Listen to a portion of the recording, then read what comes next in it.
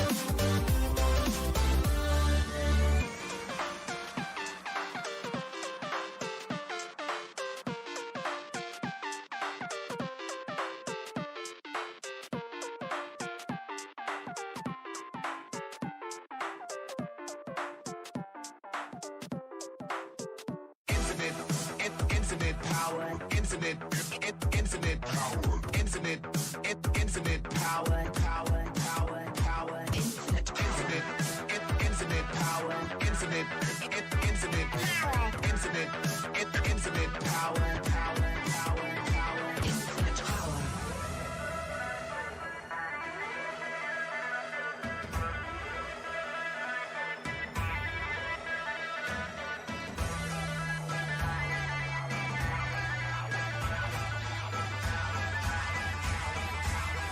Infinite power.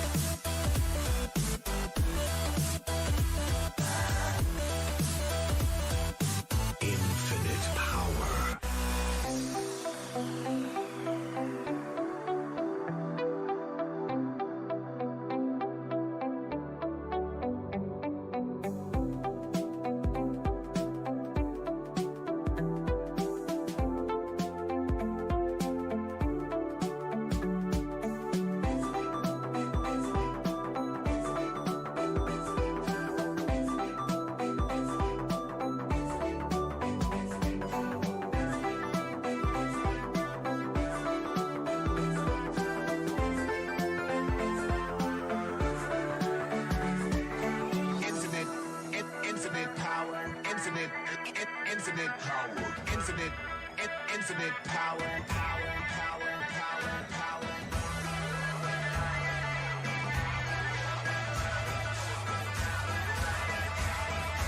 Infinite power.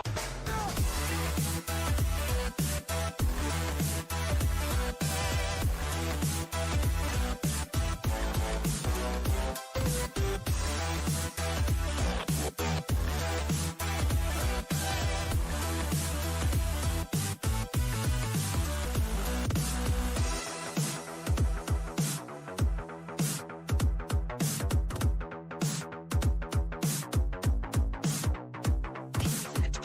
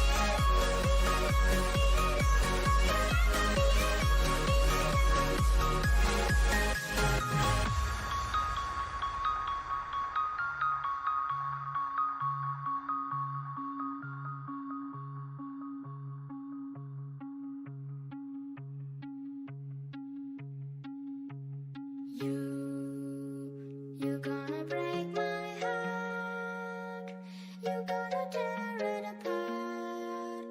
No matter what you do, I'll still be there for you.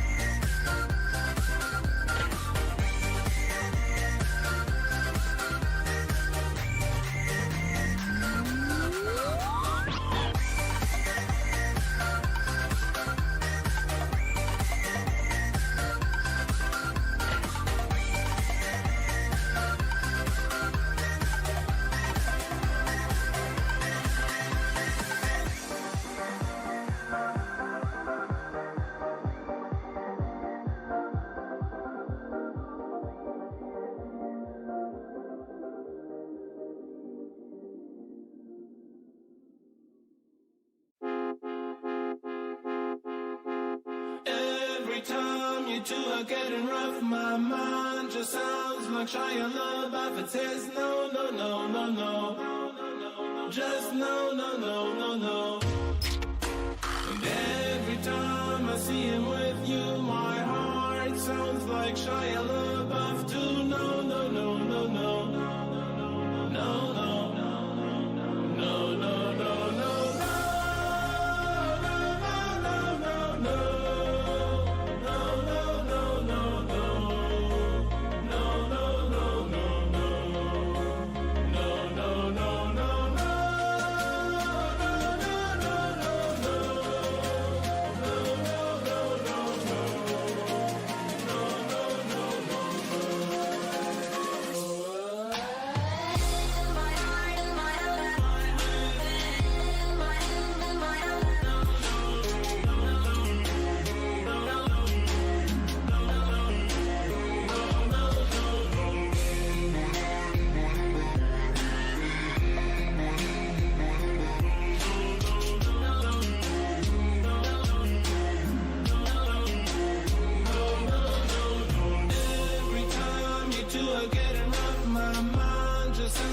Shia LaBeouf, it says no, no, no, no, no, just no, no, no, no, no.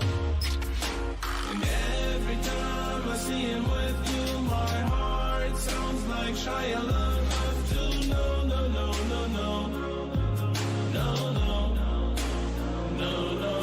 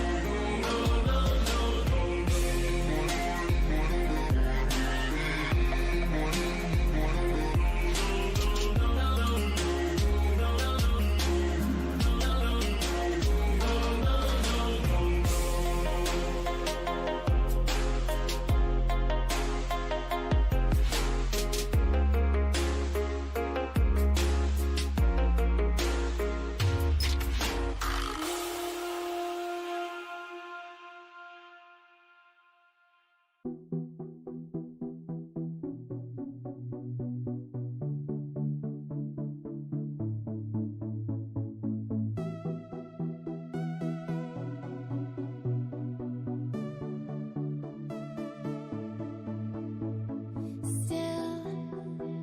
and silent, calm before the storm. Gold and diamonds, jewels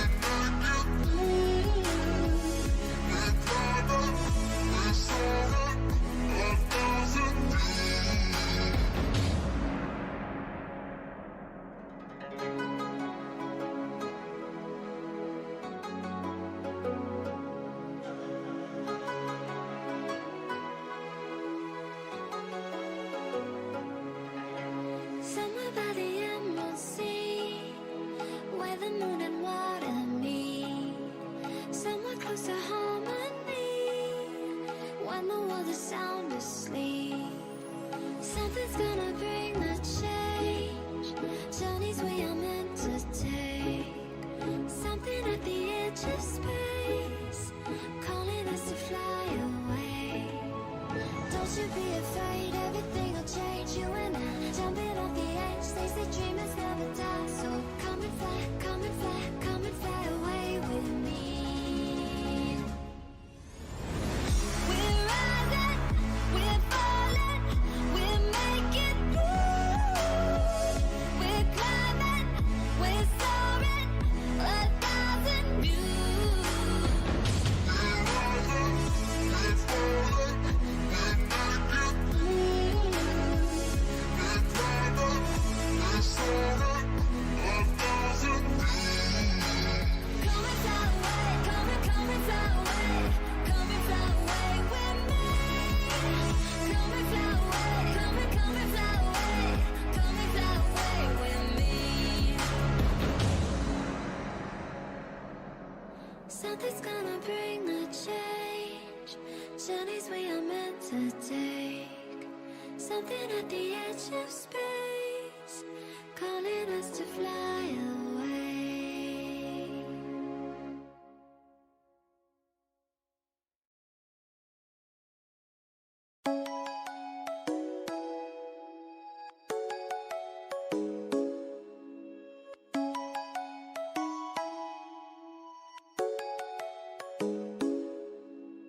Come and fly away with me. Come and fly away with me.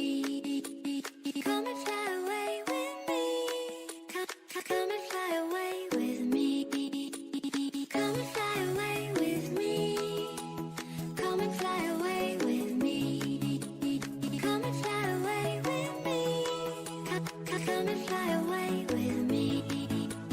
Don't you be afraid, everything will change. You and I, jumping off the edge. They say dreamers never die, so come and fly, come and fly, come and fly away with me.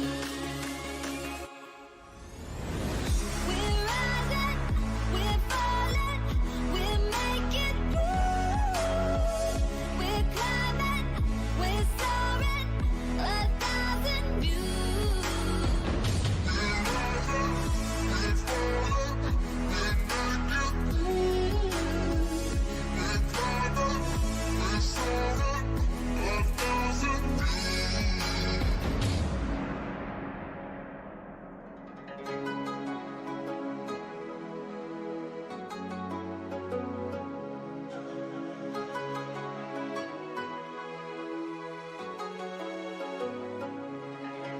Somewhere by the emerald sea, where the moon and water meet, somewhere close to harmony, when the world is sound asleep, something's gonna bring the change.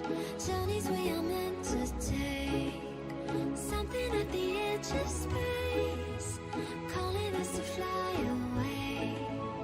Don't you be afraid, everything will change. You and I, jumping off the edge. They say dreamers never die, so come and fly, come and fly, come and fly away with me. We're rising, we're falling, we're making moves. We're climbing, we're soaring, 1,000 views. We're rising, we're falling, we're making moves. We're climbing, we're soaring, 1,000 views. Come and fly away, come and fly away, come and fly away with me.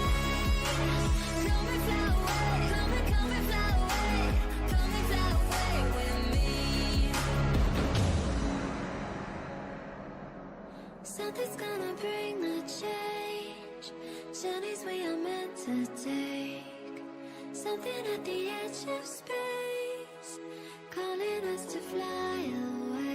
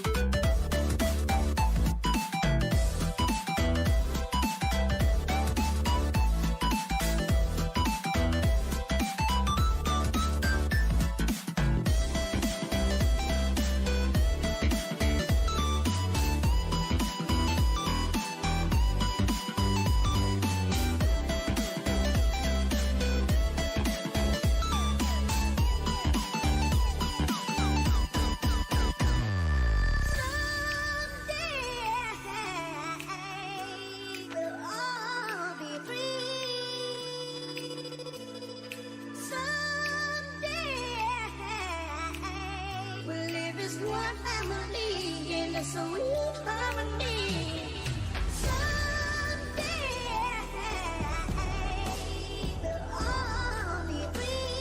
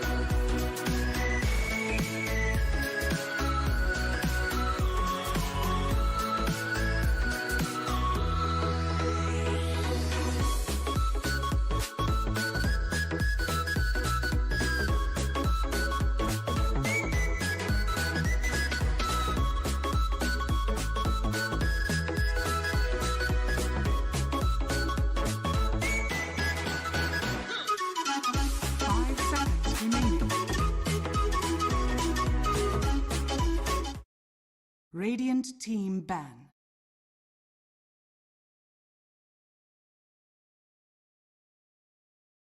Dire team ban. Radiant team ban.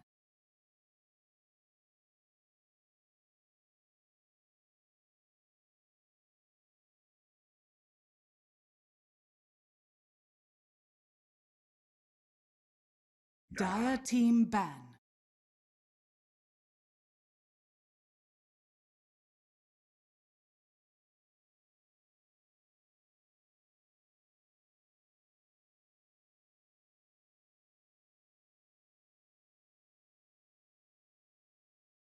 Ten seconds remaining. Radiant team pick.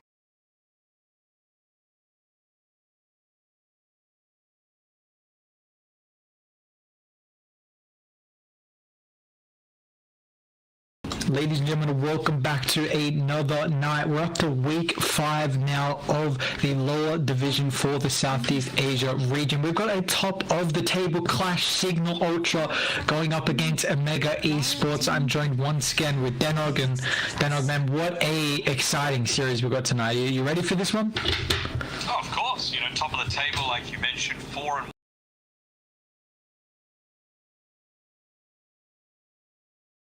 Radiant team pick.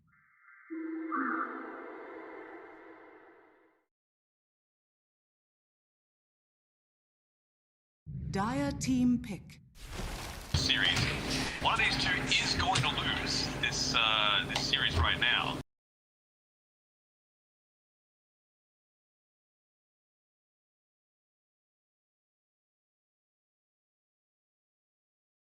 Radiant team. Yeah, ban. definitely. I mean, I'm excited coming into this one. Lil Gun kind of came out of nowhere with the last couple of pulled out of the hat. I mean, taking Army Geniuses, Signal Ultra, and Omega Esports as well down, and 10 seconds remaining. 5 seconds remaining. Yeah, like with the Peacemaster as well, I feel like this is something that, you know, yes, in the upper division you see Dire the likes team of ban.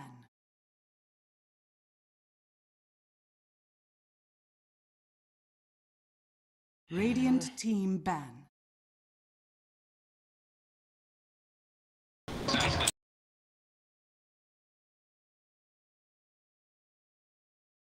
which isn't even a good hero anymore.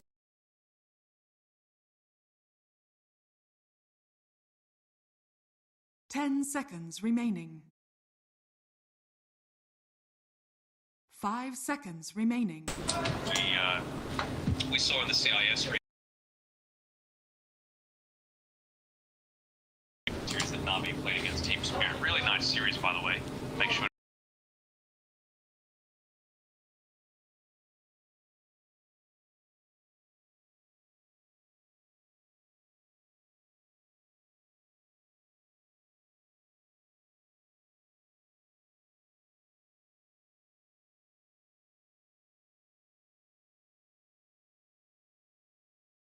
Play it.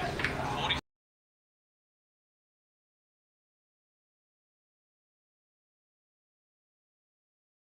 Dire team ban. Radiant team ban.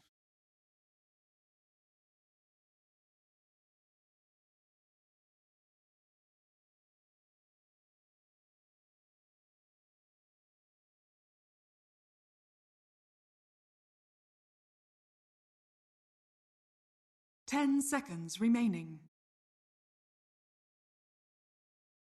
5 seconds remaining.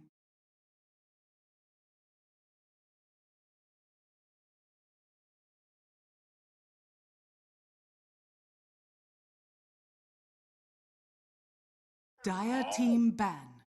It's back for 2 wins, please. Dire team pick. And these are the things that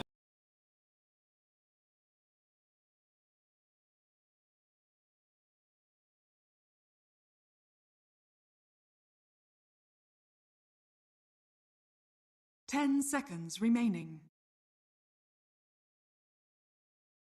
5 seconds remaining.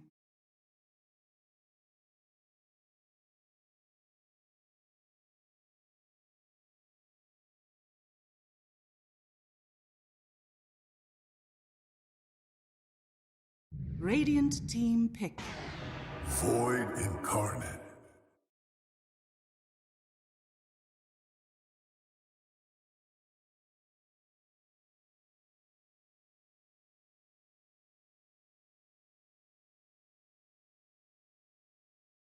Ten seconds remaining. 5 seconds remaining. The backlines led to an ancient apparition, but I feel like they could have gone with a lot more at this stage into the draft. Still left in there as well. I mean, we've seen a bunch of teams. It was 0-2 that actually ended up doing the IO. Legion Commander. Do too badly at all. I mean, it was a position of time that's just really straight that you can just tether to. Once you get Helm of the Dome, you don't really need that pairing anymore, but if you can do it. Let's see if Helm of the Dome dies. 5 seconds remaining. As well, so...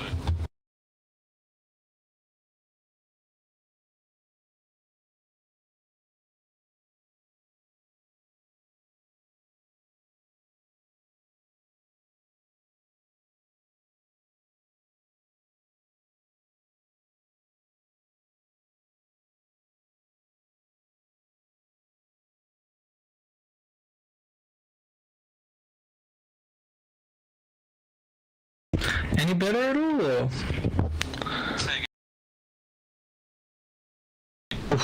Nope. God, pray for me. Maybe. No, stream saying it's not too good either, so I'm gonna have to keep working this out. You're taking the reign for now. And my cam is down again. Radiant team pick. Monkey King.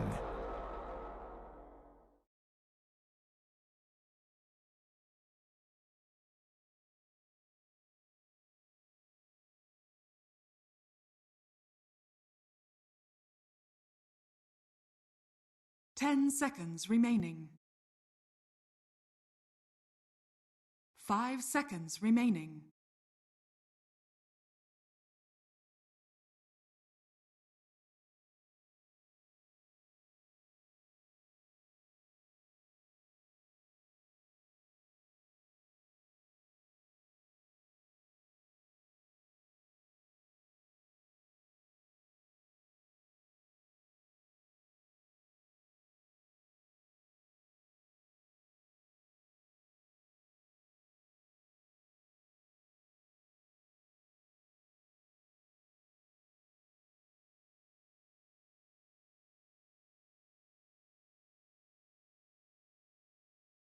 Radiant team ban. Bat Rider!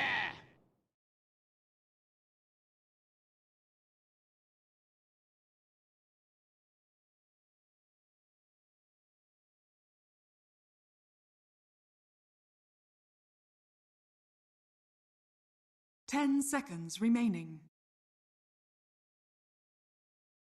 5 seconds remaining.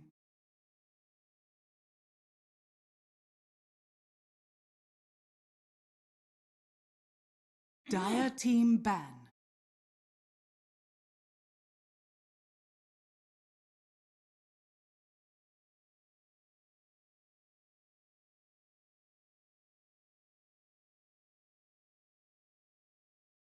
Radiant team ban. Dire team ban.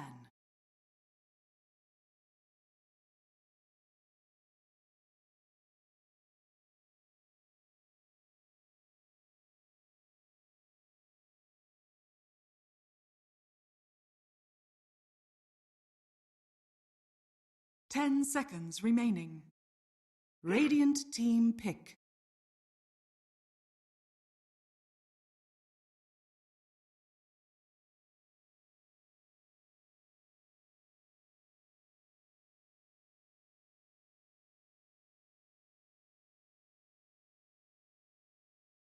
Ten seconds remaining. 5 seconds remaining.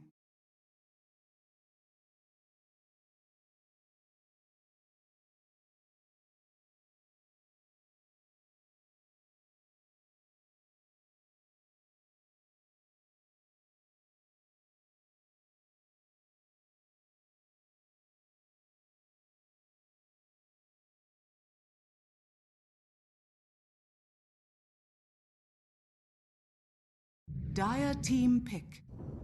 Juggernaut.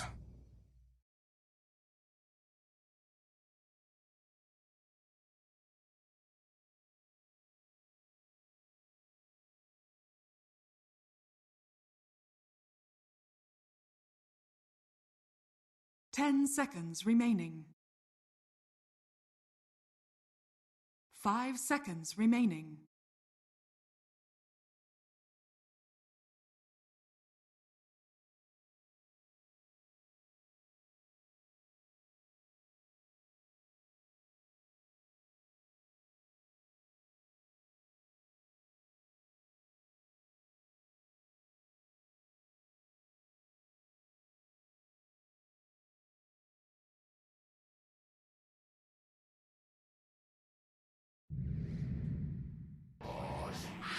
You may now select your heroes.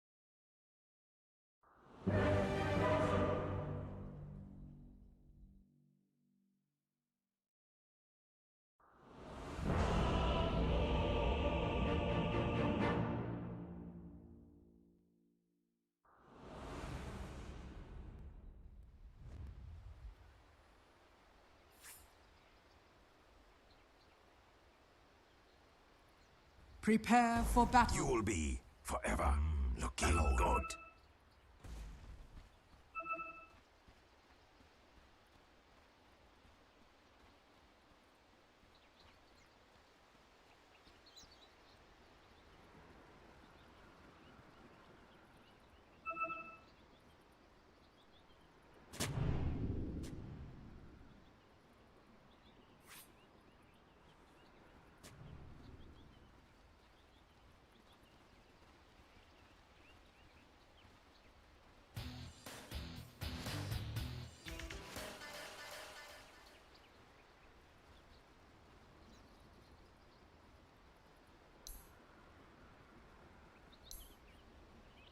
Thirty seconds to battle.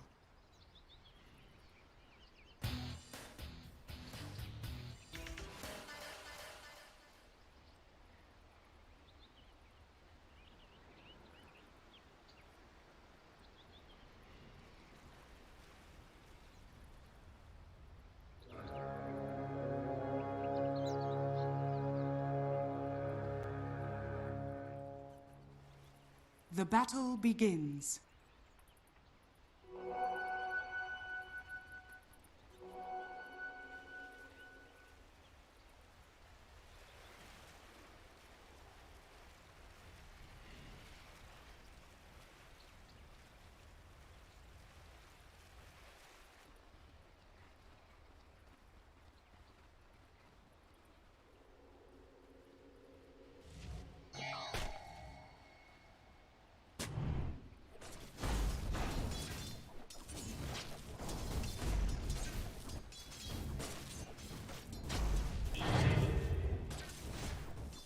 This one was always mine.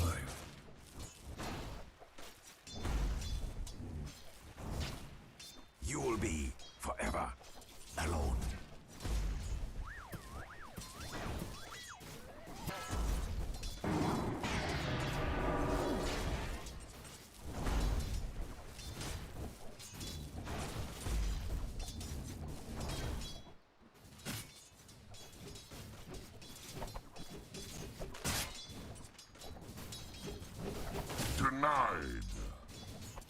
night.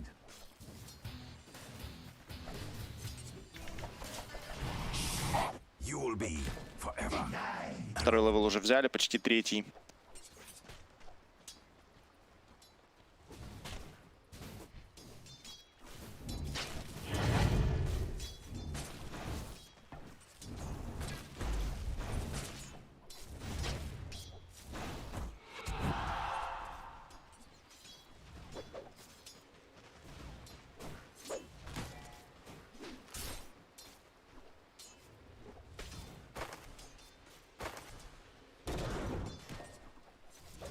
How did this happen?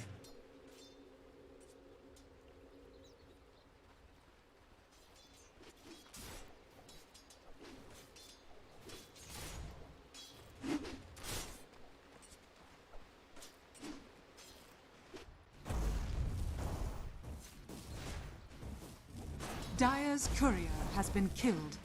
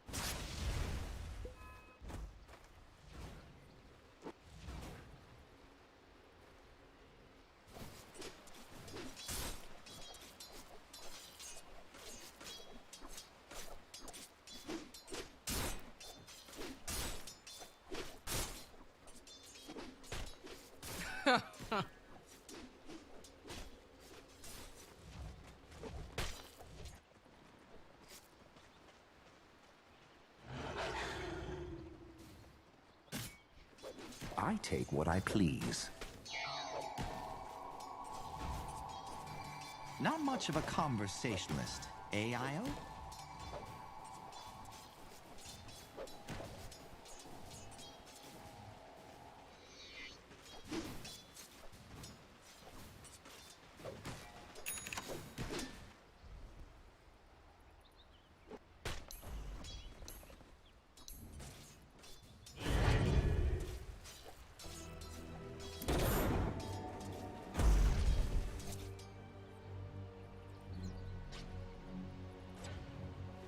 Did you think it was yours?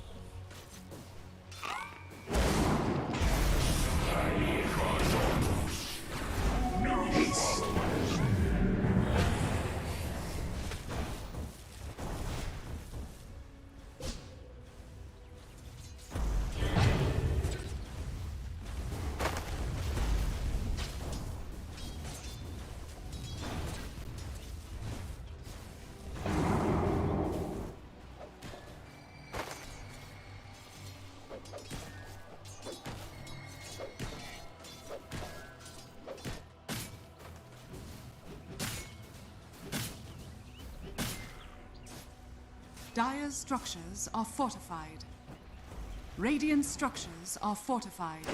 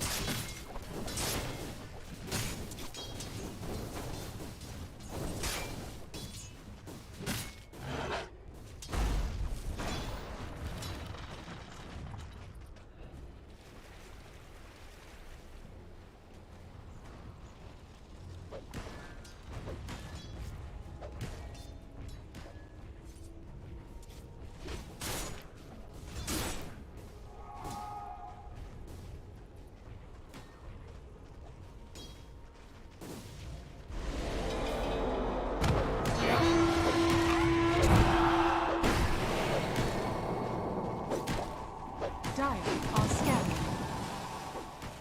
Radiant's middle tower is under attack. Dire's top tower is under attack. Double damage.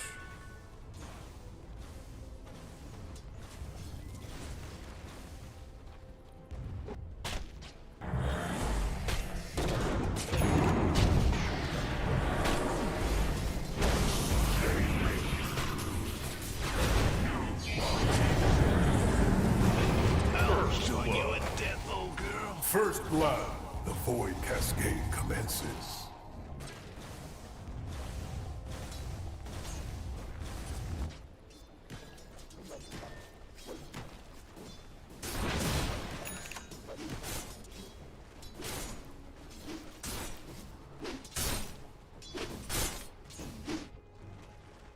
Radiant's middle tower is under attack.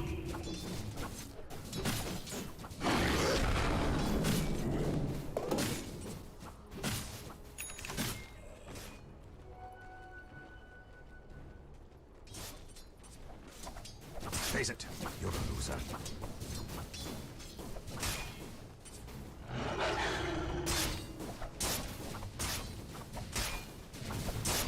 Radiant's courier has been killed.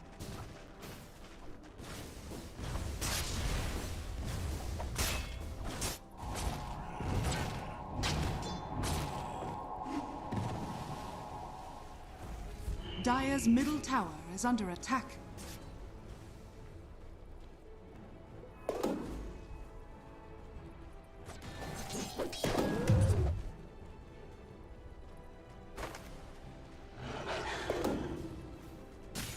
Radiant's middle tower is under attack.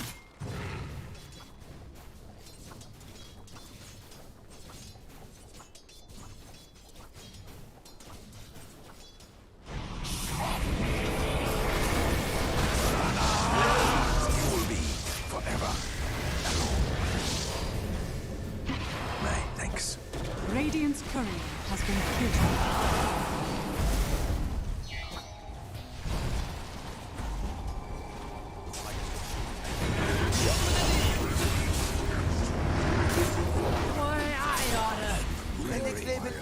I was defeated by them?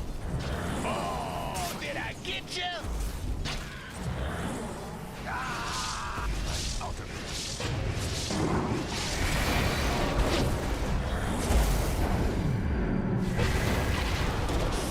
Regeneration!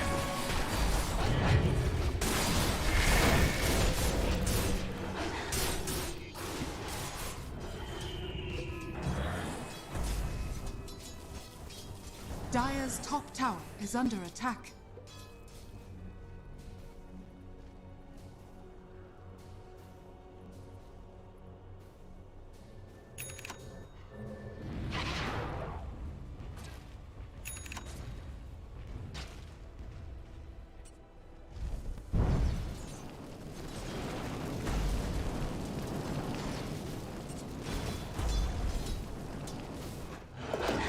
Radiant's bottom tower is under attack. Dire's middle tower is under attack.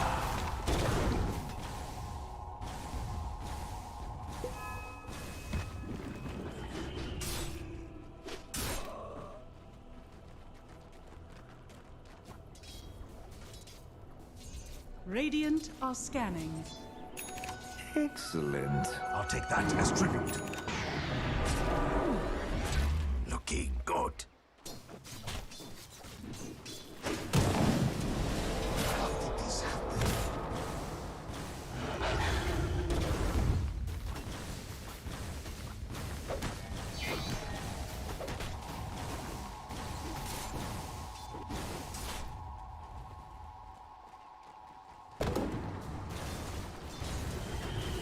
Dire's structures are fortified. Battle Fury!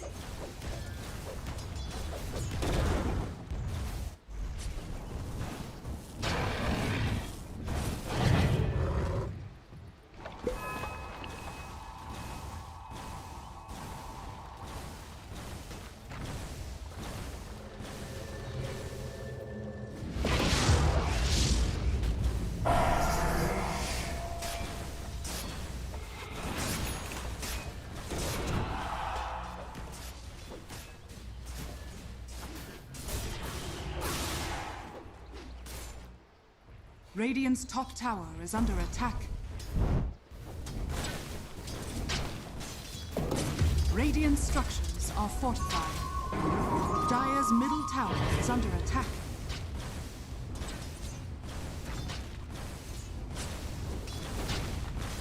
Radiant's top tower is under attack.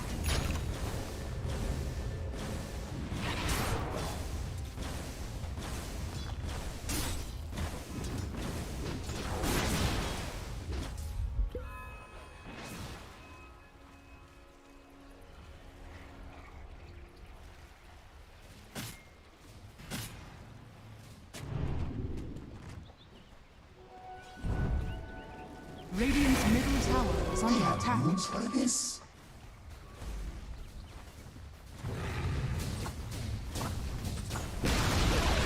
Radiant's middle tower has fallen. Radiant's bottom tower is under attack. Are scanning.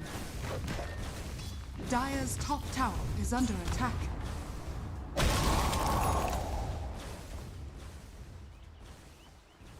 Radiant's bottom tower is under attack. Radiant's bottom tower has fallen. Dire's top tower is under attack. Dire's top tower has fallen.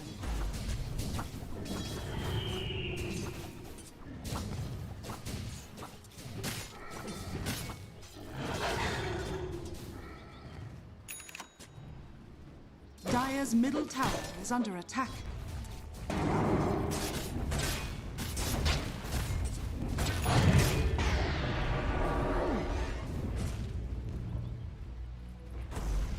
Radiant's bottom tower is under attack.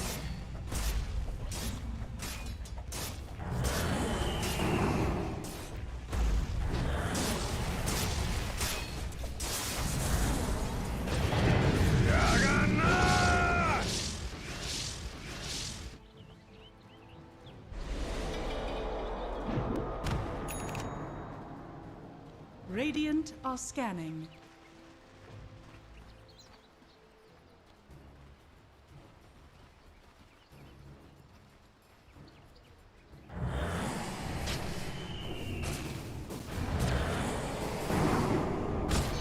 This is tasty.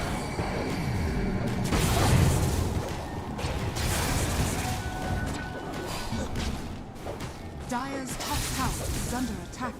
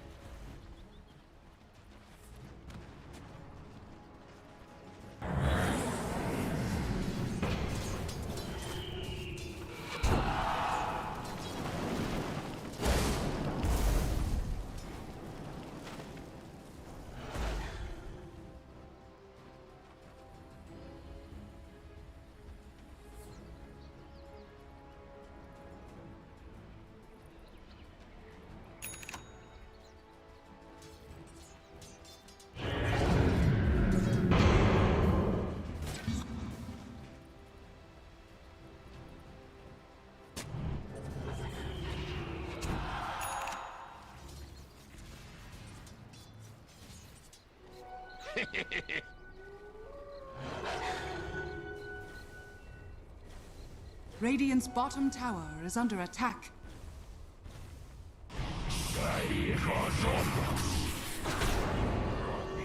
Minions.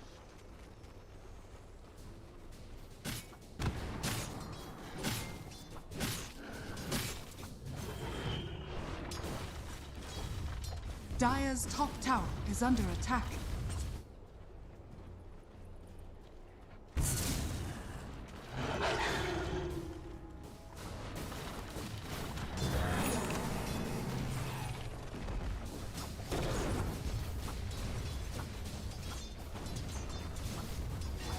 Bounty.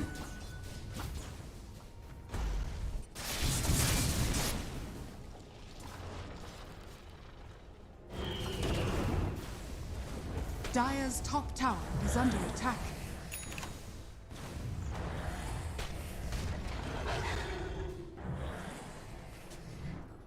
Dire's top tower is under attack.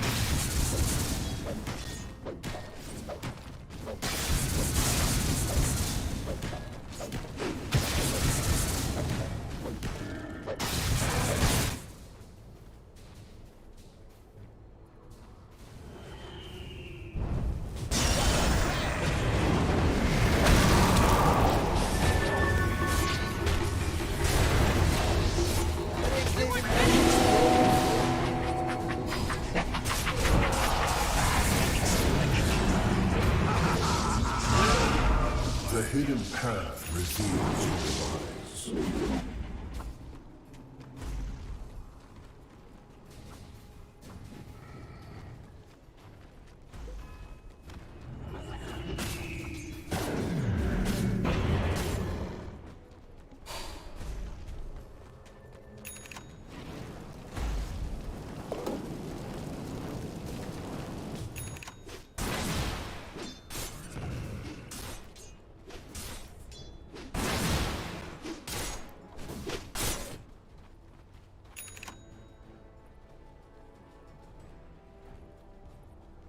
Radiant's middle tower is under attack.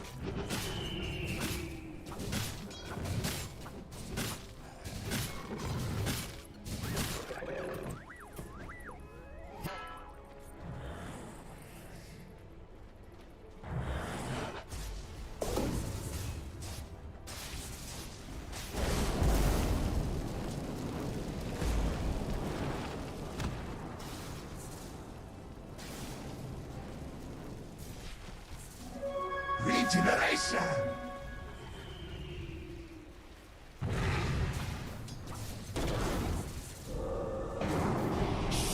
Radiant are scanning. Armor fails me.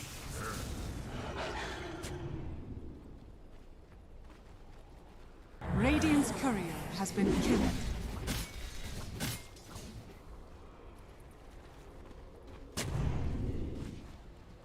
Radiant's top tower is under attack. Radiant structures are fortified.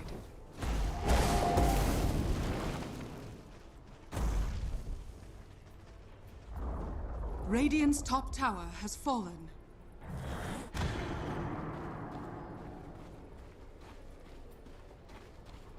Radiant's top tower is under attack.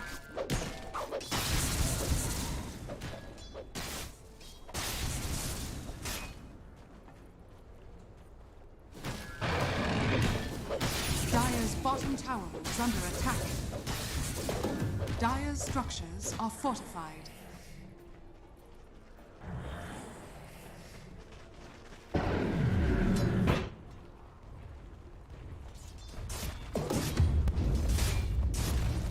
Dire's bottom tower is under attack.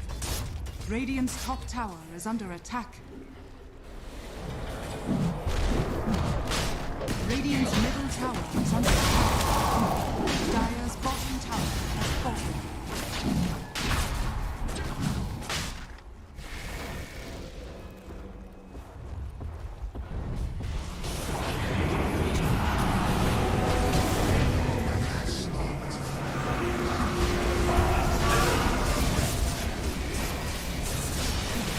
What a waste. I'll take that as tribute.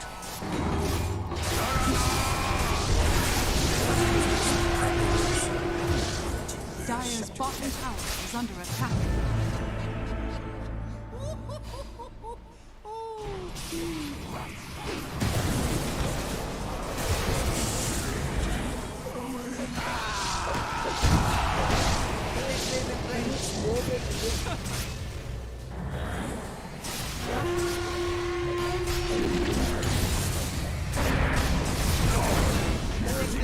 Next level play. Triple kill!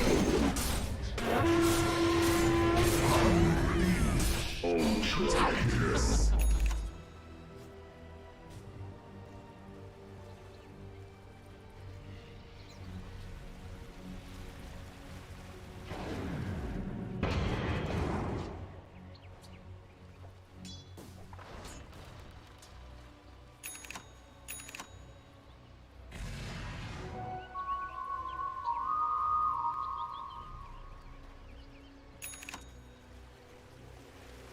Death and disaster are linked.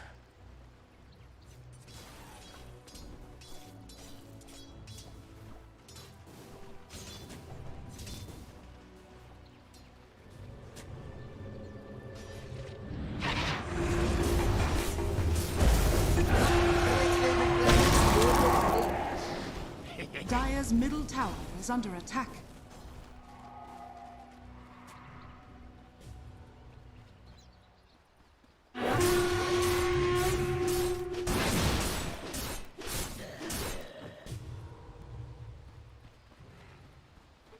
Illusion.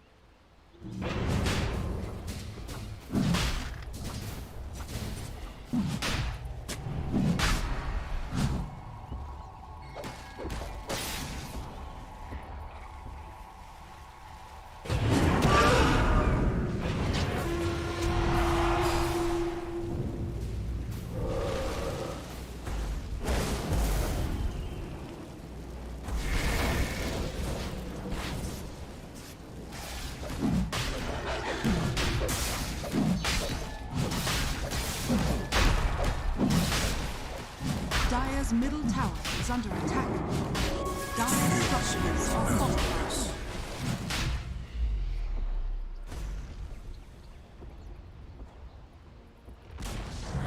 Dire's middle tower has fallen. Scanning.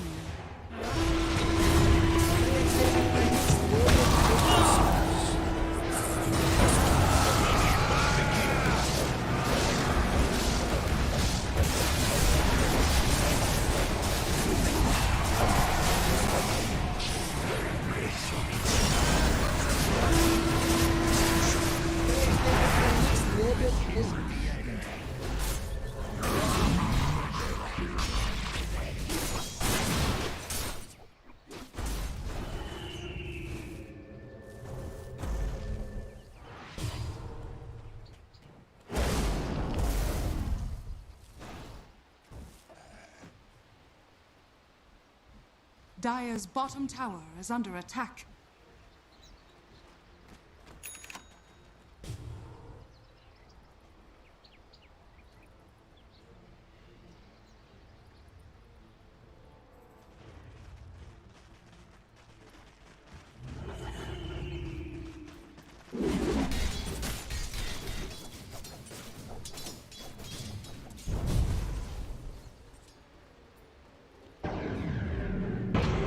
Invisibility!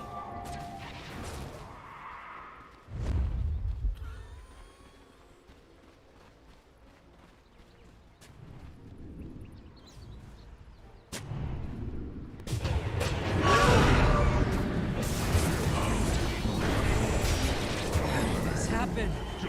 My cycle ends.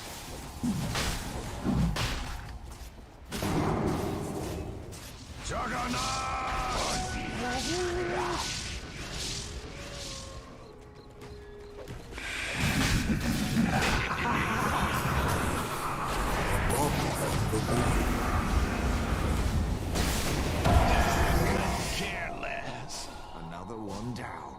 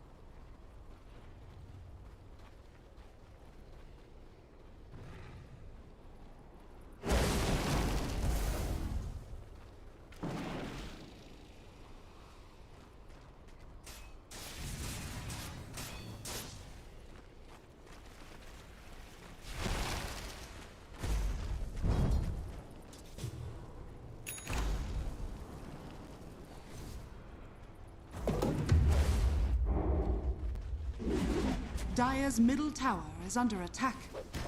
Radiant's bottom tower is under attack. Radiant structures are fortified.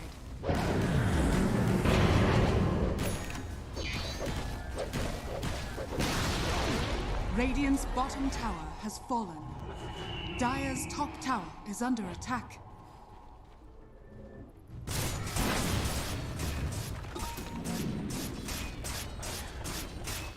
Radiant's bottom tower is under attack. Dire's middle tower is under attack. Dire's top tower is under attack.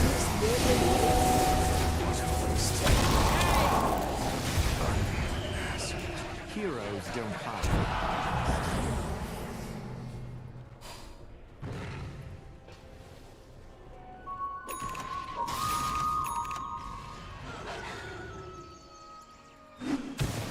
Death and gold are linked.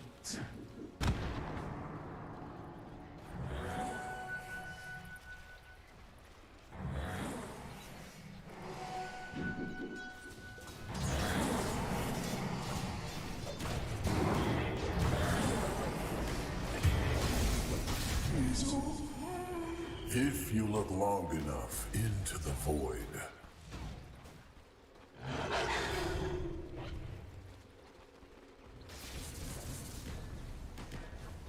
Radiant's middle tower is under attack.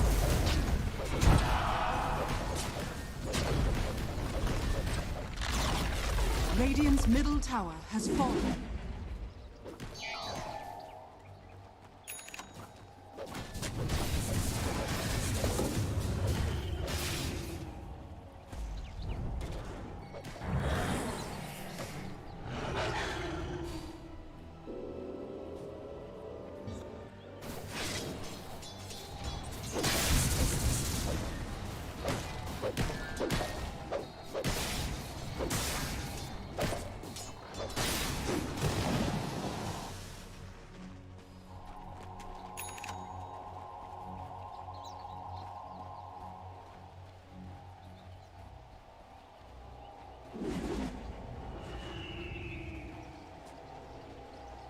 Radiant's top tower is under attack.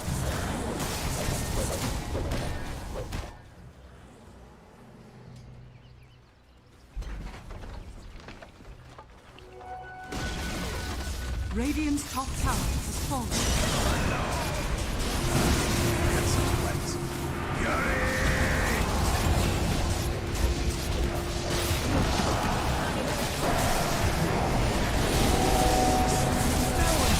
Assassinate the Monkey King and live.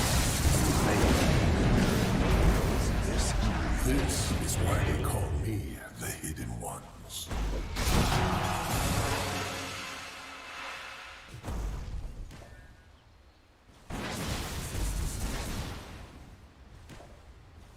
Radiant's top tower is under attack.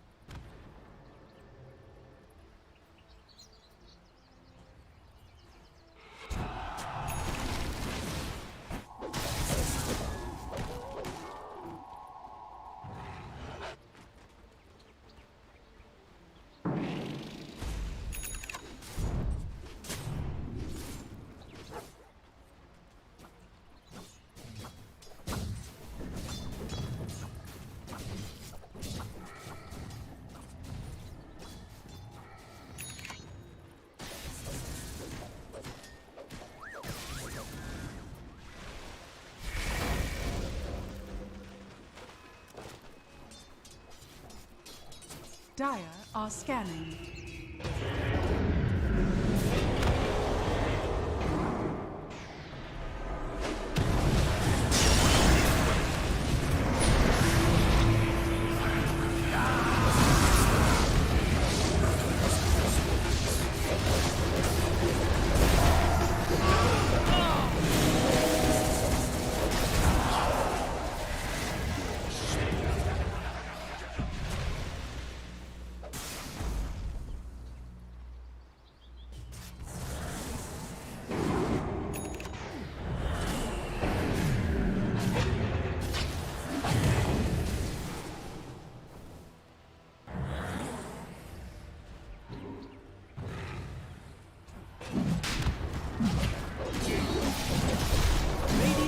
Did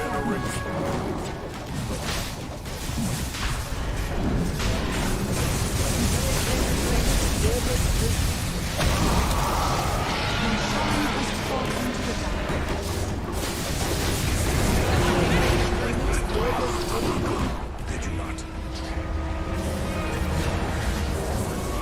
Invisibility.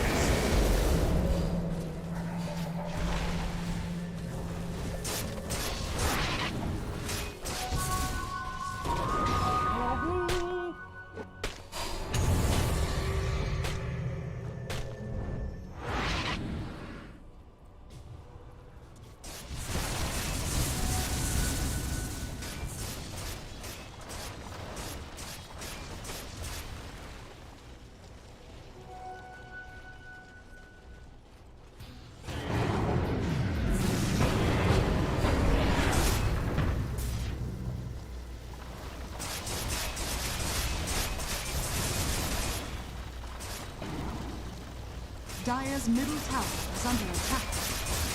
Dire's structures are fortified.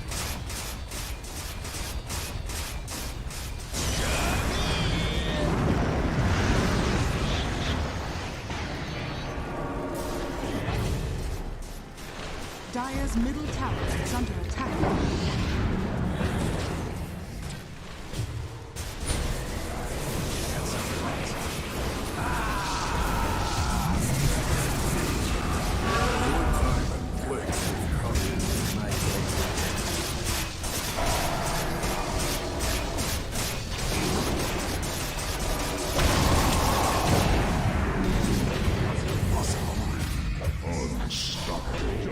Your towers will leverage for so much more.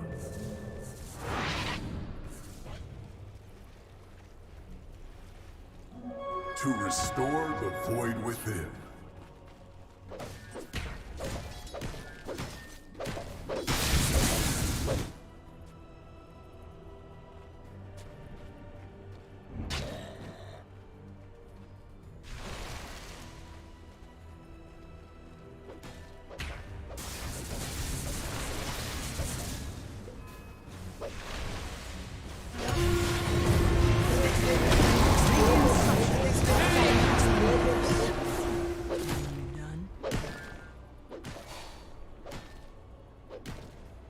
Radiant's middle tower is under attack.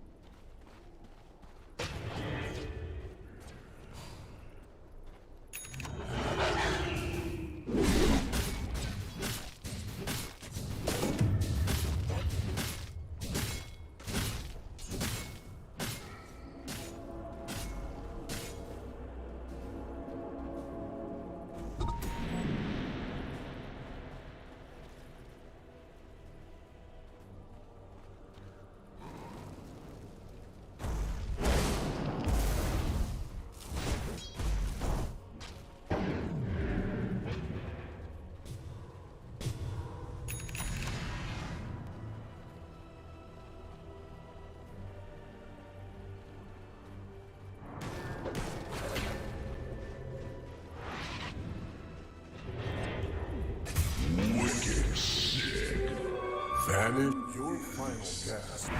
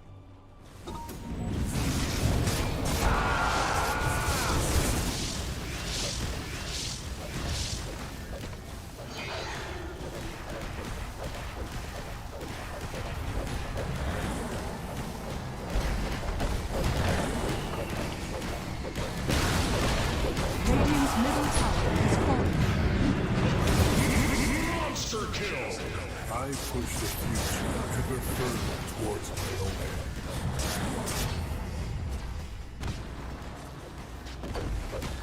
Radiant's middle barracks has fallen. Radiant's bottom tower is under attack.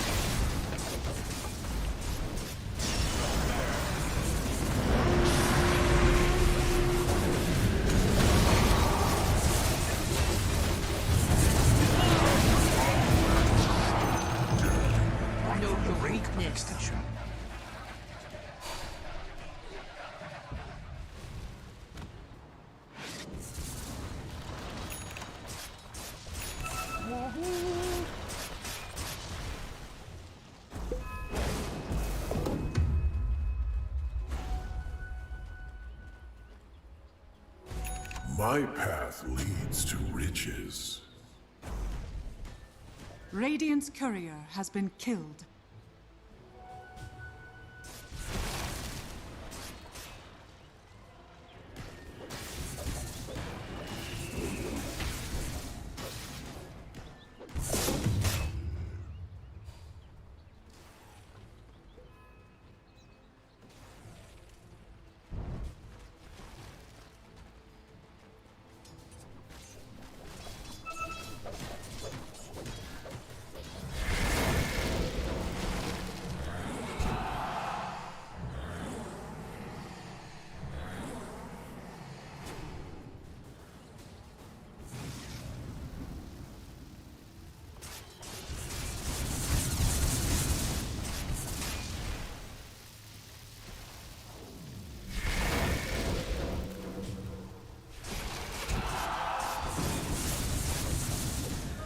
Arcane power.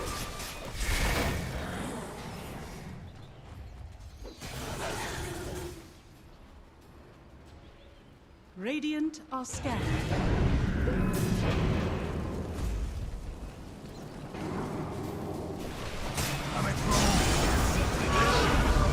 Radiant's top tower Sets the turrets. My finest work.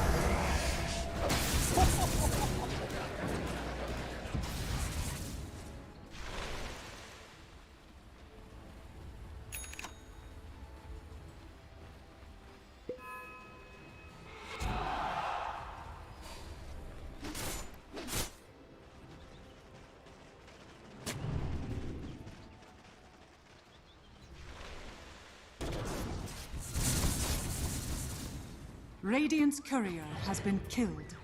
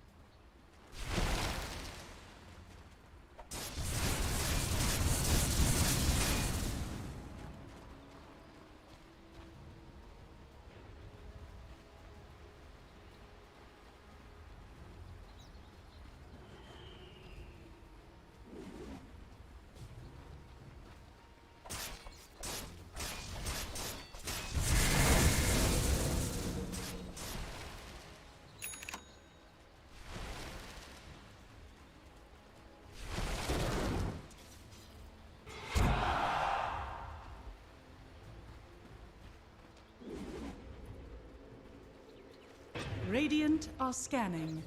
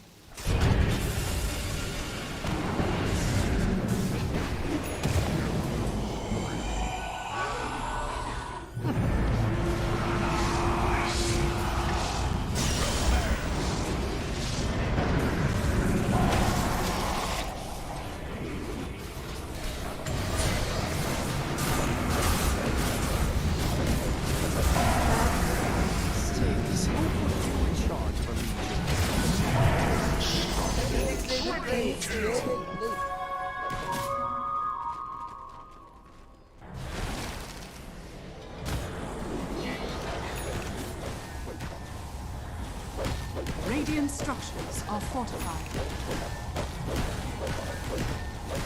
Radiant's middle tower is under attack.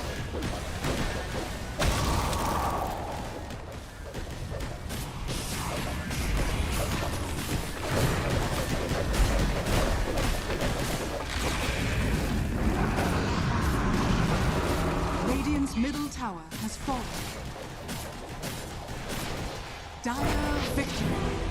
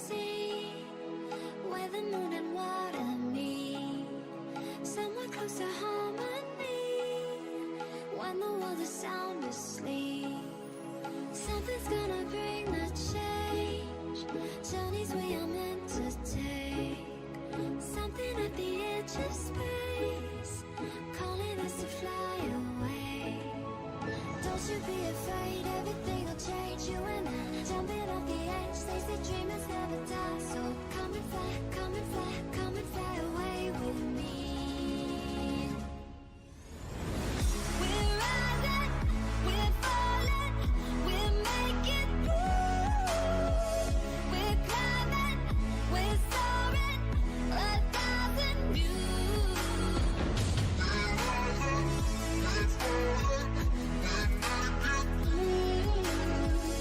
We're climbing, we're soaring, 1,000 views. Come and fly away, come and fly away, come and fly away with me. Come and fly away, come and fly away, come and fly away with me. Something's gonna bring the change. Journeys we are meant to take. Something at the edge of space, calling us to fly away.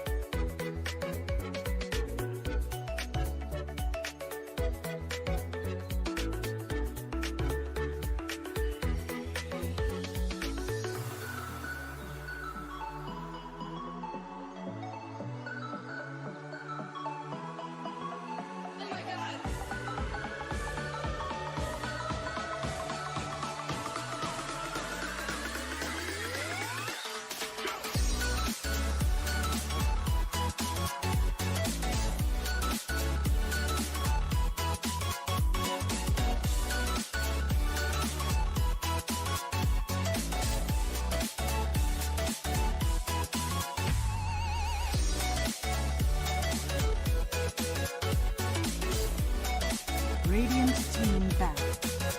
Dire team back. Radiant team back. Dire team back. Radiant team pick. Dire team pick.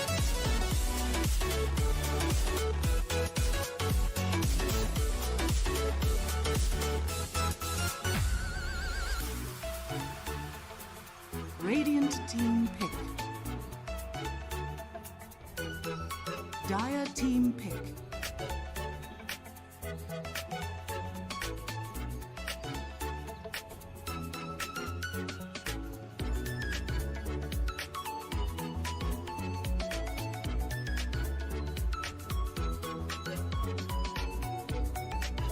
Seconds remaining.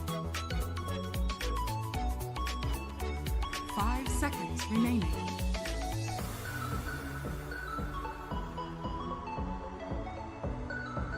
Radiant team back.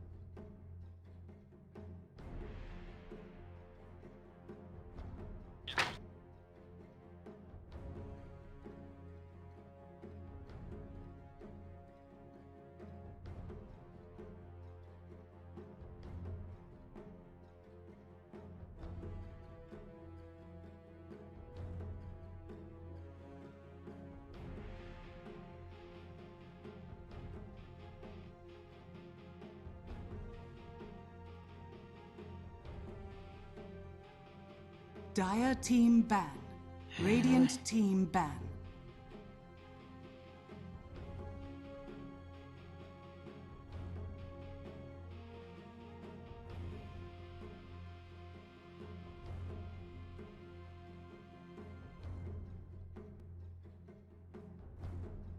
Ten seconds remaining. 5 seconds remaining. So you reckon they just prioritize ban some of the cores instead of some off lanes that they're worried about?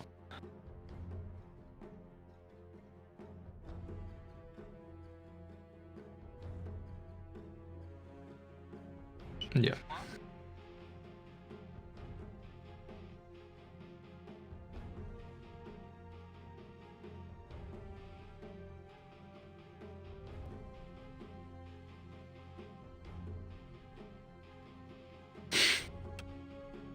Yep. Yeah, so I think this is where like the Mars or the Tide's really going to come into play. It already deals with Lycan, gives you that combo with the Ancient Apparition. They're just prioritizing a couple of core bans, getting rid of the PL, which I find fascinating. I mean, both Io and Lycan don't deal with delusions, but I feel like a Mega with this lineup probably could have still run over the game. 10 seconds remaining. 5 seconds remaining.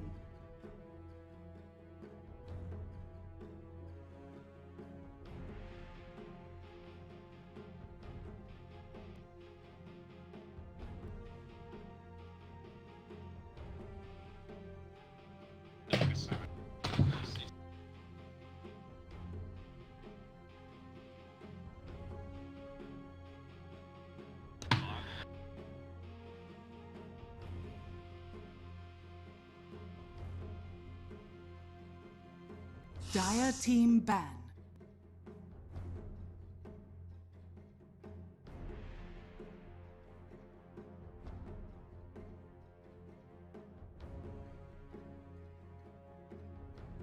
Yep.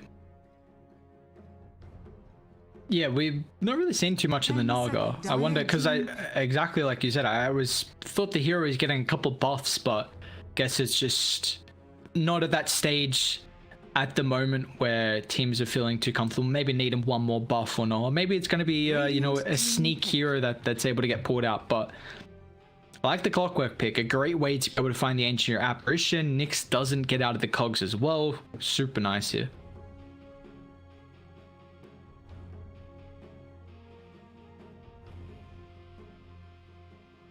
Ten seconds remaining. Dire team pick.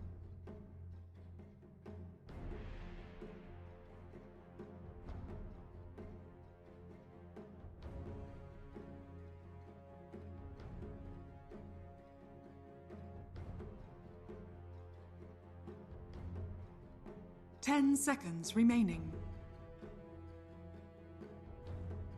5 seconds remaining.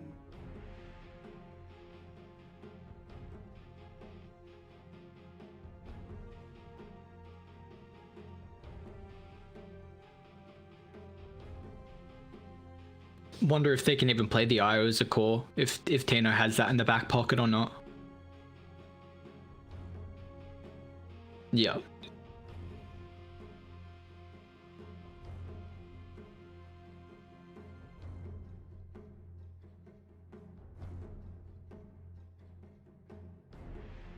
Radiant team pick. Oh. So probably seeing again. I mean, I more anticipate this being a. It could be a Clockwork 3 with a Grim Stroke. You can even play the Grim as a 3 and Clockwork 4. Honestly, like it's. We have seen the Grim Stroke have a little bit of flexibility. People have tried to run it as a 2, even a 3.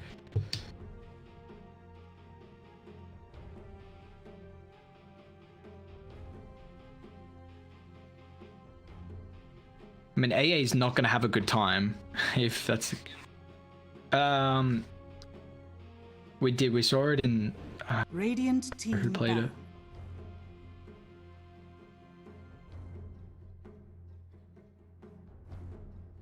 I'm trying to remember. They pick a Pango though into the Grimstroke, which I find interesting. Yes, the Pango.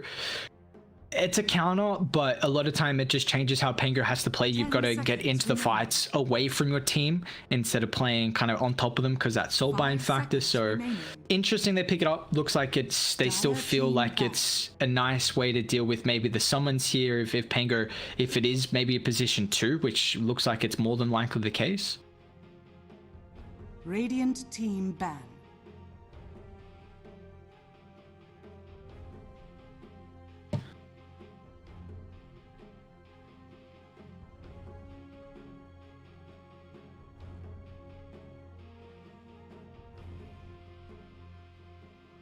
Ten seconds remaining.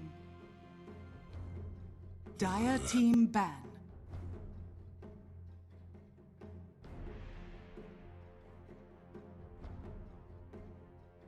Radiant team pick.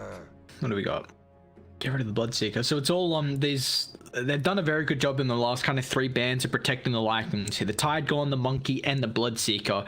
Are there any other position ones you feel like are able to deal with the Lycan as this game goes? 10 seconds remaining. 5 seconds remaining.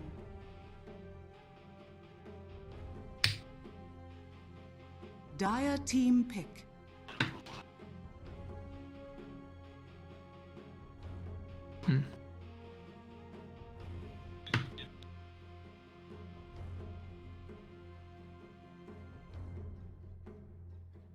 Yep.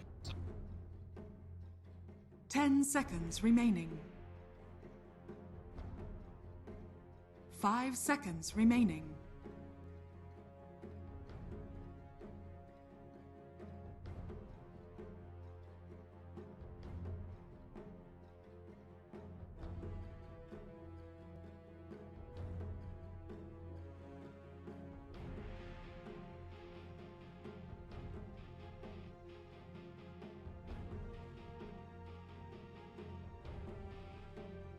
See how they want to try and draw off this. I mean, we could probably looking for a way to really combine up with the Grimstroke Soulbind. I feel like it still depends how they want to run it, if the Grim's going to be a 2 or a 3.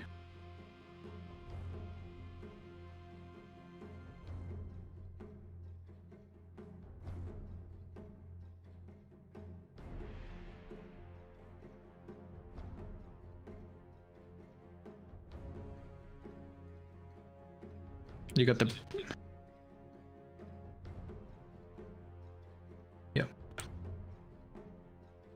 Well, what's... Mac likes his playmaking heroes a lot. What do they got?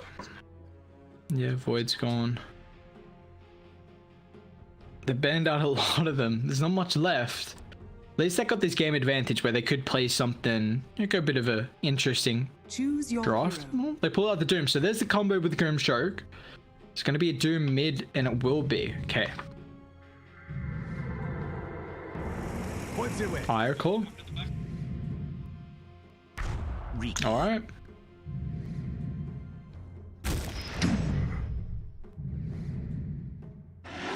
Lycan. Grimstroke. Ancient apparition. Brewmaster. Clockwork. Existence.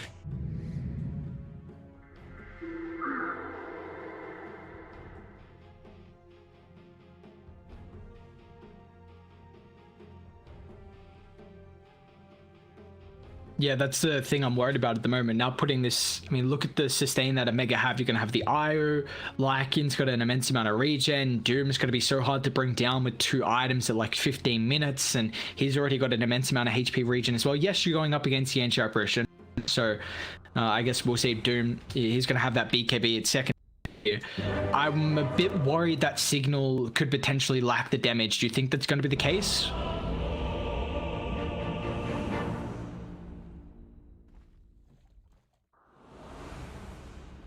Why prolong the inevitable? Oh, you didn't see that coming. Prepare for battle.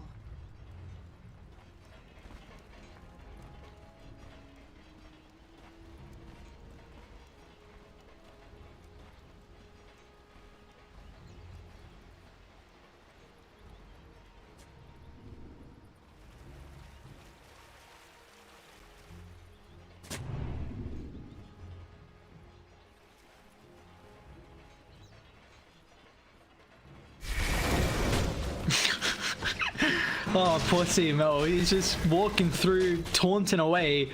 Just runs into 3-man gang swag up on the high ground. He's like, what just hit me? Yeah, there's a wolf there for a reason trying to scout out, and he's like, brother, you didn't do your job. But you know, I guess they see that Signal smoked up. More than likely, you're going to come back and de-ward the ward on the high ground as well. But that's first blood, and you know, this is something we haven't seen, honestly, too much from the lower division Southeast Asia, where we're seeing a lot of these early pickoffs and, you know, 4-5-man team fights like we've been seeing in the upper division.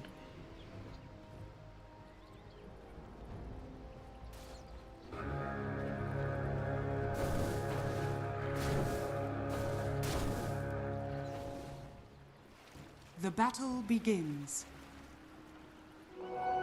Why prolong the inevitable? You can see me. You're already dead.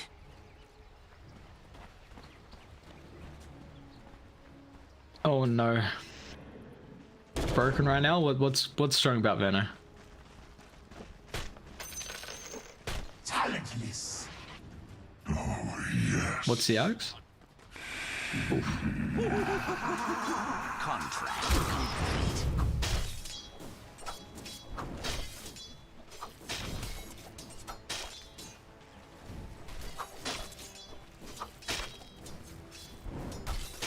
You playing with a 5 or a 4? Yep. How is this mid lane matchup going to fare with the Panko versus the Doom? It is something that they picked up in the last pick for Omega, so do they feel like they have an advantage in the matchup?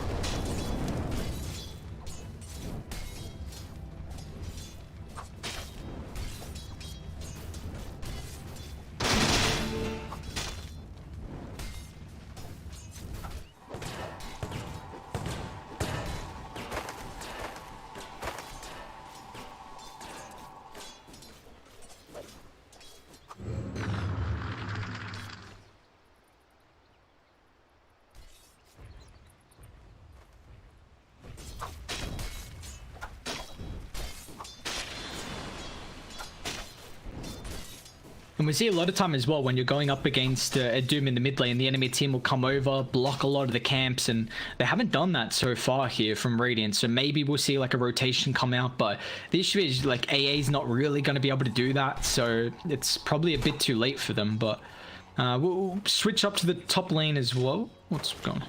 Yeah.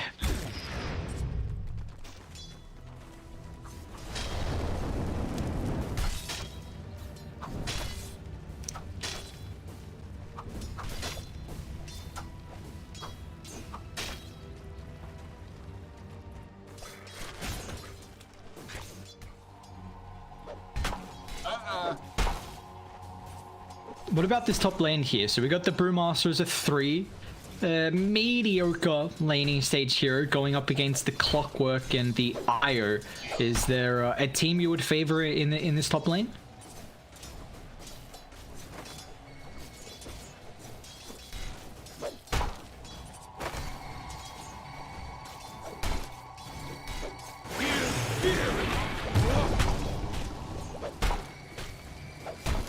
CMO doesn't pop the battery as well, just to minimize a little bit of damage. So see, Tino's just going to try and help out with the Selv there with that tether. So a nice chunky damage coming through. And usually I see that the Brewmaster has a very rough lane, and then it can kind of struggle getting items towards the early to mid game. So hopefully Van might have a little bit more impact. Is this something where we could see him even build into something like a Spirit Vessel? I know he's got the urn queued up, but do you think he'll complete the upgraded version? Why prolong the inevitable?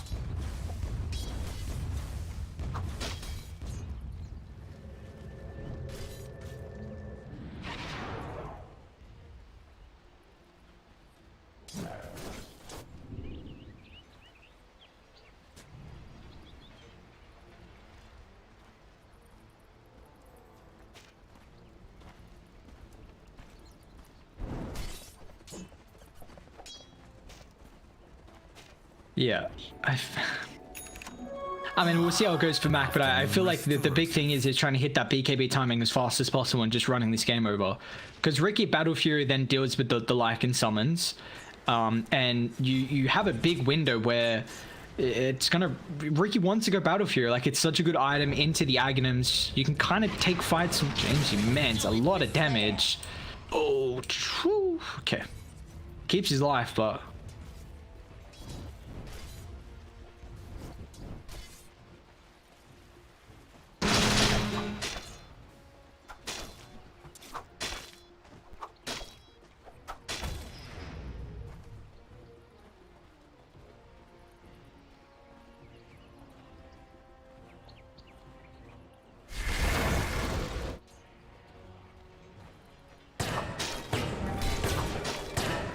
Man, CML, he's going up against two heroes right now. Look at the help finally coming over. I was going to be able to join him, and now with the extra regen coming out from this tether, they just turn. Signal, try to brawl, but CML with the reinforcement of the eye with his ball of friendly goodness secures a double. We even see Boomy falling. Signal able to hit back there.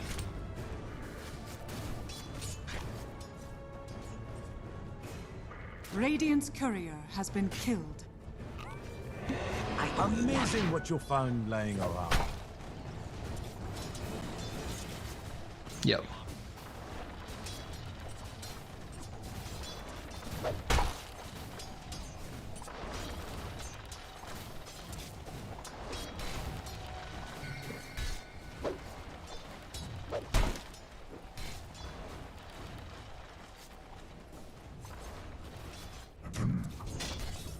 Yeah.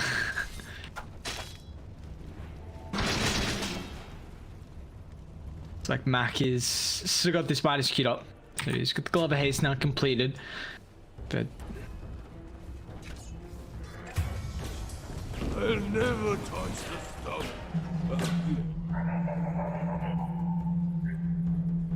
Radiant's top tower is under attack.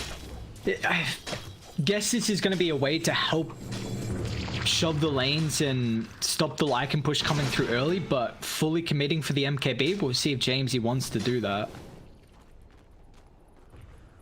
Yeah.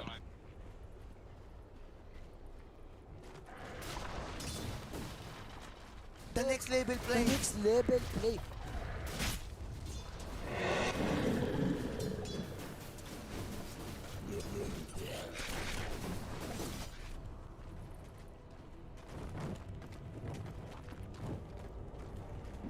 Dire's middle tower is under attack. Rice's name.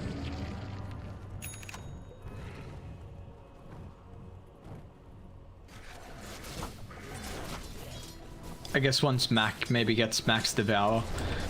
Until then, yeah.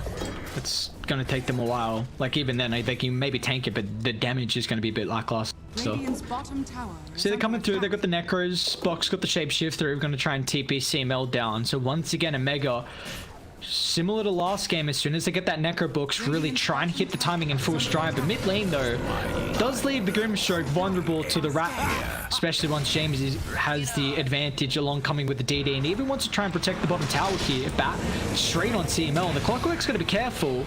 James, you're going to have to go around the cogs here, but it won't matter. He'll still be able to claim the kill, but it looks like Dire, they want to turn. Doom dropped along with the Shapeshift. Nice sidestep from Brock. They're going to be able to chase under the tower. They get lucky with the proc, but it's just onto the Doom. Box still able to chase him down, and they want more blood.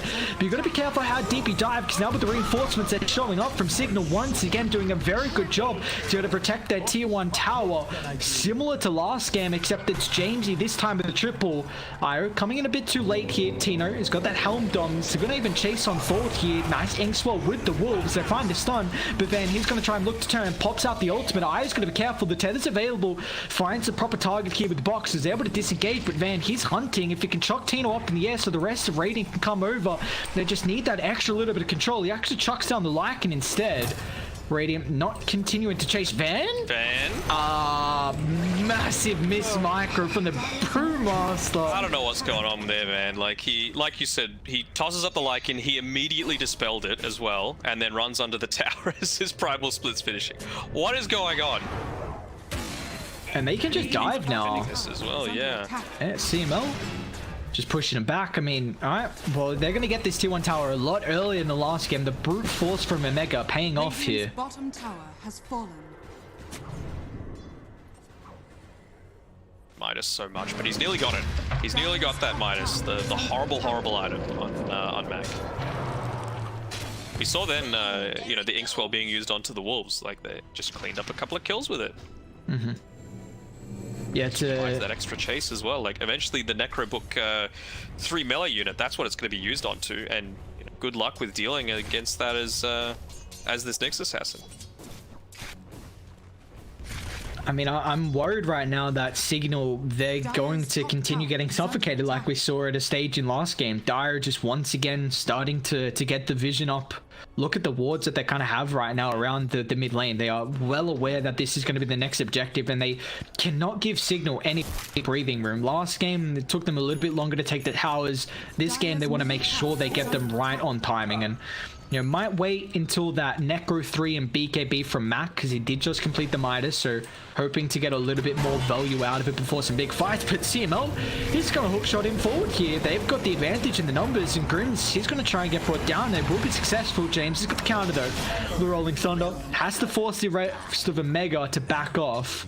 So it's a 1-for-1. We see some heavy commitments from both teams coming over there just in case a bigger fight broke out, but it's not going to be the case. He's not going straight MKB. He's going for a Maelstrom instead. It's okay, you know, the extra 24 damage from the Mithril Hammer is nice. The extra damage that you do from the Maelstrom procs is like double of what the Javelin's able to provide. But it's still magic damage at the end of the day, and Lycan units don't really care all that much about it. We speak of Lycan, he's being hunted a little bit here by Eris. He's just keeping tabs on him. Only about 700 gold away from that Necro 3, which is going to be real nice. What happened? He had the dust and a clarity delivered through to him on the Lycan, and then he immediately pops the dust. It was his clarity. It's just one of those days, isn't it? Only waste a good old dust there. Fortunately, go down the drain. What's your opinion on Brewmaster right now? How do you feel about the hero in the meta? Do you strongly favor him, or he's a bit weak? Anytime there's a good team fight meta, Brewmaster's always going to be really good, just because of how much control he's able to provide.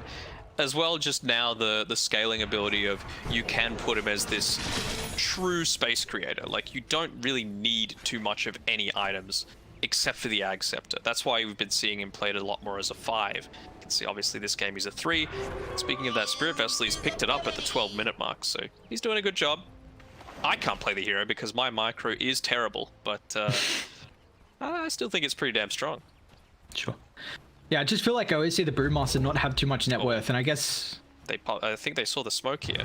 The Boomy, great spot. Soulbind coming through now with the shapeshift. They're going to chase him into the choke point. Max even coming over as well. Wants to try and get the double doom off. He won't be successful. They can bring down the Nyx. That's CML. Beautiful hookshot as well. It's going to be able to catch out Jamesy, but it looks like CML puts himself in a tricky spot. Now with the cogs, it's really punishing them here. They can't dive too deep. Mac finally getting the ultimate off. It's on top of the Ricky, but once again, Omega thinking otherwise. They're going deep underneath the T1 tower, so they're going to double back and try and disengage with the relocate. But Mac, unfortunately, he doesn't get brought away, and he's going to get punished. So Omega just once again not having everyone around for the start of the fight. Not everyone around for the start of the fight, and you called it perfectly. Where was the double doom? You had complete understanding of what had just happened. You scouted out the smoke. You had the ink swirl onto the Lycan creeps to be able to begin that fight, but just didn't lead anywhere. Midas off cooldown. Oh, you hate to see. That's not good. Is Devour on cooldown? Okay, at least he used that, but even then, that's not looking too good. I mean, Iris got the eggs completed, so has been getting very farmed on Tino. He's doing a good job. He's zooming. Oh, I suppose he's got the cup guy. Jesus, look at the damage. Eris might just die here. They need to do something. Tino? What? Just slap him down with the balls. He doesn't have to do nothing. He's just walking through. Look how fast he moves. It's so stupid. 590. We have just been through Valentine's Day, so balls in the face is very apt. Oh, I mean, he's got a haste red bot if he wants it. Another cup guy. Let's go, baby. Gas, gas, gas. Oh, man. Just zoom in. The haste actually doesn't speed him up at all. He's moving at the same speed. This dude already Speedy Gonzalez right now. Tino just, man, he's farming so fast. But how's the Ricky going? You know, working towards Battle Fury, but right now, this is the big item. I mean, if he can get it, then he'll be able to show up to a little bit more fights. But even then, it's still going to be... This Battle Fury is very much a farming item.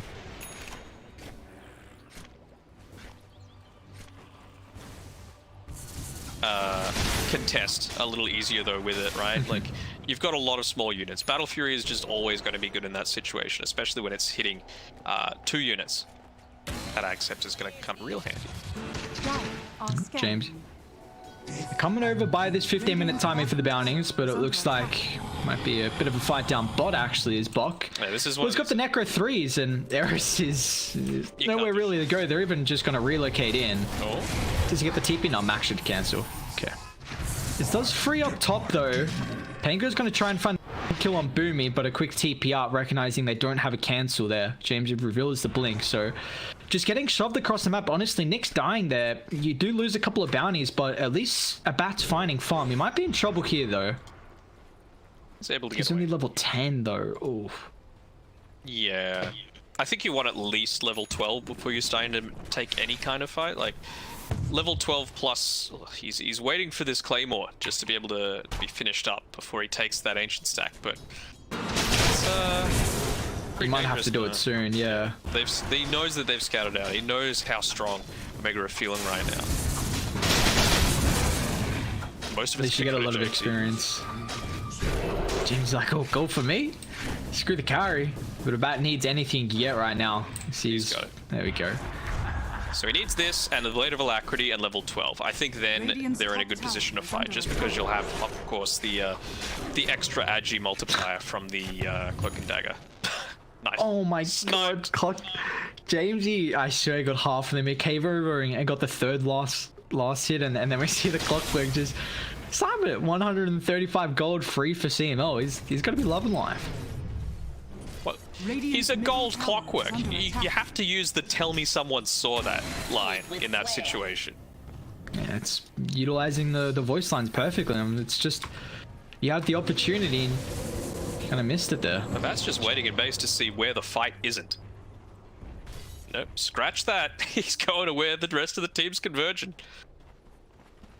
We see Eris moving out, so it looks like Omega might be aware of the positioning potentially of the rest of the team. Bok's going to run into him.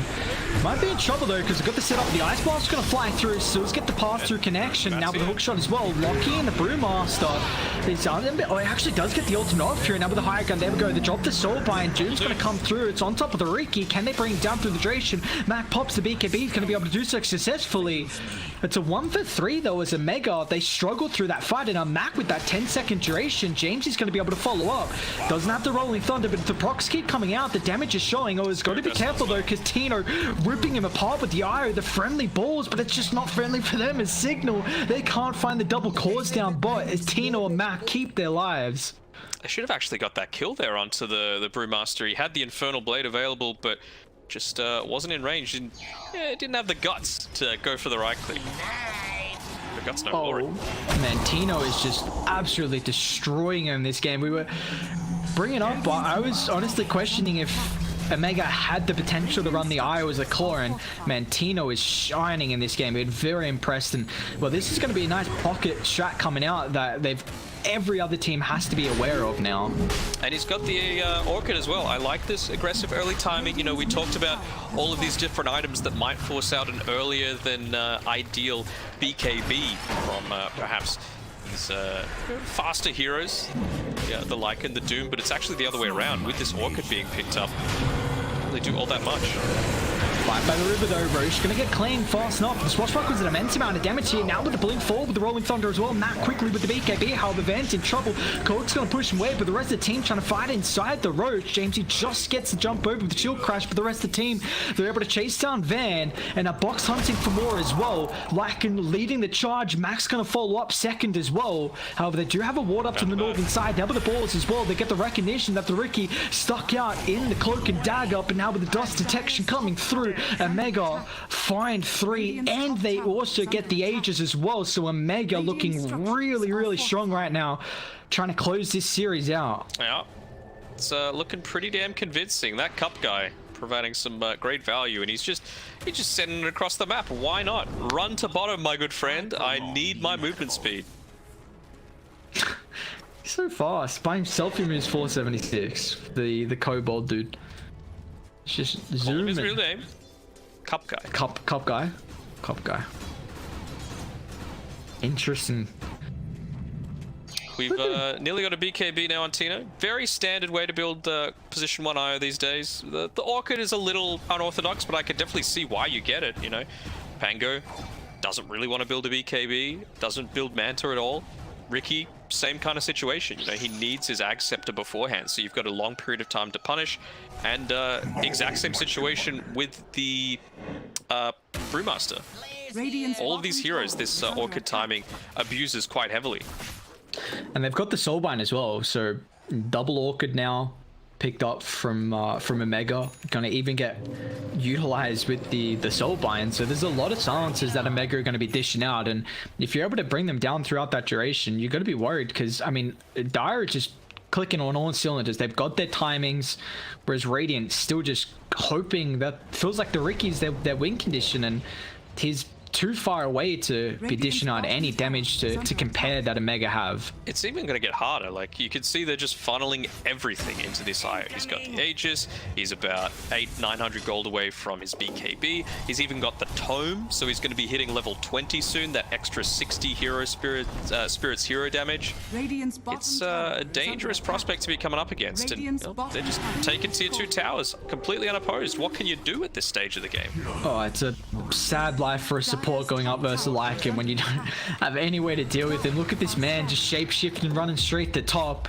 They relocate in, and it's just, they can't play anywhere on the map right now. If Signal's showing a lane, then Omega are running them instantly, and we're going to see. This is what you brought up earlier. Just the ink swell with the Necro books, yeah. And this is what happened in Game 1 and Game 2. When you pick up supports that have no way to deal with the summons, it really puts you in a difficult spot. It limits how you can play your draft. It's not only that you pick up supports that can't deal with the summons, they have no escape mechanism, they suck at wave clear in general, and you've picked them both in the first phase, so it just makes it completely obvious for the enemy team. I think it's a big drafting error from Signal. They're just compounding their mistakes, you know? They're just pushing more. Why not? I want to see what point Bok picks up the Axe Shard for his Lycan. Seen it in pubs a little bit. People like to get it around, I want to say about the 30-minute mark, maybe after this BKB's finished for him. It just creates so much more pressure on the map, and again, like, you've got a Nyx and an AA that cannot deal with it, and I mean, I guess all the other heroes can, but it's just so annoying to be in. I want to see it. Spirits hero damage, BKB, they're going to look to try and at least take Elena Rax right now on Omega. He's got Cup Guy on his side. Oh, Jamesy. Oh no, you can't be there underneath the observer board. Max just going to blink in and chuck up the Doom. Solo doesn't even have to worry about a Soulbind follow-up there. And now they scout out Eris on the higher ground as well. The rest of Radiant, they need to disengage, but have they done it fast enough though? A quick blink. Looks like he's okay, but still. Fox hunting. It honestly felt like the only way that they were going to come back into this game is with Spirit Vessel onto this IO and take him down. But now that he's got BKB, even that prospect is significantly reduced. So next, pretty standard way to do this is he might look to go into something like a Heart or potentially a Kaya and Sanj. Very, very nice to be able to pick up on an IO. It's so hard to be able to find Tino as well, because you've got heroes like the Lycan, heroes like the Doom, even the Clockwork as well. These are heroes that are going in front of the IO. So how are you going to be able to catch out Tino? I mean, it's been their job with that Spirit Vessel like you highlighted, but Dire were just doing such a good job to put their bodies on the line, and Tino was able to come through towards the later stages. It's just super difficult now, I think, for Signal to take fights. I can't see how an ideal fight breaks out for them unless it's, you know, a choke point, you get a massive Rolling Thunder with Impale and Ice Blast, but apart from that, I mean, we're just not seeing the cohesion in these team fights, and once again, they're just choked out around the triangle. And look, it's like what I was talking about. Look at Pango's items. I think he is optimized pretty well for what the game state is. again, he's forced to go into this BKB, which Pango does not want to do. Like, you need something like an Abyssal Blade, but without that BKB, you're just going to be completely useless in a team fight. All Io needs to do is just relocate in onto the backlines. He's tanky enough. He's got the movement speed. So, you're kind of forced into this crappy situation.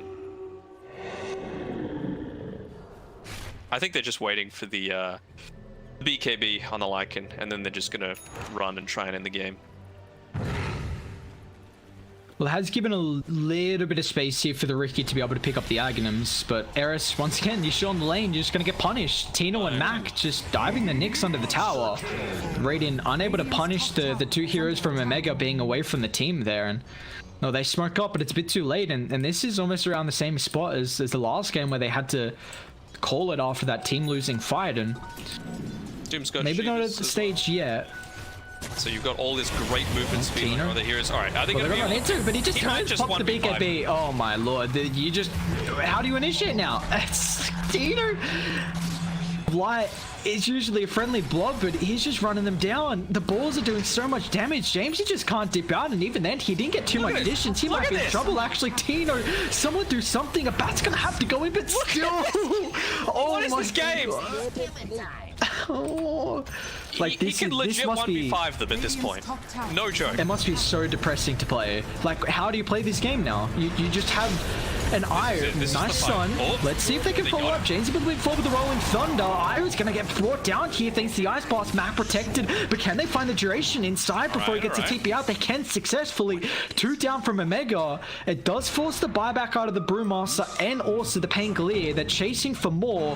Quick blink away from Boomy. He's gonna try and TP out as well. James, he doesn't find the connection successfully, and they miss the Impale, but they do. Alright, they get the Io, they get the Doom.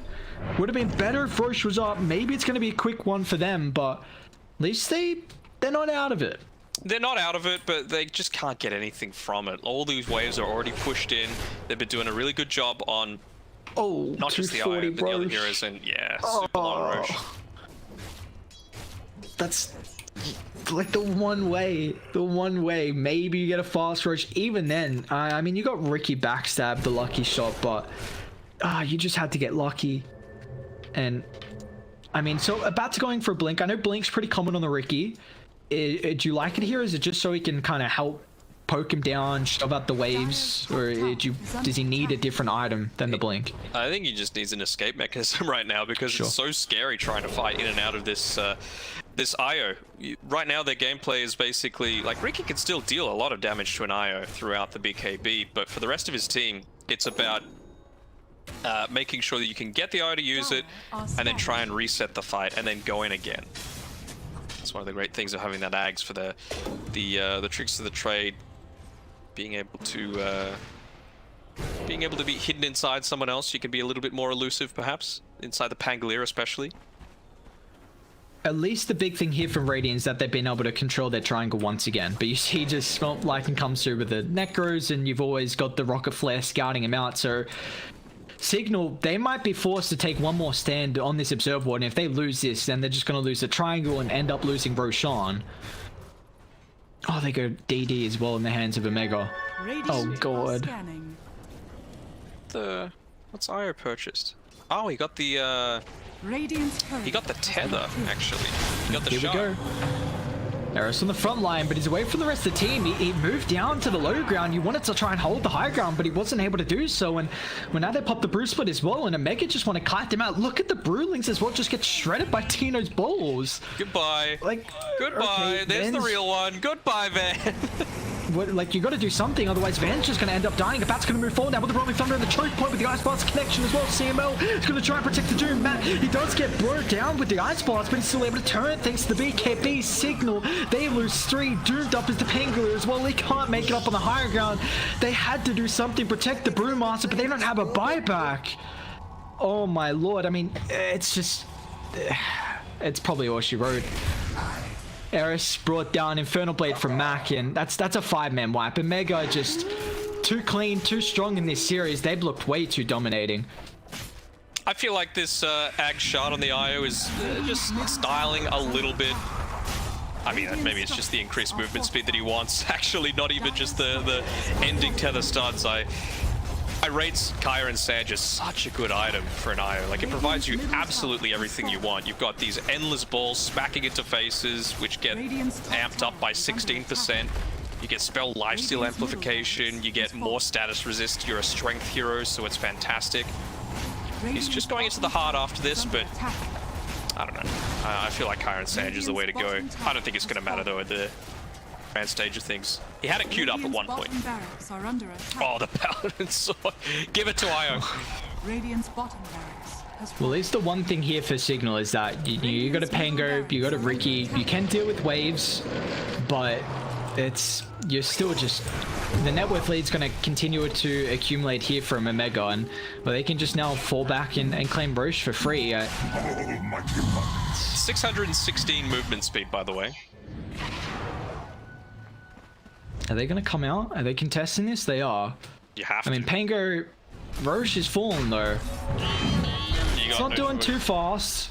And Omega, well aware of this. Bot's getting shoved in. They're going to see Eris as well.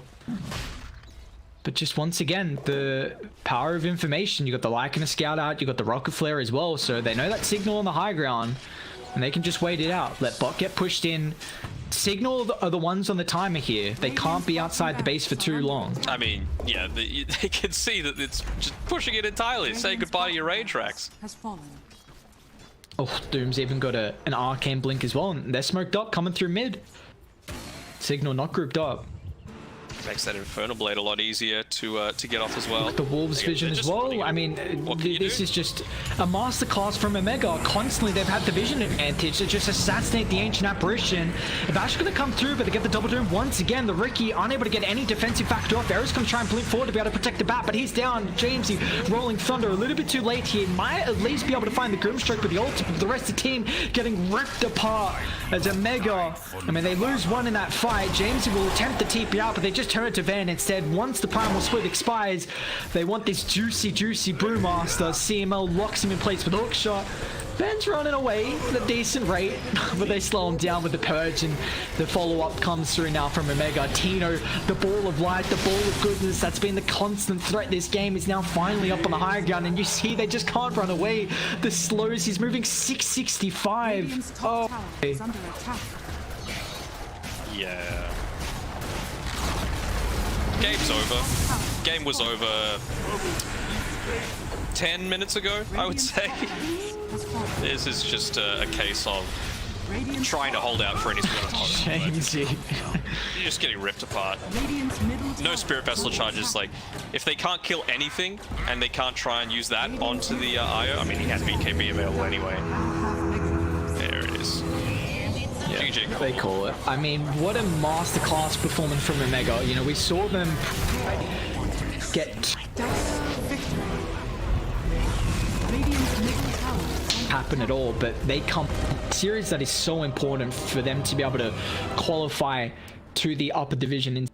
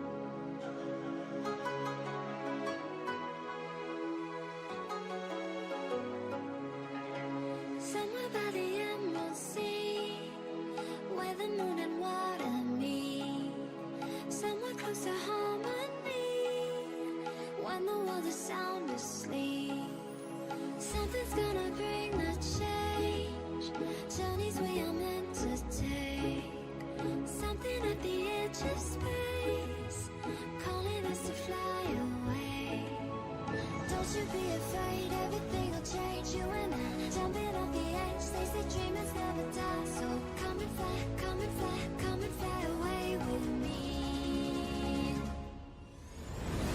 We're rising, we're falling, we're making through. We're climbing, we're soaring, 1,000 views. We're rising, we're falling, we're making through. We're climbing, we're soaring, 1,000 views. Come and fly away, come and fly away, come and fly away with me. Come and fly away, come and fly away, come and fly away with me. Something's gonna bring a change. Journeys we are meant to take. Something at the edge of space, calling us to fly away.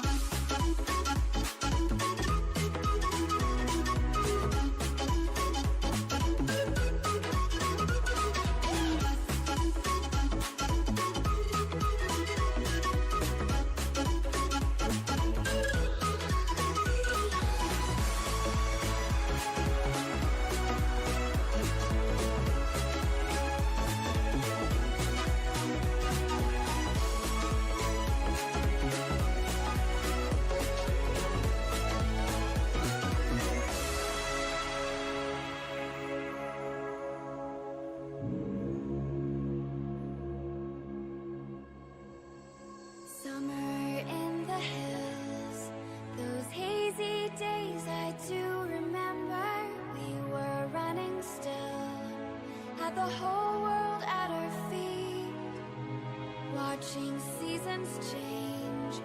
Our roads were lined with adventure, mountains in the way couldn't keep us from the sea. Here we stand open arms. This is home where we are, ever strong in the world that we made. I still hear you in the breeze, see your shadows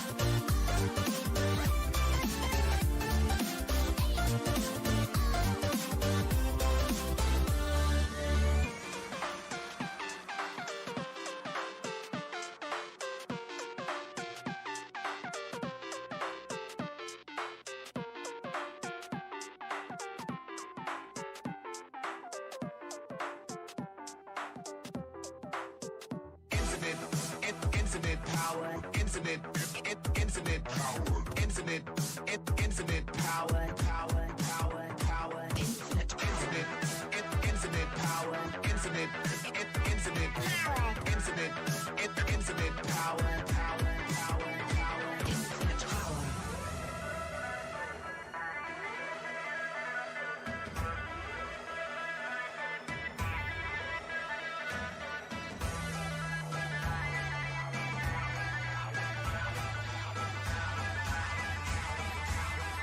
infinite power, infinite power.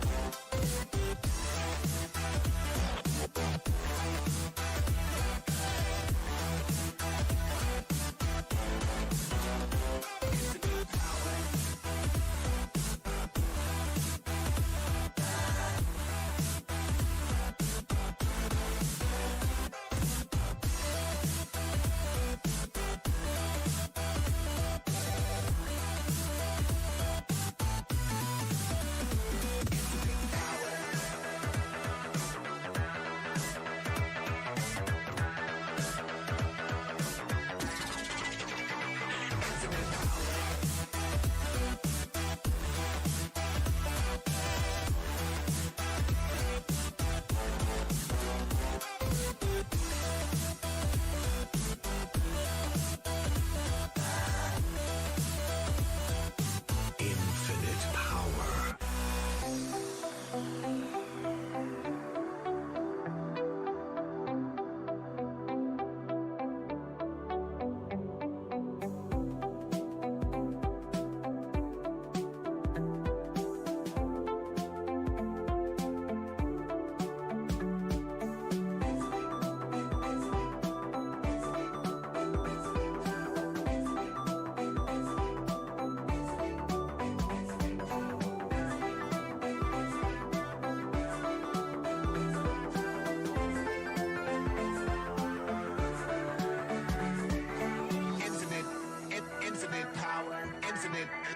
Infinite power, infinite power.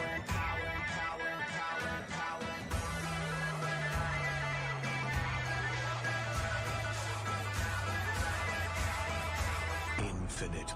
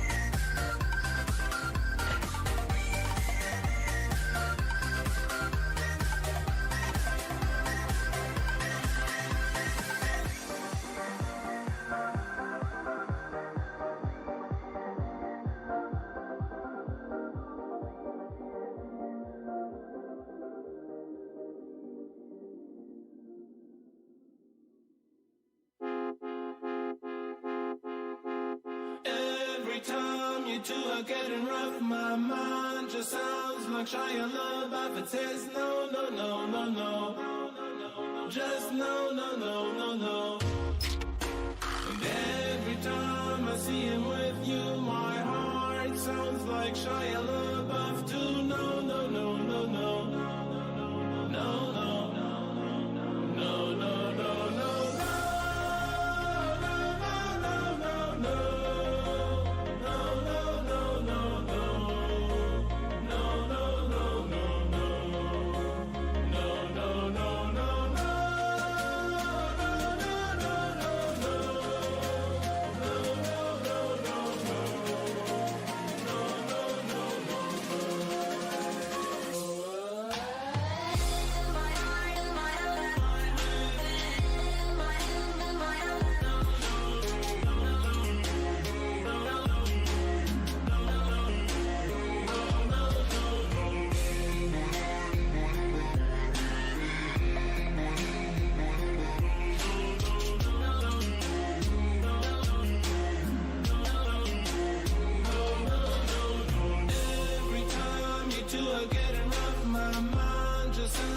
Shia LaBeouf, it says no, no, no, no, no. Just no, no, no, no, no.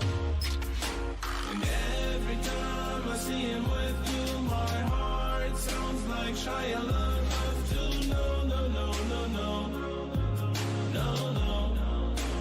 No, no, no, no.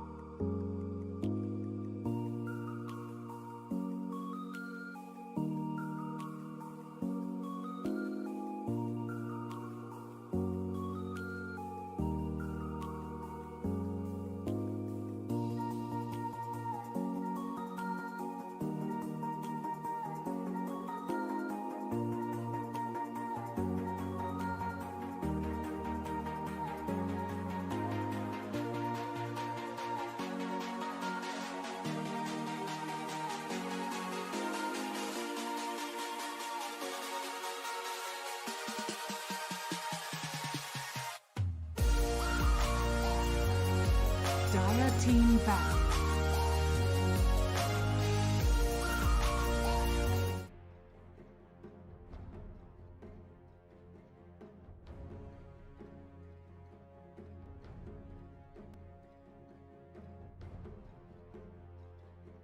Radiant team ban.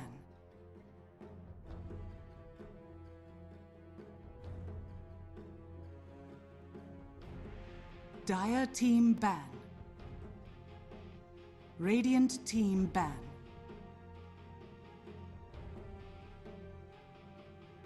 Dire team pick.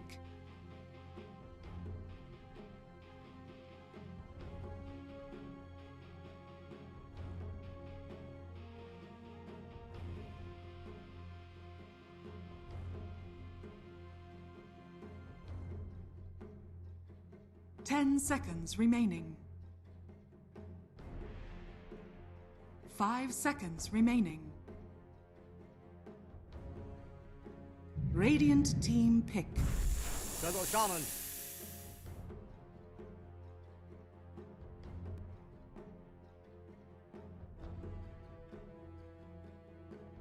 Dire team pick.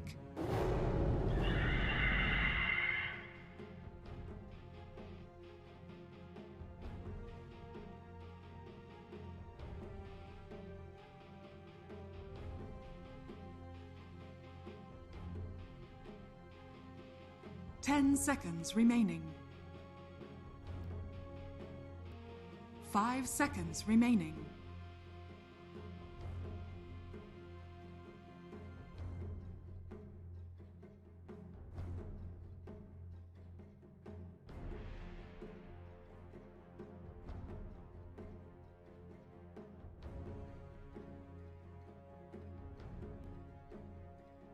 Radiant team pick.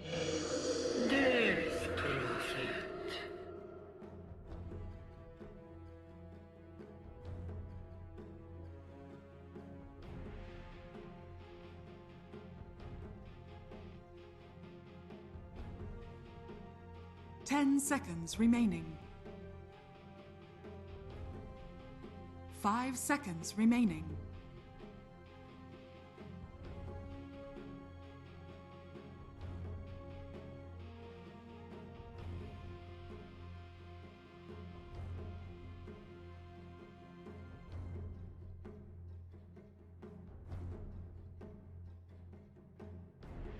Dire team ban. Beastmaster.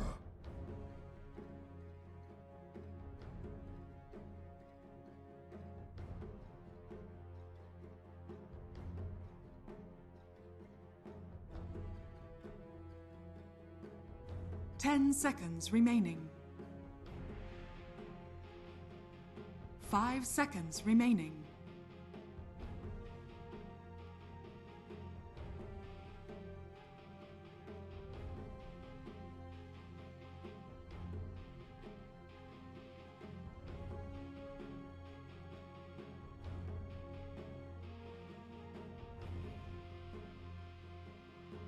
Radiant team ban.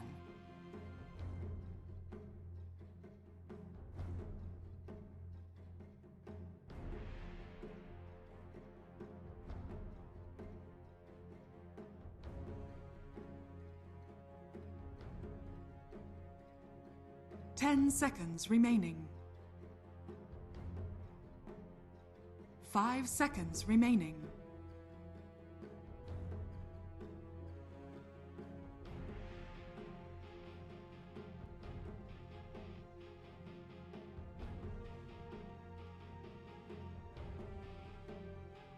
Dire team ban.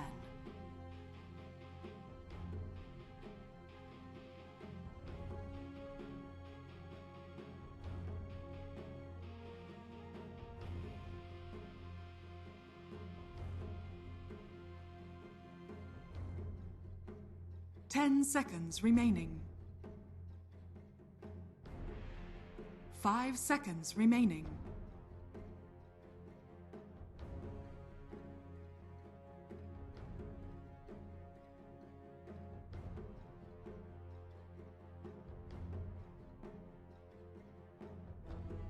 Radiant Radiant team ban.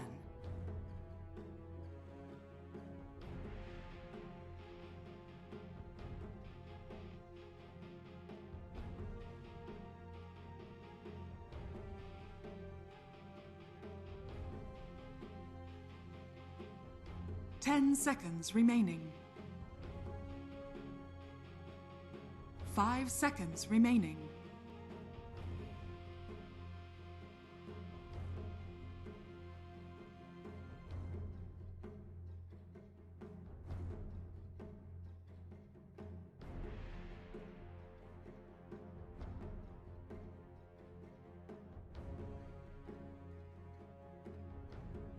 Dire team ban. Radiant team ban.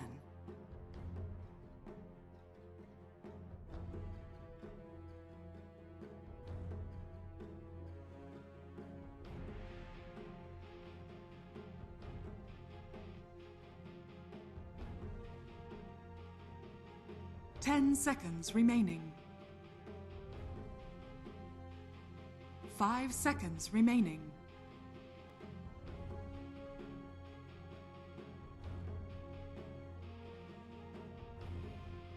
Radiant team pick. Dire team pick. Oracle.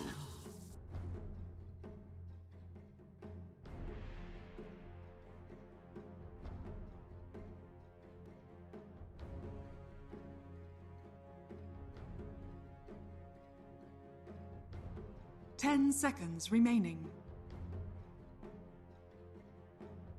5 seconds remaining.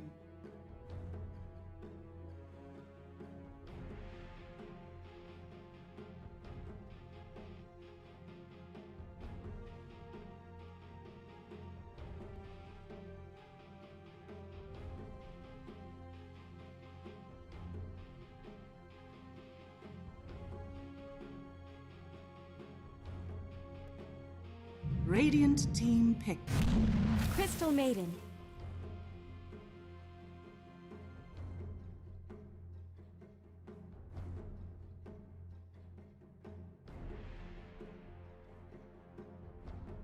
Dire team pick. Terrorblade.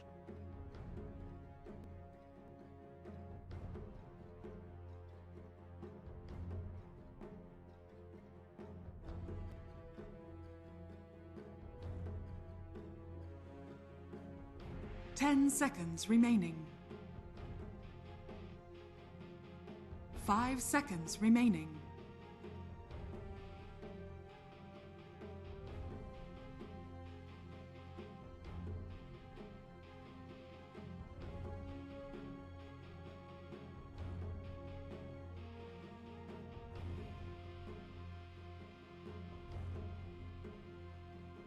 Dire team ban. A lot more pushing power. Now you go for the Morphling, which is honestly not that late game of a core. He's more of like an early mid game. And I think the Hellraiser step draft with. It'll fix on the next pick. So. 10 seconds remaining. Yeah, so now Hellraiser has a solid pushing core up with an early seconds remaining. Bates lineup, which Oracle is a good addition to her line. I think the Oracle bad, but it's still once again going to suffer.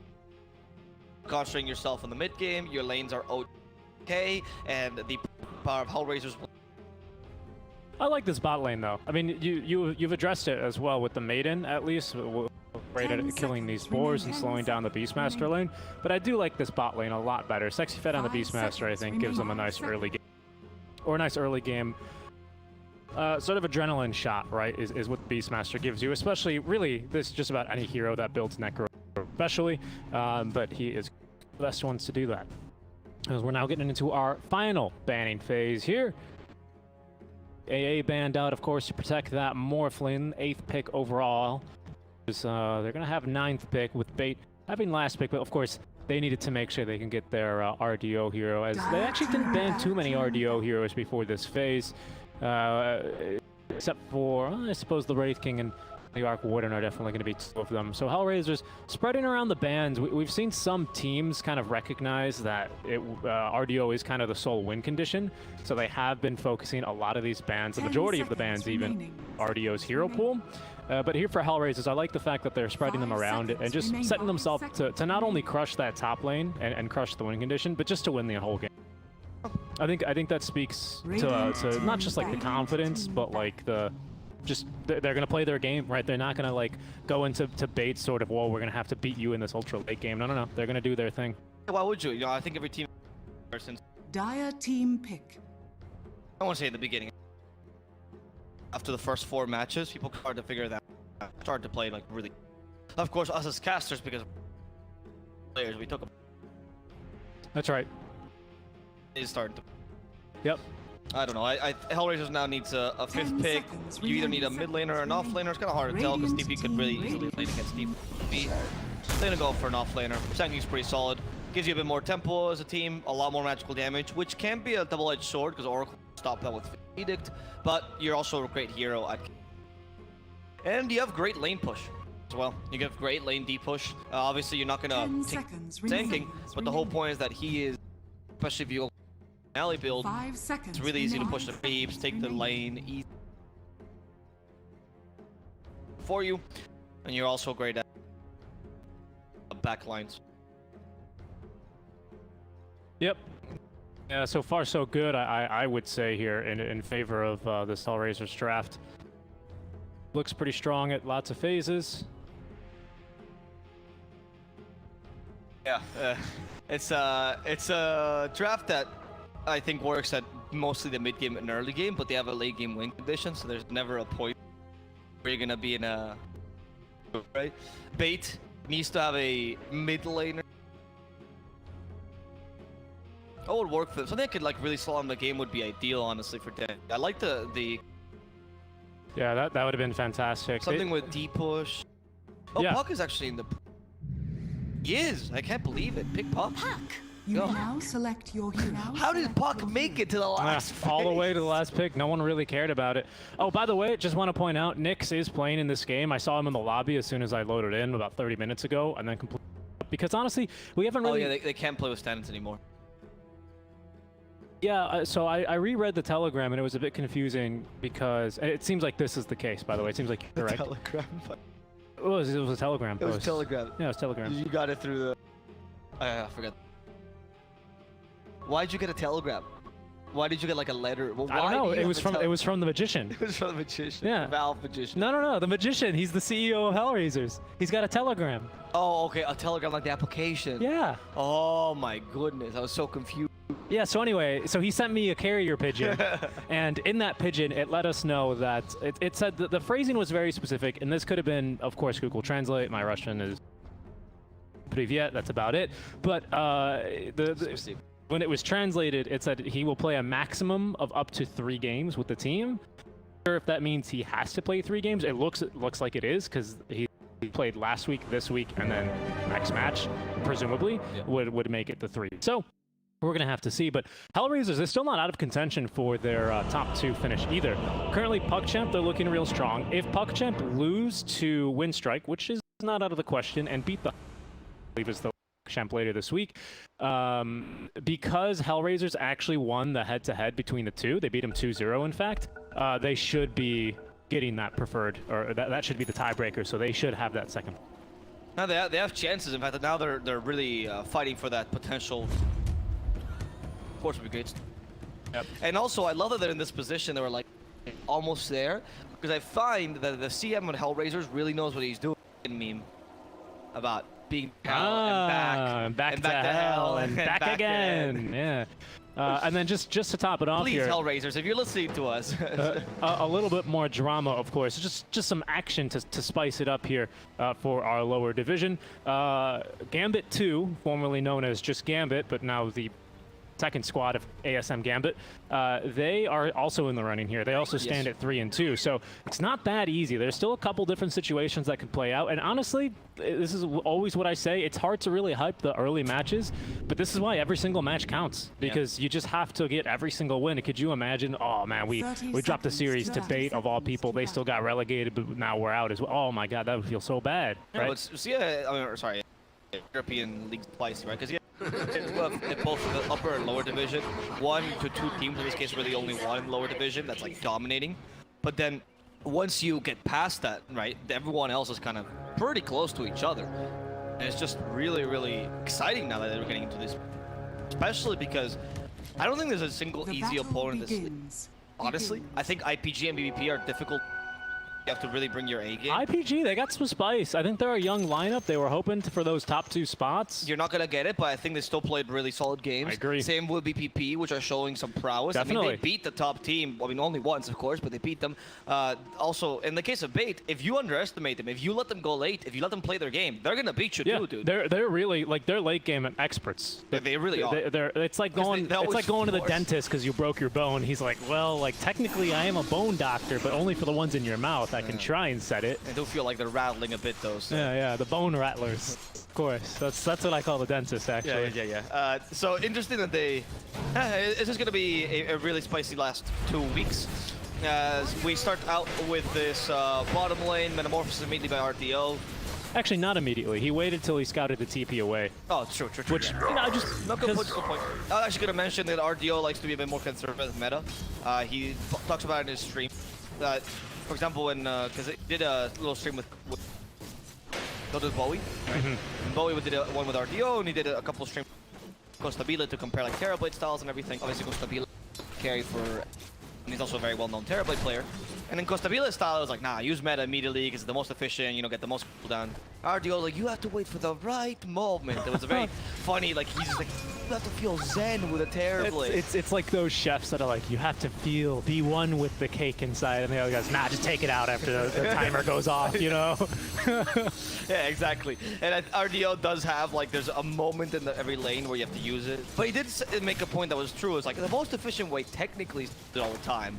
But realistically, because you're playing against humans, is not. Yeah, that's right. I thought that was a very interesting RDO made about. So that's a good point, because I feel like a lot of people get caught up in the efficiency, right? Blah blah blah. For a good example is actually the Phoenix Aghanim Shard, which is super efficient, right? You never have to cast this spell again. Saves you on that HP cost, 20% at the start of fights. It's not an insignificant amount. You get all 4. You know, it sounds really good, but you know, it's when you play a position 4 Phoenix, usually you don't really get too much farm priority. So what's the point, right? Yeah, I can see that, though. I still think the Shard is being slept I agree. on, right? I agree with you personally, but I think that's kind of what the players are kind of thinking. I mean, they must have tried it, right? 'Cause I remember in the beginning of the patch, everyone was trying the Phoenix Shard. Phoenix in general is 5, and then especially Note, I remember trying it a lot, and then stopped trying it. So clearly, either Phoenix 5 is trash, or Shard is just not as good as they thought. Like, once they played it. Because it is true that once you play something, you get a feeling for how good it is. Like, when they started playing with Earthshaker Shard, and they were like, oh my goodness, this is the best thing since... Sliced bread. You know, Betty White is older than sliced bread. That's a very American reference. I mean, like, that's a... It is an expression, but there are some famous actors in the U.S. Actress, I should say, who is very famous. I think she... I know who Betty White is, but... Yeah, she's older than sliced bread. Isn't that amazing? Oh, older. Yeah. Oh, I thought she was in sliced bread. Had like a musical? That does sound like a pretty neat musical, doesn't it? Also, watching Dendi play Puck is just amazing. It's actually his most played hero. Yeah, of course, he's better known for like his mag, for his Pudge, of course, right? But he's played the most of his games in his competitive career on HIDS. I mean, Dendi at this point, he's been in the same position forever. I think there's not a single hero. Oh, he can't play. You know, it's like watching Fear play. Heroes that Fear is not known for, he's still incredible. Yeah, you got a point. I would put Fear above Dendi in mechanical skill most of the time. I'm not sure if I'm ready to draw that comparison here live on air, but I will say Dendi's Void Spirit is, you know, if you just look at the stats alone, is not his most successful hero. I'm not willing to draw that comparison live on air, but also, yeah. I mean, not between him and Fear, I'm not. You have to remember, dude, I got in the TI because of TI 5, so I have a lot of respect for that EG lineup. I don't even like EG. Oh. Incredible. Wow, shots fired, dude. No, I mean, I just think the guys, I mean, if you don't respect that dude, is you don't like Dota. Did you see his He's got a good computer story. before he won the I did. Yes. He had a CRT monitor. That was amazing. Yeah. Because I think some of the Smash organizations were looking out. DSA, he's gonna go die. Good. And it's Vanscore takes down the Phoenix, and he went there to protect the 4-minute roof. The Hellraisers didn't actually. Shaman's one of the best. Yeah. Also interesting, he did not want to use the Icarus dive. And I think he was just saving it to the last Frostbite game. Yeah, but Trying like, to be more. I don't know. But he saw the maiden coming. Yes, but I'm. So there was no surprise. That's all I'm saying. You know what? Sometimes I just want to grasp at straws, and you. I get it. I get it. Sexy fat will. Oh, the adaptive strike is gonna kill him. Morphin was forced to go for a level of adaptive strike though. Usually not the case, right? Usually, yeah, you can tell here. Oh wow! It's working wonders for him. That was amazing. One single level and one single skill point gets you 2 kills. 2 kills. Unfortunately, you're gonna lose the battle. Sorry, the bounty runes, because Dendy's gonna make an excellent rotation. Look at this man. So efficient. He stacks the camp, picks up the bottle, threatens a gank as well. Of course, he's got no teammates alive in that lane, so he's just gonna go back to mid lane. But he's gonna have he's full HP, basically full mana, with a full bottle to go as well. So he's in a really good position here, which is fantastic because we also have level 6 for DP. So if DP's able to bully this puck out right now of lane, with the 5-minute wagon especially now showing up, it's potentially a very bad time for you. Yeah, I don't know if puck can deal realistically. I guess it depends how much you think. Oh. Okay, no, there they go. Shackles. They don't even care. Oh, they don't care. They don't even want to bully him out. They want to murder him. Oh, Dendi, no mana though. Illusory Orb. They can't Crypt Swarm him. The spirits are chasing after him, but they give up after a while. They're lazy spirits. Yeah, that's tough from Lil. I know a lot of people are saying Ether Shock ? The problem is versus a puck, and with level 1, he's level 3, right? So he's got 1/1/1. Hex into Shackles, you can't really risk getting an Ether Shock in there. Versus some other mid laners, sure you can. Versus a DK, for example, versus the DP, it's not a problem. Versus a puck, you can't risk it. It's also not corrected. Like I think usually the play with Shadow Shaman do shift Q. Yeah, right after the Shackles. But obviously, as a cast point, so heroes like Puck can just avoid it. So, I mean, you should play as efficiently as possible, right? Just because it's a Puck, you shouldn't change that way of playing, but Puck can leave, unless he's bad. So, of course, if he's bad, then yeah, you punish him with Ether Shock. So there's all your 2K pubs. I was kind of hoping we'd see Rezo, not just taking a look at our off lane, because we've spoken about the mid lane quite a bit. I was hoping he'd go for like the Burrow Strike into Caustic Finale. This is another one of the heroes you really love. I love him so. Why? It's not that great. It's not that great? What, Sand The hero? Not really. I thought the shard was much better, and then I realized the shard shows in fog, and I was like, this is... Fighting top. Vanscore. That's a Boars. Yeah, he tried to smoke, but he tried. That was nearby to prevent that play. It's kind of a costly Bottom lane though, Lil does also fall. Yeah, so I do love this hero. I think the hero is very complete. He's one of the first heroes that I think Sanction is a great hero to learn like how to... Yeah, I thought the Epicenter would... the problem is that he's not the greatest offlaner at pushing. That's why he's not. Or sorry, like Timbersaw, Beastman. And we've noticed that in this meta, it's very common for offlaners to just take the tier 1 alone, help him, and it kind of sucks when the carry has to rotate down. Sanking does always. I see what you're saying. I see what you're saying. That's one of the actual biggest reasons why he's not played. He's just not that great, and that's. Have Dust, and the Sandstorm will be useless. Rezo's picked out. I also like Burrow Strike plus Caustic Finale more, but I do think that the traditional build against a team, most pros have skies and everything, because every time you get pushed out with meta, it feels really bad, and so most people just decide, okay, I'll Sandstorm and just like farm the wave, get the tower, etc. What's going on over here? Looks like they found themselves a chicken. It's Phoenix, but looking to turn. There goes the Shaman. Vanscore with the auto attacks. Well, they actually dodged the attack. Misses uphill. Wouldn't have got it anyway. But Dendi, he's going for more. He went for a rune. Went exploring up here near the Roche Pit. That's going to trigger Kumon there to end his life. Going straight this game for the Lincolns here, by the way, for the Maltling. So I think he recognizes Roar is really the only chance they can kill me. So with Roar, it kind of feels like, does he even need a BKB? Yeah, I guess. I don't know. I think. Sorry, with the Lincolns rather, do you even need to? No, I don't think so. This game. But I would actually going on the opposite side. I kind of think Puck should also, like later, obviously not now. Later on, because there's most targeted spells, right? But yeah, I would almost agree if it weren't for the DP just having that point in silence. It's still really punishing, right? That's true. And then that can allow the Shaman to easily get a Hex. Hell, even Ether Shock into Hex, right, to break the Lincolns. And Hex to break Lincolns easy, you can shackle him right Yeah, after. yeah. Okay, So okay. that's the only concern I have with it. That's the only concern I have. Yeah, I don't with think you need a BKB this game for more fun. Or maybe like a late game option, you know, like, okay, 50 minutes in, Yeah. it's hard to get so late that you actually need a BKB, sure. But early, the main concern should be more about the power. The puck's damage, of course, is... But I think you can protect against the puck. Yeah, interestingly enough, by the way, it was the mid laner, not the carry, to help gank this bot lane tower. You were talking about how Sand King usually needs a rotation, and he does.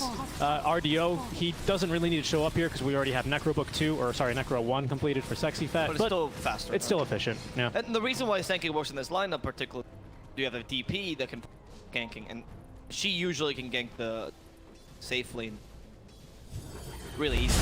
And take a tower in the process. Not really using much. Epicenter has been used here. Not a good play though. That Epicenter continues after he's dead, so stop walking into his corpse. Vanscore will die though immediately. Kuman looking to follow up? Nope. He has the infused raindrops, which makes Kuman realize he's Oh, a very no. sad boy. The Shaman stopped by the Dream Coil, but they don't catch up to the Morphling. It's just the Shaman. Those shackles not gonna help him out. And they're gonna get 3 kills for free, honestly. That was a really odd play by Rezo. You want to go for, first of all, can I see Rezo? Silence. Yeah, you can. Oh, sorry, Rezo's Oh, his skill build. Yeah, my bad. Okay, yeah, you should never go Burst Strike Epicenter when level 2. Never a point to...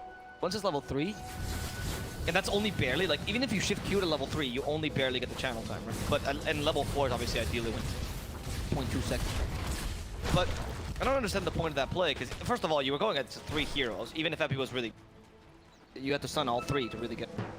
Even when you cut it off, clearly you weren't going to last that long, and they're going to carry Dust if it's... Especially with support. I'm not really sure what the play was then.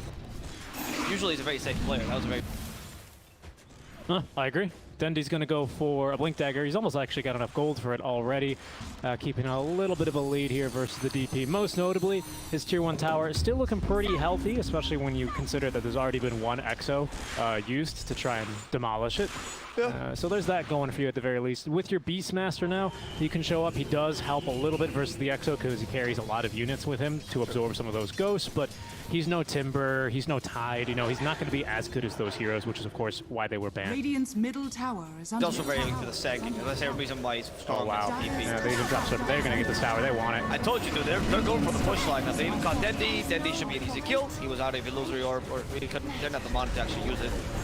Of course, the right play was waiting Rift into Illusory Orb there. That's why he did that one. He didn't just Illusory Orb, he would just kill him before he jaunted, so he just tried to go for the most... There's a concept that they do in card games as well, right, where sometimes players will go for the bit too early, and it's like, well, if the contingency plan is most likely going to kill you, try to go for the best play and hope that something good happens to make. So there, Dendy was hoping that you could get a bottle charge off and hope the lizard off.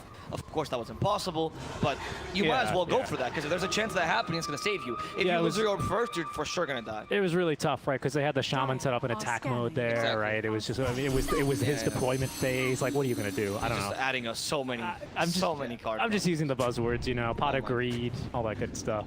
And you know, when the Shaman comes in, he allows you to shackle 1 target. Oh my god, 1 target? Oh my goodness. Yeah, it's great. It's Favorite great. show of all time. Okay, Smoke's gonna break. Sexy Fat, I don't think he was in the smoke actually. Either that or he just ran into the tower. But they're not gonna find anyone off of this smoke. Of course, that is gonna be their smoke advantage after earlier on Vanscore tried to dodge the boar auto attacks with the smoke. So that's equalized now. Yep. That is something worth bringing up for the early game, especially when you're looking to create lots of space for RDO. Yeah, no, I mean, it's not too awful the fact that you can still take over the enemy jungle, right, with a TV, and look, they're actually pushing hard. Yeah. I think this is the right way to play when you're up against a pushing lineup with a TV. I mean, it shows RDO's a bit. Like, he understands that he needs to create his own space. Lifting himself up with his bootstraps, Richie. Yeah, Atlas is gonna shrug at it, isn't it? Dandy catching Rezo. He's going to break the coil. Vanscore on the high ground. As Low's going to catch the TSA, prevent the Supernova from going out. Vanscore now letting it go, but oh my goodness, he gets absolutely chunked. Sexy Fat caught in the Serpent Wars, but Lil, is he going to escape? He gets the stick off with a wand, but he's going to go down to Duster. And it's only 2 supports there for a couple of ultis used, including Roar, not Sunder, but of course the Meta, and Supernova, and Dream Coil. But considering you got the Tier 1 tower, you take a little bit of the Ancients on the way out to stack even, so not bad. Poor Sang got rammed. He did. That was not an easy play for HELLRAISERS again. It was not. Unfortunately, the Rezo is just.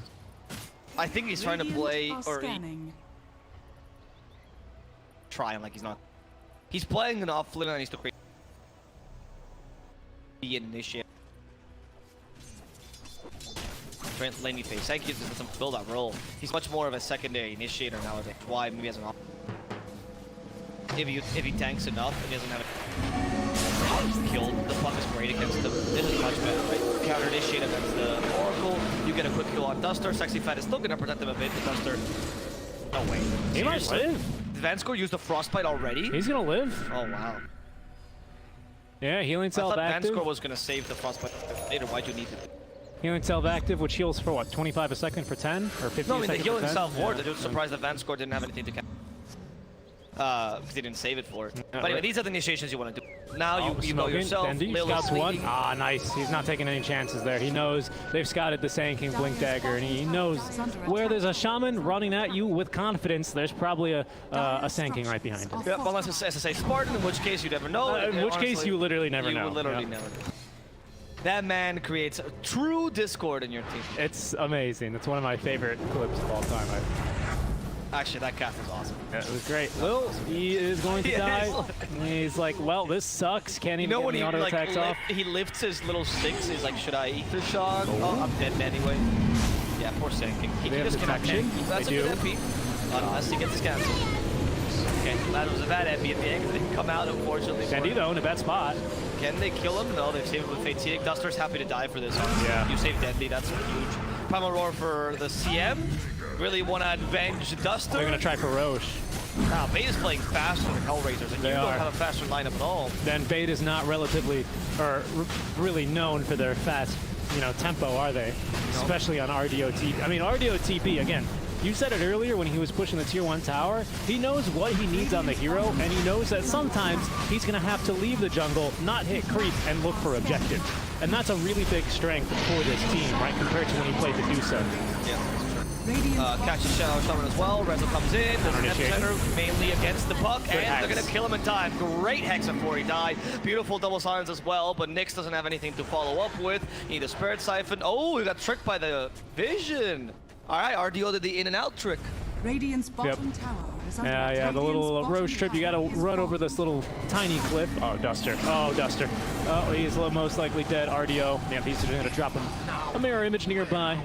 Continue to run. Nyx, if you want to go up that high ground. But yeah, you can always juke some people on this spot. This spot in particular has been glitched for ages, where you have to be standing basically right next to it in order to actually see someone there, by the way. I don't know why that's a thing, but Yeah, it's very odd, but I mean, I love those tricks, to be honest. I do too. Really fun to watch. I don't mind them in the trees. I think it's kind of a little bit too weird when it's in the Roche pit. But no, I love the tricks in the Roche pit, but I think it's the dumbest interaction is my... Dota's just a dumb interaction. That's very true. That's why we love it so much. I like to call it a game of exceptions, not dumb interactions. But you're not wrong there either, my friend. And I'm not saying it in a despective way. I love I know. Play this for 14. Well, burning down.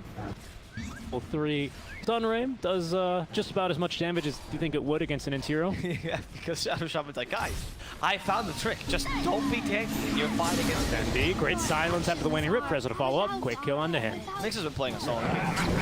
Kind of making up for Rezo's lack of initiation. And the thing is, once Nyx becomes... Oh, then I think Rezo will have him. Right now he feels a bit desperate and pressured to make play. Double damage. Once you get the deep... fulfill that role of just come at me, then you're gonna be much better off.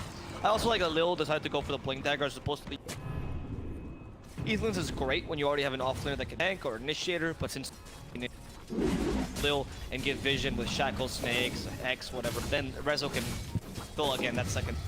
Because someone in chat pointed out, which is quite correct actually, there's no pipe carrier really. Radiant's bottom tower is under attack. Bait lineup. So the epicenter is going to be much more impactful than usual. Not like it's the best spell in the world, but the lack of pipe makes the spell actually useful throughout the game. Early on, it's some pretty mean damage as well. Yeah, it's not bad, especially if you go for the epicenter talent, which I think Dire's top tower has fallen. Then go for the epicenter talent, a little bit less damage, but still okay, right? And you can still be able to kill a fair amount of the heroes on bait, or like just if you get a nice little bar strike on two, Oracle cannot protect against all of them. So that's why it's important that Sanking can get it. I feel like, oh, hold that thought, they're looking for a kill mid, advanced score, Sunray, level 4 now, but again, it's hero. Oh, counter initiation from Rezo. The epicenter should kill TSA. They're gonna keep alive though, and Supernova to try and turn Dendy, holding down Rezo. Where are you going? He's gotta look into the light, take his lumps. Right, so this is why I just mentioned this. Rezo. There's a spell called Fate's Edict, which of course prevents all magical damage to the hero. So if you go for single target epis, yes, you're gonna. Like, the only time you can go for a single target epi is when you know the Oracle's not nearby. But otherwise, the name of the game for Rezo should always be, let's go for multi-target burrow strikes into like a epicenter that hits multiple here.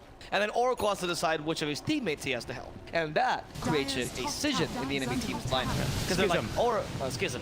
That's because, those are two different. The Oracle teammates go, which one does Oracle love best, right? It's like when your dad has to pick between you and your brother, and then that creates daddy issues for the rest of life. Who's gonna get the ice cream sandwich? Exactly. There's only one. Yes. And the other one just gets the cheap chocolate cone. Yep. Oh, that you bought at the gas station, and you go, Dad, this is why I'll never go to college. So, sexy fat, you know, he doesn't want to be in that position. Sorry, the Oracle doesn't want to be in that position. Duster, which is why the 3 burrow strikes are. So we've seen Kuman, he's gone for the Boots of Travel here after the Lincoln Sphere. He is going to be going into the E-Blade and then the Aghanim Scepter. Looks like he's already got that, called again? The Mystic, no, it's the Eagle Song, that's what it is. That was the ends one, yeah. That's so why it's Mystic. Yeah, he's got the agility already, but he's going to be going for the Ghost Scepter E-Blade build. I don't know if this is really... Ags, so I'm assuming it's Sanking that he wants to pop? I guess. It's not that bad, but I feel like RDO, this is just a game where you go, okay, now I'm tanky enough. Yeah, you can see. I just go BKB, and then there's no way Morph can kill him. Morph cannot fight him 1v1, I think, in my opinion. Question as well with Ags is that, is it really that valuable to copy Sanking? Haste! Rather copy TO. Would you rather copy TB in some places as well? Having that whole item just to copy a single hero when you have some pretty decent copies in the main team. Yeah. TP, Puck, honestly, yeah, both are pretty great. That's what it'll be doing, I would imagine, especially for the Terror Wave, as we get some back-to-back action, some pickoffs here against supports. God, the camera didn't catch anything. No, too much action. Too much action. No, I think, because you do steal Terror Wave, right? Because it's connected to the Metamorphosis. I think you should be able to get it, but honestly, that's like, why? I mean, it's a 4-second fear. No. I mean, why as in, like, why would that be consistent? Oh, I see what you mean. Yeah, like, I don't know. Maybe. I'm genuinely not sure. But I don't think it's even justifiable getting flags for them. Even though I think you should still copy TB and Puck. But we'll see. I'm not questioning the player's build. It's more I want to see what he has planned, because I can't tell what he's doing. Radiant's middle tower Nice X, though. Yeah. Snakes, they have Shackles as well. DD for Kuman. Okay, he doesn't do the Shackles just yet. They've got Red Silence. RDO finally gets out of the Snakes, but they're actually destroying both Rezo and Vanscore in the backlines. The Oracle actually is a big source of damage in that team fight, but they do stop the Puck with those Shackles, guarantee the kill. That's going to end up being a slightly beneficial trade for Hellraisers, because offlaner for mid, especially a relatively farm. Yep. Unfortunately, they take a very defensive sort of standing fight, so they're not going to really be able to convert this level 2 Exo into anything. So that's going to really suck for Nyx, but it is going to be Morphling now showing up to the fight in Puck form, granted, but now it's going to have, wow, 2 components of the Axe. E-Blade already completed, so... I also think that E-Blade's so good in your turn Puck, right? Because you Blade, and then you Waning Rift, sorry, you Illusory Orb into Waning Rift into Waveform. You're gonna murder most things, dude. That's a good point. I didn't consider that one. Me neither. I just saw it now when he was... So that's a lot of damage, but again, TB, he's got lots of stats already. That's my concern. That's something you can burst TB. 2k HP. Like, for TB is amazing, but... 2.5, he's gonna just a tiny bit more. Yesterday I was watching a game where... Oh, it was actually the upper division. Morphling. In fact, it was Team Spirit. Recommend that game, by the way. Team Spirit played some really solid... You didn't watch them. The Puck built an E-Blade together with a Morphling, and they double E-Bladed a Kuka with the Morphling and Puck damage. That's what Yep. He's Ice type against Fire type, of course. No, Rezo, not again. snaps They have the coil. Two. Yeah, he has bad. the Yules to self-dispel, but he doesn't need it. Okay. Yeah, so yesterday in Team Spirit's game, I actually saw a Puck and Sorry, I was casting in Spanish, that's why. So you pick the puck.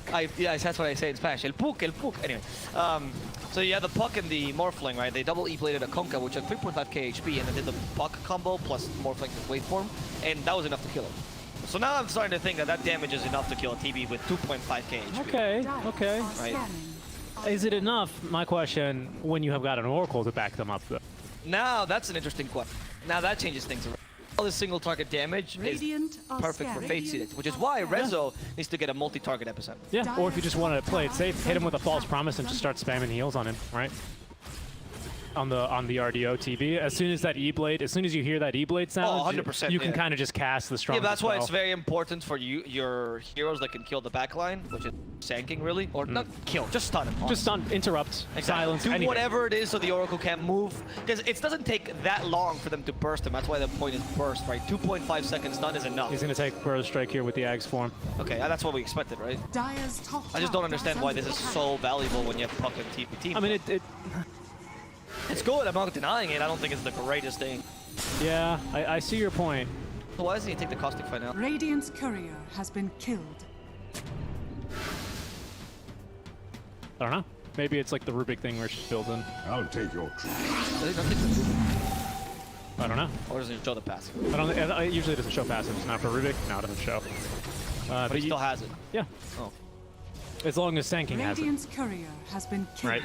That's the thing. That's like Dire's middle tower it's the same thing with like a Rubik and any aftershock spell, right? You don't steal aftershock because you can't. But you still have it. But you still have it. Yeah. That's again, Dota is a rule of exception, so maybe this is another one of those. Game of exception. Dota's a game of exception, thank you very much. And, well, Beastmaster pushing your tier 2 towers along with the mirror image illusions or the conjure image illusions. That's no exception either. Towers going down very quickly. So taking just a lick of damage out from the last word. The best thing is the last word reveals his position, and the TV's like, wait, should we go on this? Well, I mean, you say that as if the Sandstorm doesn't also reveal his position, but well, no, like I know exactly it's exactly. within the Yeah. Sandstorm. But at the same time, I say that as if Necro doesn't see him. Good point. Which is another point. Good point. Yeah, that's probably the best point. Yeah. To just walk in true sight. I guess we should have killed Rezo. The game is going decently for bait though right now. I think they're pretty confident. Big item here for Duster. Actually, huge item. Because Blink Dagger is also great for avoiding projectiles. So it disjoints the whole blade that have strike combo. Yeah. Not only that, he's probably just going to stand.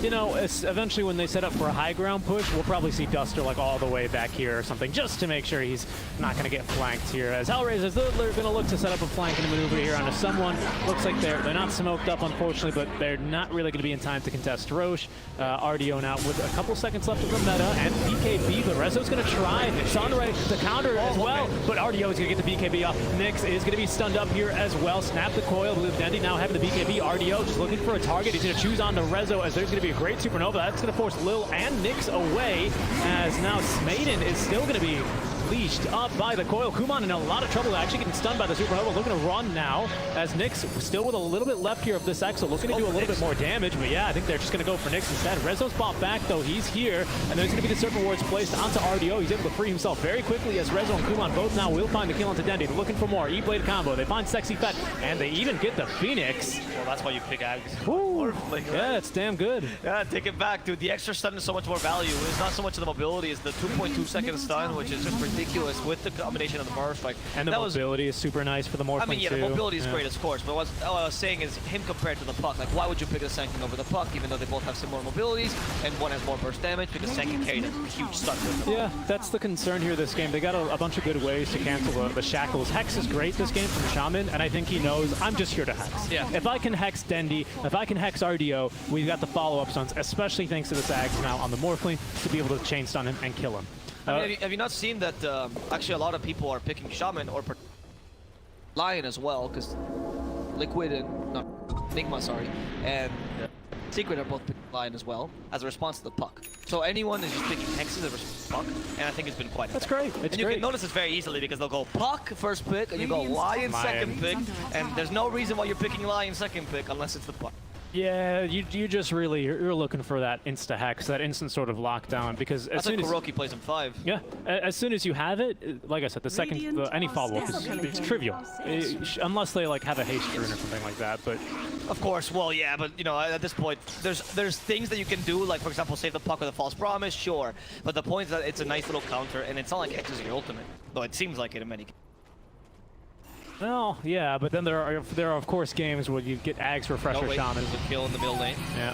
No Ags though. No Ags. I was incorrect. I'm not sure what stunned Nyx then, because he was stunned through magic immunity. Supernova. Okay. Supernova. I don't know. I think the last fight, what? Kuman just TP'd here. Madman. Yeah, you madman.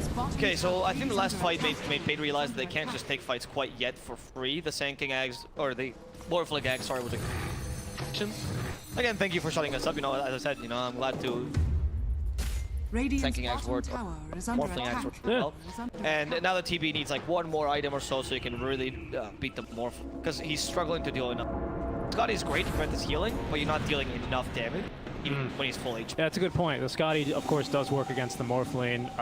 But it's not like Spirit Vessel where you deal with damage, right? No, it's not. You just reduce the healing, which is still good, because instead of a 20 heal per tick, it's a 15 heal. Oh, so it's a little bit more. 8. Yeah, 12 compared to the 20. So yeah, that's pretty good. It's good.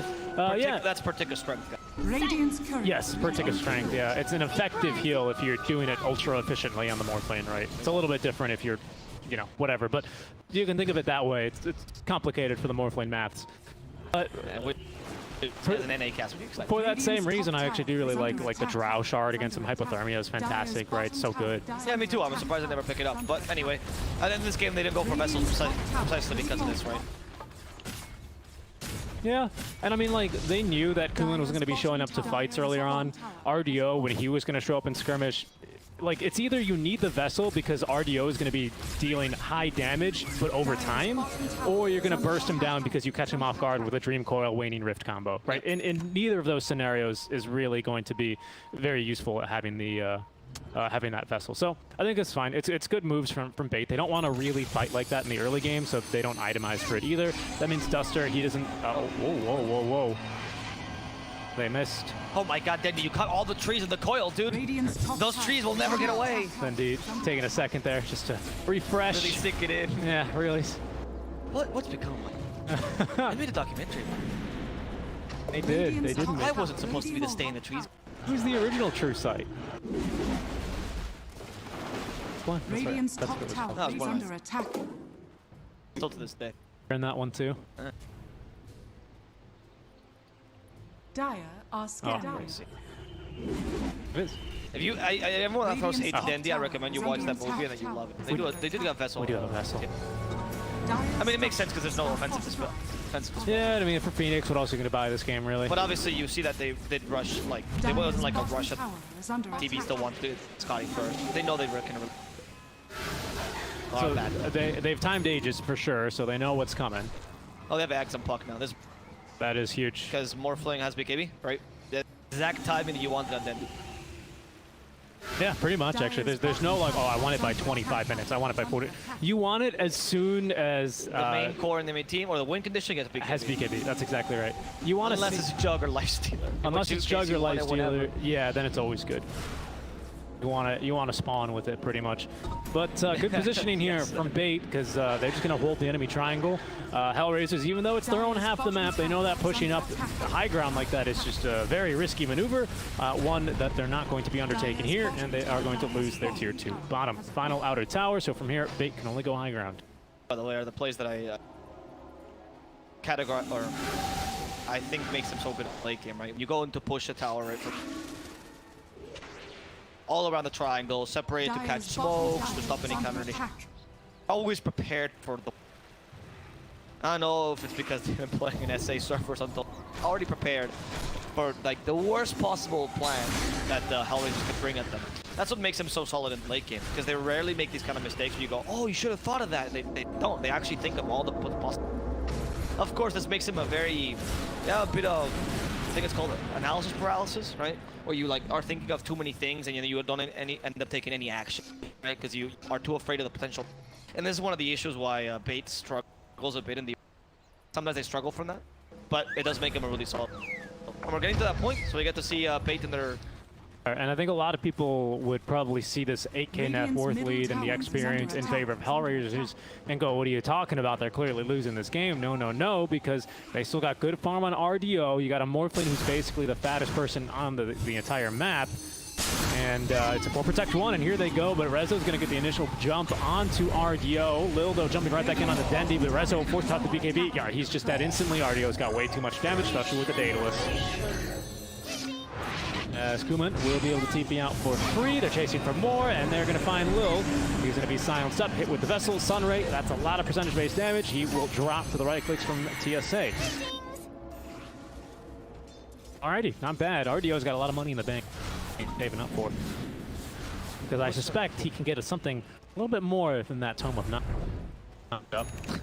Think so? I think so. I think so. Man, it's a really expensive book, though. It is. It's if you try to buy the ebook, it's a hardcover. That's like when you see like Oprah or Bill Gates be like, "How much is a banana?" And he's like, "I don't know, 20 bucks." Oh, Bill. That's what this is RDO. Oh, Bill, you're one of the good ones, but you're close. That's actually a really famous question. We in our presidential debates, they always ask the president. Radiant. And there was one president that was really out of touch with the reality. He's like a coffee shop? He goes, yeah, like a bar.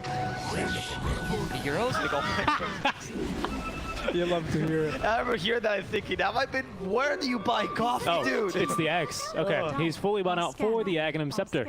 Yeah, okay, that's pretty good. I mean, I think the Terror Wave is necessary. I think this time is more for the Fear than the second meta, to be honest. Because the Fear is super value, but of course getting second meta is great. And what the Aghanims does as well is give you a really nice little...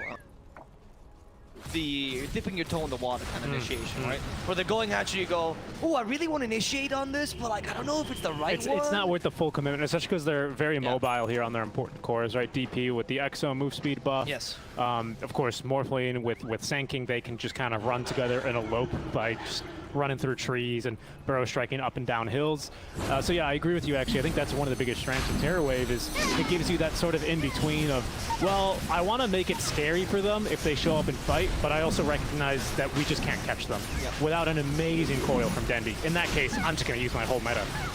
So I think that's really great because Hellraisers, they don't want to fight in the meta. They're more bursty, especially here with the Morphling shotgun build. As, well, they're going to smoke up again, but just for the third time now, they're going to be a little bit too late. It's going to be Aegis now for TB. We have got an Aghanim shard actually for TSA. Sorry, the Aghanim's Blessing. Apparently they do. RDO just like charging into the lane. I don't know if you should be the one leading this. They just reveal the smoke, but of course you don't know where they are. Okay, the stairway used. That's pretty good against Rezo, but in comes Kuman with a BKB. We get a Dream Coil for Kuman. They do get him with the Dream Coil. That should be maybe enough to kill him. The Supernova will not pop, but they will manage to kill Kuman regardless. And now Vanskor trying to dance here. Yule Scepter gonna cancel that freezing field immediately. They even stop the DP. Everyone's dead at this rate. They're gonna team wipe unless Nyx activates BKB, and now RDO is in a pickle. No, the false promise guarantees him, and he even murders the Oracle with a Sunder. Thank God the Oracle was prepared for that. They end up killing the DP, and they end up murdering the Morphling and Sanking super early. Beautiful Dream Coil by Dendi, and that's the power of the Aghanim. Really good stuff. And Dendi won that team fight, dude. And I mean, it sucks to say something like this, but this 4,000 gold item, which usually can win you games, that Rezo's picked up being the BKB, they're just not doing anything for him this game. He just dies just as quick as if it wasn't there, because RDO's got way too much physical damage, and straight up to the high ground they go. They're going to at least be able to outlast the initial metamorphosis here. But Lil is the only one left alive to try and defend this one. And that's not looking like too hopeful of a scenario to be in here to the Hellraisers. Fantastic fight from Bait. Kuman jumps in. But unfortunately, RDO has got way too much survivability, and that was always the big question, right? Yes, you may be able to kill RDO here with... Thank you, Duster, says RDO. But Duster is healing you the whole game, and all you do is keep taking his AD. I mean, honestly, what RDO is doing is actually kind of the most efficient, because it's better for Duster to just heal himself up with the Purifying Flames. Because Oracle, he does have mana problems. That's a neat little combo. Yeah, that's gonna guarantee a super long stun with the eyes. I think it's like 5 seconds. It's up there. 8 seconds? No, that's... Break 4.5. That's 2 lanes of barracks just for that. Rezo's gonna try and keep them away from the melee barracks. RDO. No, the Conjure image is too strong, but Rezo's struggling. Yeah. I don't know, the Sank didn't seem to have good impact this game at all, to be honest. It wasn't a Sanking game. I don't think it was that bad a pick, but I think your laning was up. Yeah, I agree. And again, like you were saying, I did see a Morph lane that could kill a TB pretty much full to 0 using this spell combination with the additional stun. Maybe it's possible. No one's controlling Duster. I mean, either he's just completely in a great position or he's too far away blinking in when they need him. But like, I wouldn't even say that fight that they needed per se the false promise, right? I think they maybe could have gotten away with it, but why risk it? Of course, why risk it? There's no point. You don't get extra, like you don't get the 2-0 if you don't use false promise once on your TB or anything, right? The wins worth just as much. Can you imagine the admin comes in? Well, since Duster didn't use false promise at all, guys, this is So, I mean, that's really the issue with this draft, and now we've even got more items to help defend the RDO. We've got now Lotus Orb here, a great defensive item here, especially versus the Morph lane for the RDO. Yeah, I mean, everything really is for RDO. The RDO. The RDO. Propriety as the true noble. Oh, look at this. You're not going to consume it. It's actually a huge... Yeah, I think it's not... And a night vision. I mean, 400 night vision's not bad. No, I don't disagree, but I'm just saying it's not night anymore for 15 seconds. Everyone always forgets about night vision. Because nobody cares. Well, whenever you want to peek at a night, it's not my business. They do give him Lotus Orb already for RDO. That's going to be no more Earthquake initiation. So oh no, Kuman?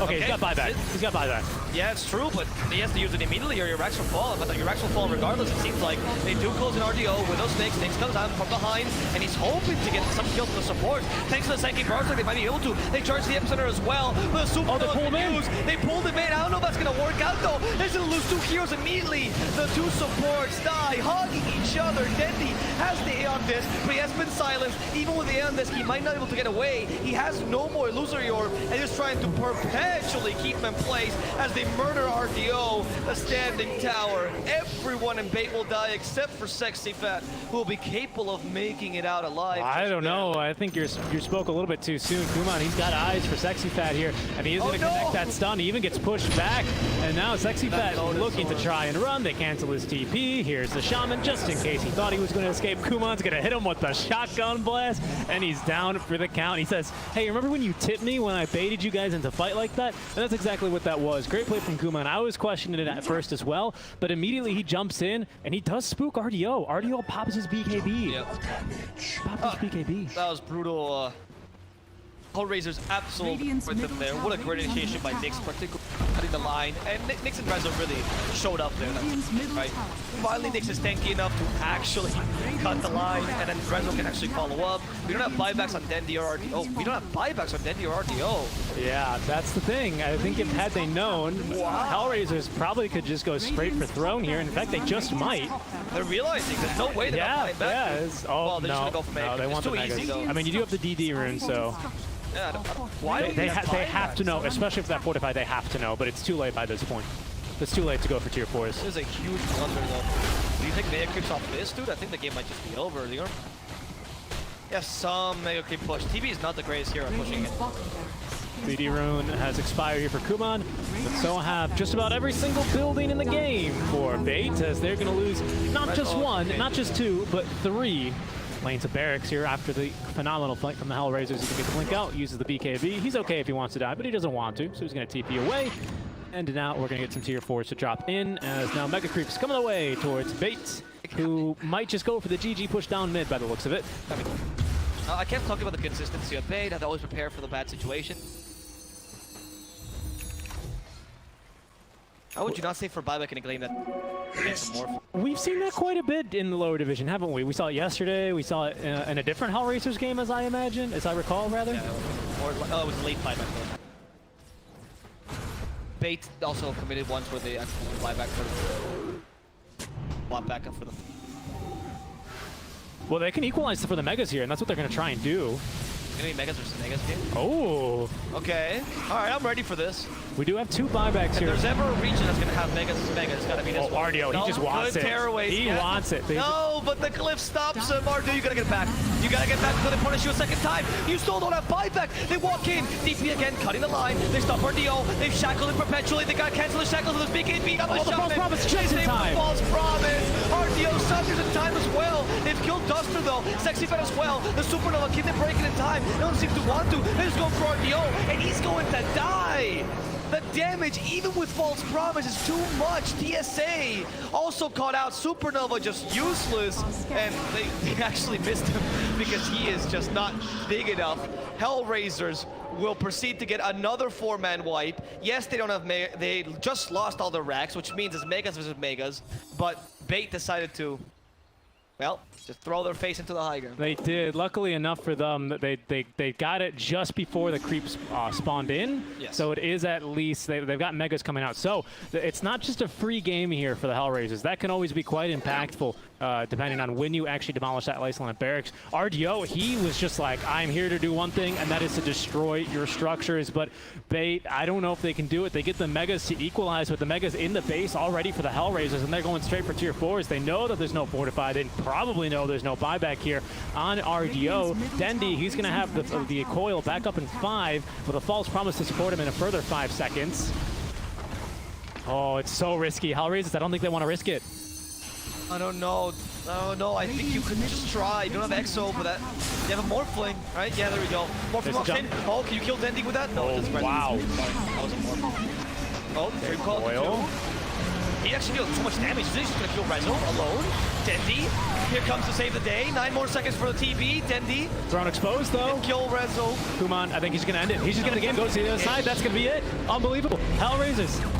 They actually take this. They take this late game against a solid TB. They punish the lack of buybacks on Bait twice in a row. Guys, if this is not a PSA to save for buybacks, I don't know what is. In your pub, save for buybacks. Do not let this happen to you. 40 minutes in, you should...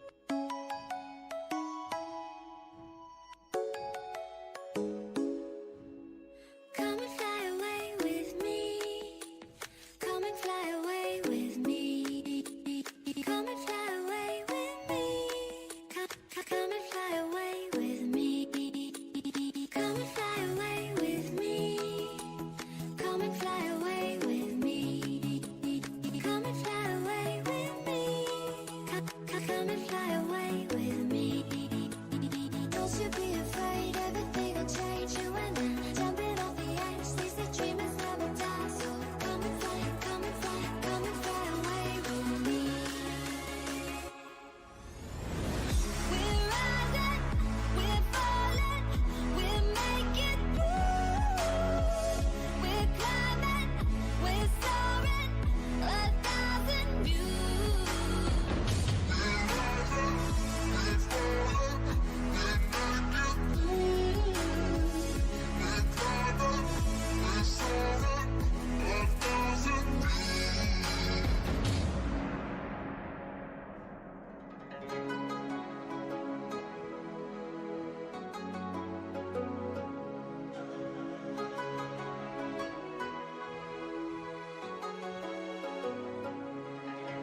Somewhere by the Emerald Sea, where the moon and water meet.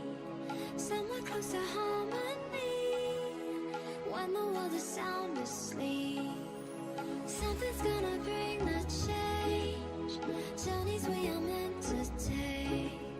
Something at the edge of space, calling us to fly away. Don't you be afraid, everything will change. You and I, jumping off the edge. They say dreamers never die, so come and fly, come and fly, come and fly away with me. We're rising, we're falling, we're making through. We're climbing, we're soaring, 1,000 views.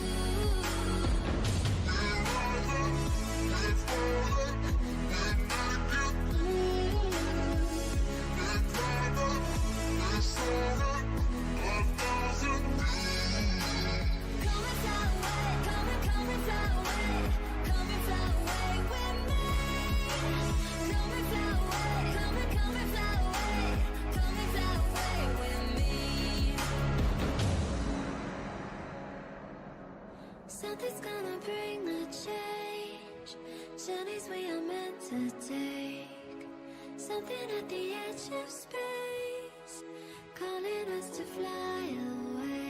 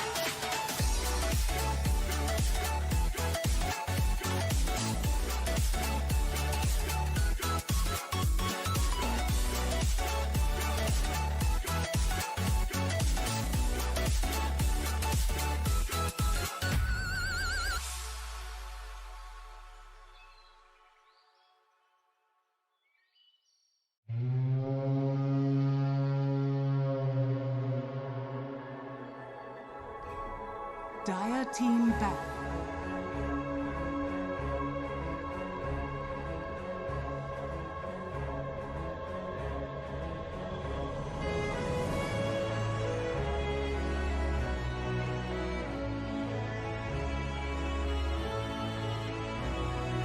Seconds remaining.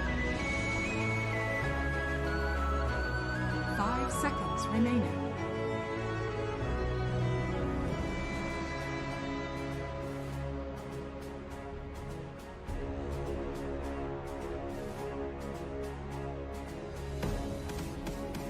Radiant team banned.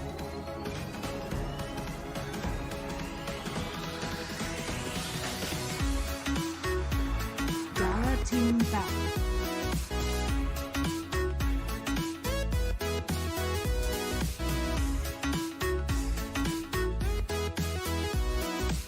Radiant team back.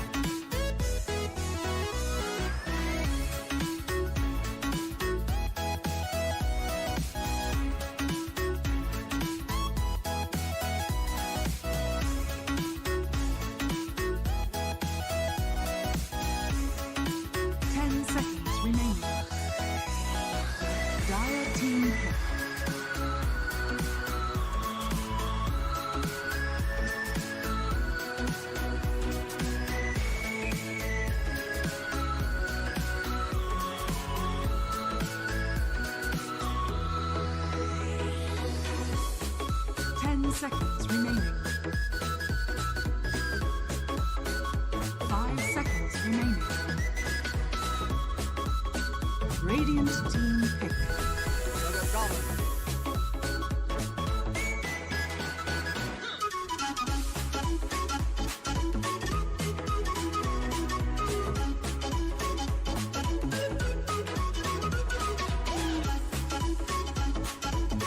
10 seconds remaining. 5 seconds remaining. Dire team pick.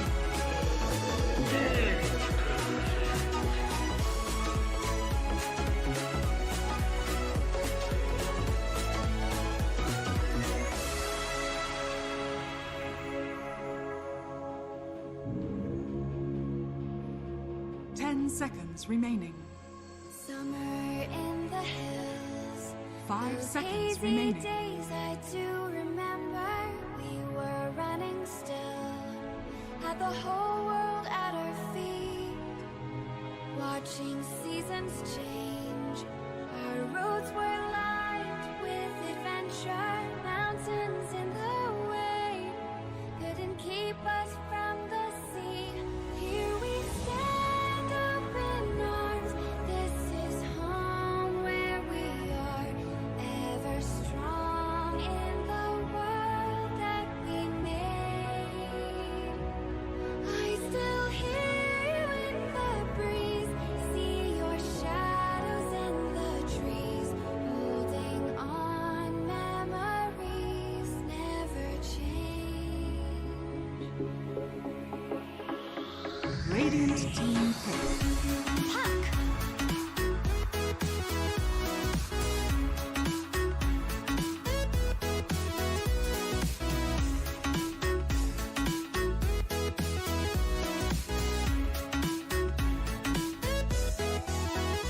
10 seconds remaining.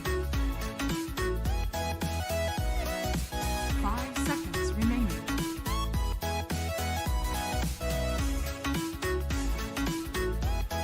Dire team ban. Dragon Knight. He's great. I love RTZ. When's the next stream? Bait starts with Shao Puck. Hellraisers goes for DPK. That Puck got countered. That Puck got heavy countered by that DK. Really solid. Kind of afraid for Dendi this game. The lane, of course, is very difficult for 10 the... seconds remaining. Not because you... I mean, honestly, the lane is not as bad as some people put it. It's just that Puck 5 doesn't do anything. seconds remaining. Okay, so it's not up to you to win that lane. Yeah, you can have the greatest lane control in the world. You can be amazing at lasting with Puck, and DK will still have an advantage because his team's amazing. The Breathe Fire is great at reducing team ban. damage. Yep. And then, of course, you also have the Dragon Tail in the mid game, which is a great way to set up against Puck. As long as you're not in Dragon form, Dragon Tail will hit him 100%. If you're in Dragon form, it's a projectile, so it's a bit different.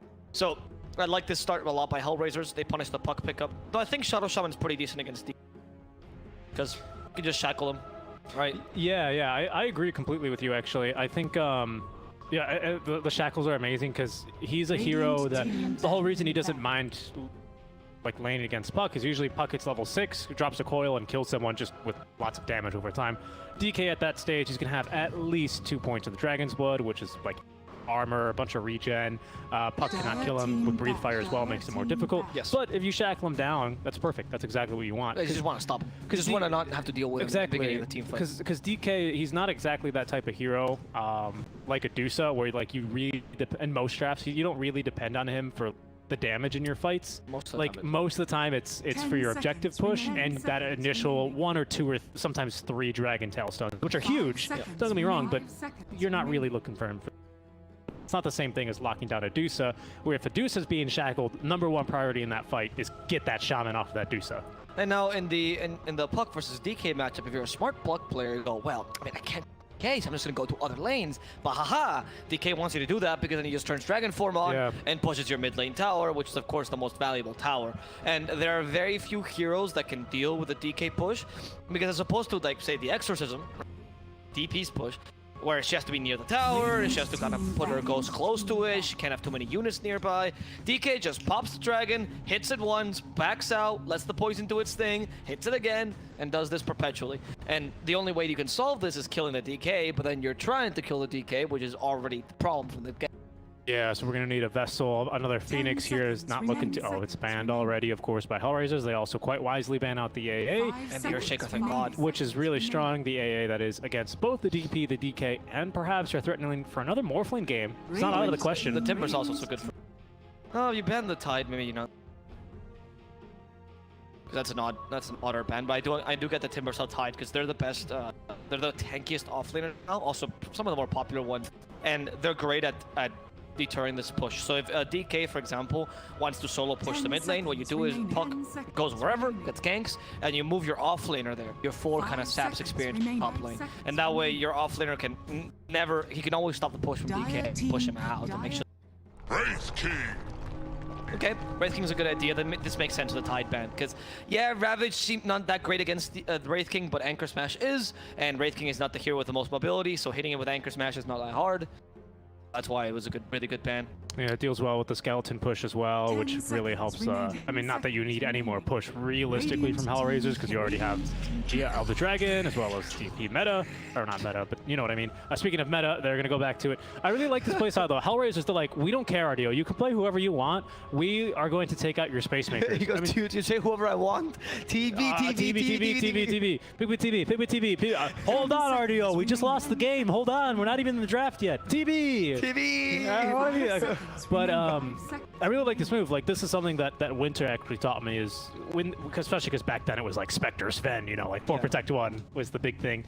And it was like, no, if you can kill the space makers, Spectre or Sven or whoever at TB in this scenario, they're not going to be a problem in the first game.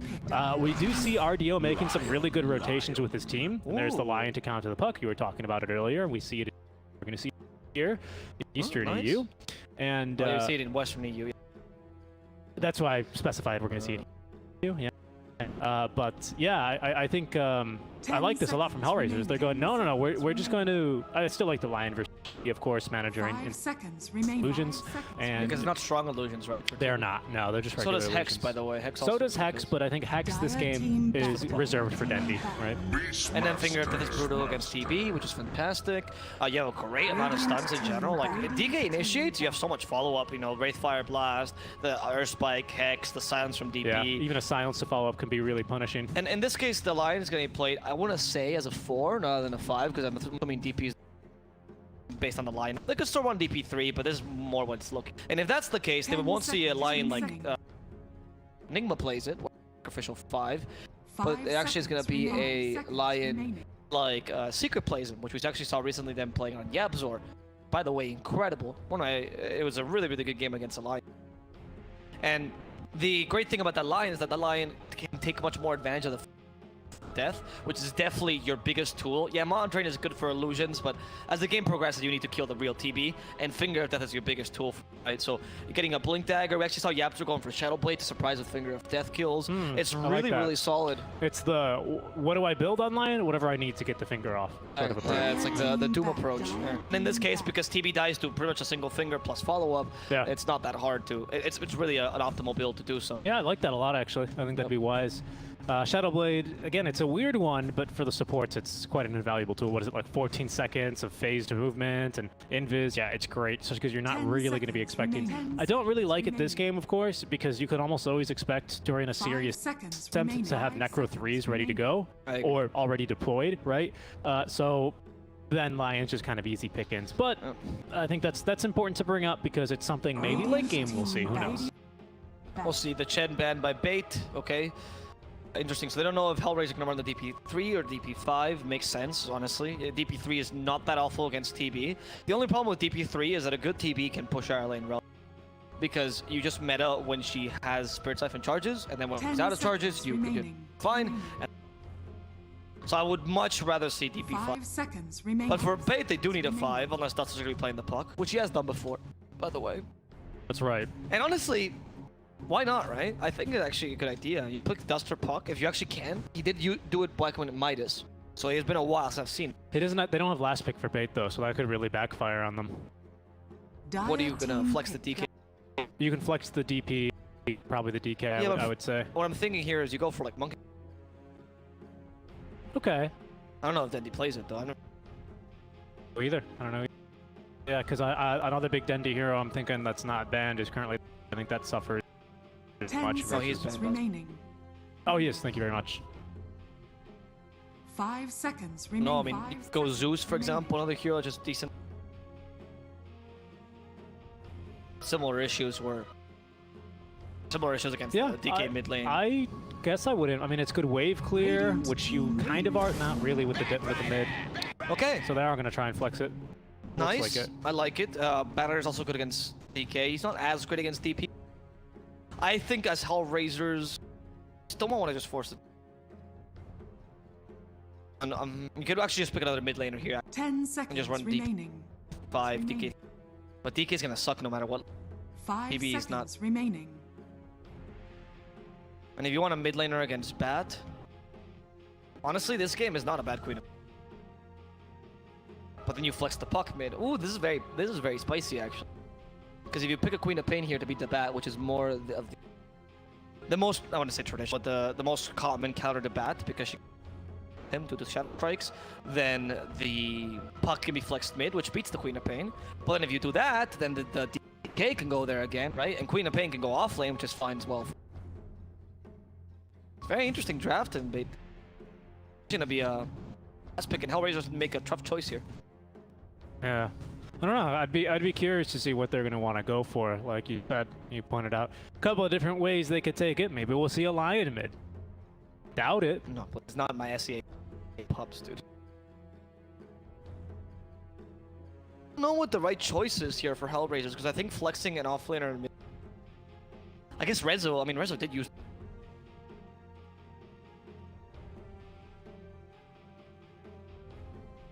Coming down to the wire, though. 10 seconds to go for Hellraisers.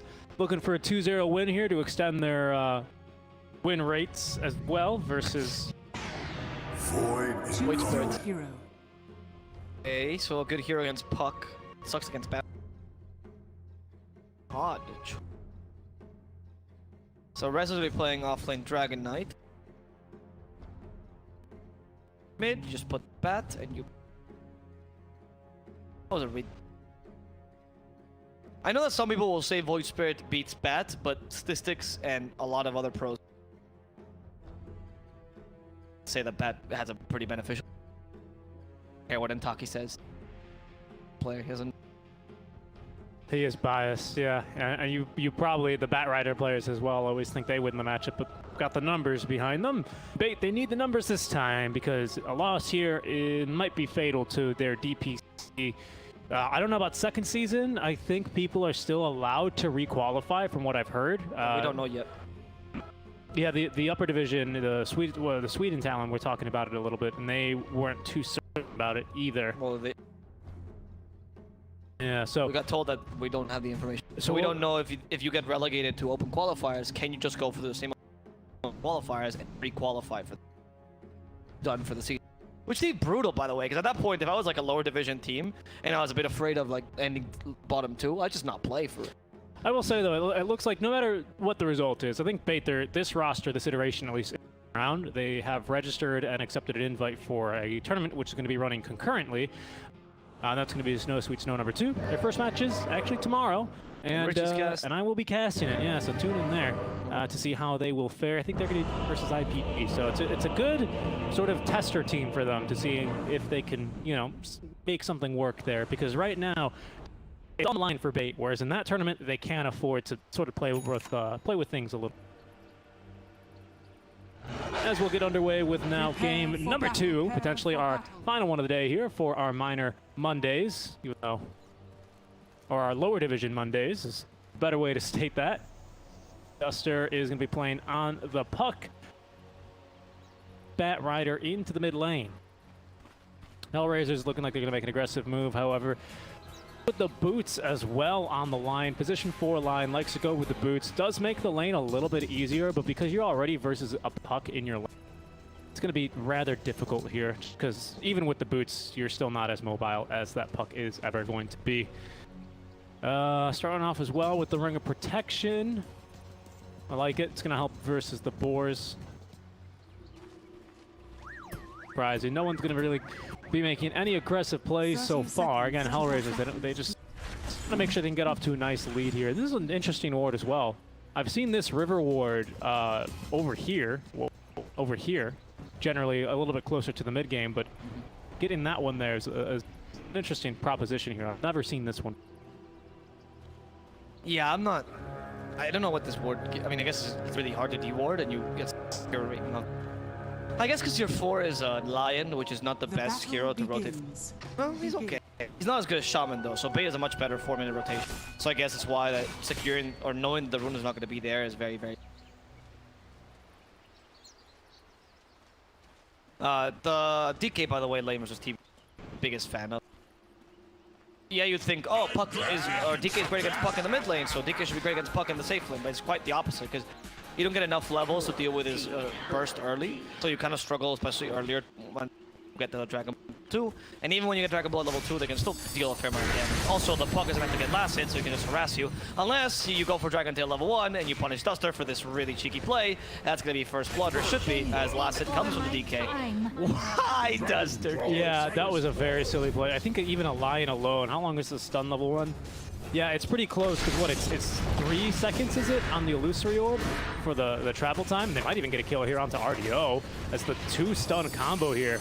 He's doing quite the number. RDO is going to turn. He just wants his damn CS, and he's going to get a couple. Whether or not he's going to stay alive for them is a different question, but Duster returning to the lane this time around. Ellis has got 2 stuns. Lesson learned. Lesson learned. And, oh, wait. Maybe not, though. No, Duster... it's fine. Lil used the stun. There's no way they can kill him okay. realistically. That's why. But he keeps going around. I mean, I think Dragon Tail level 1 is actually the right one, because it helps you destabilize the enemy core, and you can like stop him from attacking you or stop him from getting an last. It's pretty good. It's like playing OD in the offlane, right?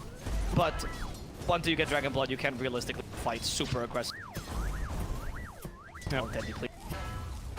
Very common sight here. Not seeing any this last hits, of course, but seeing the Knicks retreating under the tower. Once that number above his head gets closer to like 6 or 7, he's gonna just concede like a couple of last hits uncontested. But Dendi already kind of running out of the mana here. Does need that bottle, and of course Knicks having no such concerns. Basically, almost guaranteed a full wand at almost all stages of this lane. The spam from the Napalm, 10-2 here compared to the 7-2, so decent start for both mid laners. Kuman down bottom is going to be going for the Midas by the looks of it here. At least he's got that one queued up nice and early, so he is going to be going for the ever-favorite classic gloves of haste, but this time he'll be turning it into something. Sage slipping down to Van Score for a little bit of extra damage, but Sexy Fat focusing, getting his last hits instead of harassing. Well, we'll see. Sexy Fat, I think this lane is not too tough for you as the Beastmaster. You can at least, as you say, get last hits. You can harass the rating somewhat, but you know that's not too valuable because Wraith King, of course, also has a lifesteal, right? And plus the crit, then you can heal off whatever damage the boars deal to you. I don't think DP is the greatest hero against the Beastmaster. Like Cryptstorm, yeah, is good against boars, but you struggle a bit to use Spirit Siphon effectively. In top lane, there's Waning Rift on Duster, so he should. And now we have Dragon Blood, assuming, on Resolution. So now he can actually tank these creeps very easily. There's no Metamorphosis on RD. Oh, there is, but he's not, I mean, not active anyway. We'll see. He's probably going to use that pretty soon, I'd imagine. I see. Now, he's got a big creep wave pushing, so there's no reason not to, or there's no reason to here. So he's probably going to use it the next time the creep wave pushes back, then when it, you know, starts to reestablish that sort of equilibrium. But bot lane, they've actually rotated Lil down bottom. They want this kill on TSA with the mana drain just to slow him down a little bit more and recover a bit of that mana. Unfortunately, the kill is going to be unsuccessful, and they already feel confident leaving Rezo alone. So RDO with that intel, he's going to pop the meta now, completely zone Rezo away from this lane. See here if they can get more damage done, but Rezo, again, with the now 2 points in Dragon's Blood, he's pretty tanky. He can basically afford to just sit here, and he hasn't even not gotten the Breathe Fire yet as well. It looks like they will be rotating Duster around. This could just be for the 4-minute power rune, but maybe it's for the best for him to go bottom. I don't really know if you can leave RDO alone in the early levels versus a DK, though. That doesn't really seem like a favorable matchup whenever meta is off cooldown. Yeah, exactly.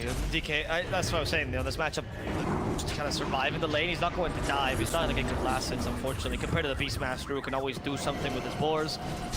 And they're seeing here, right, there's a fair amount of harassment. The Spirit Siphon does as much as they can against the boars, but 65 has a fair amount of last compared to the DK. Now with the Lion rotating, though, they do try to put some more pressure.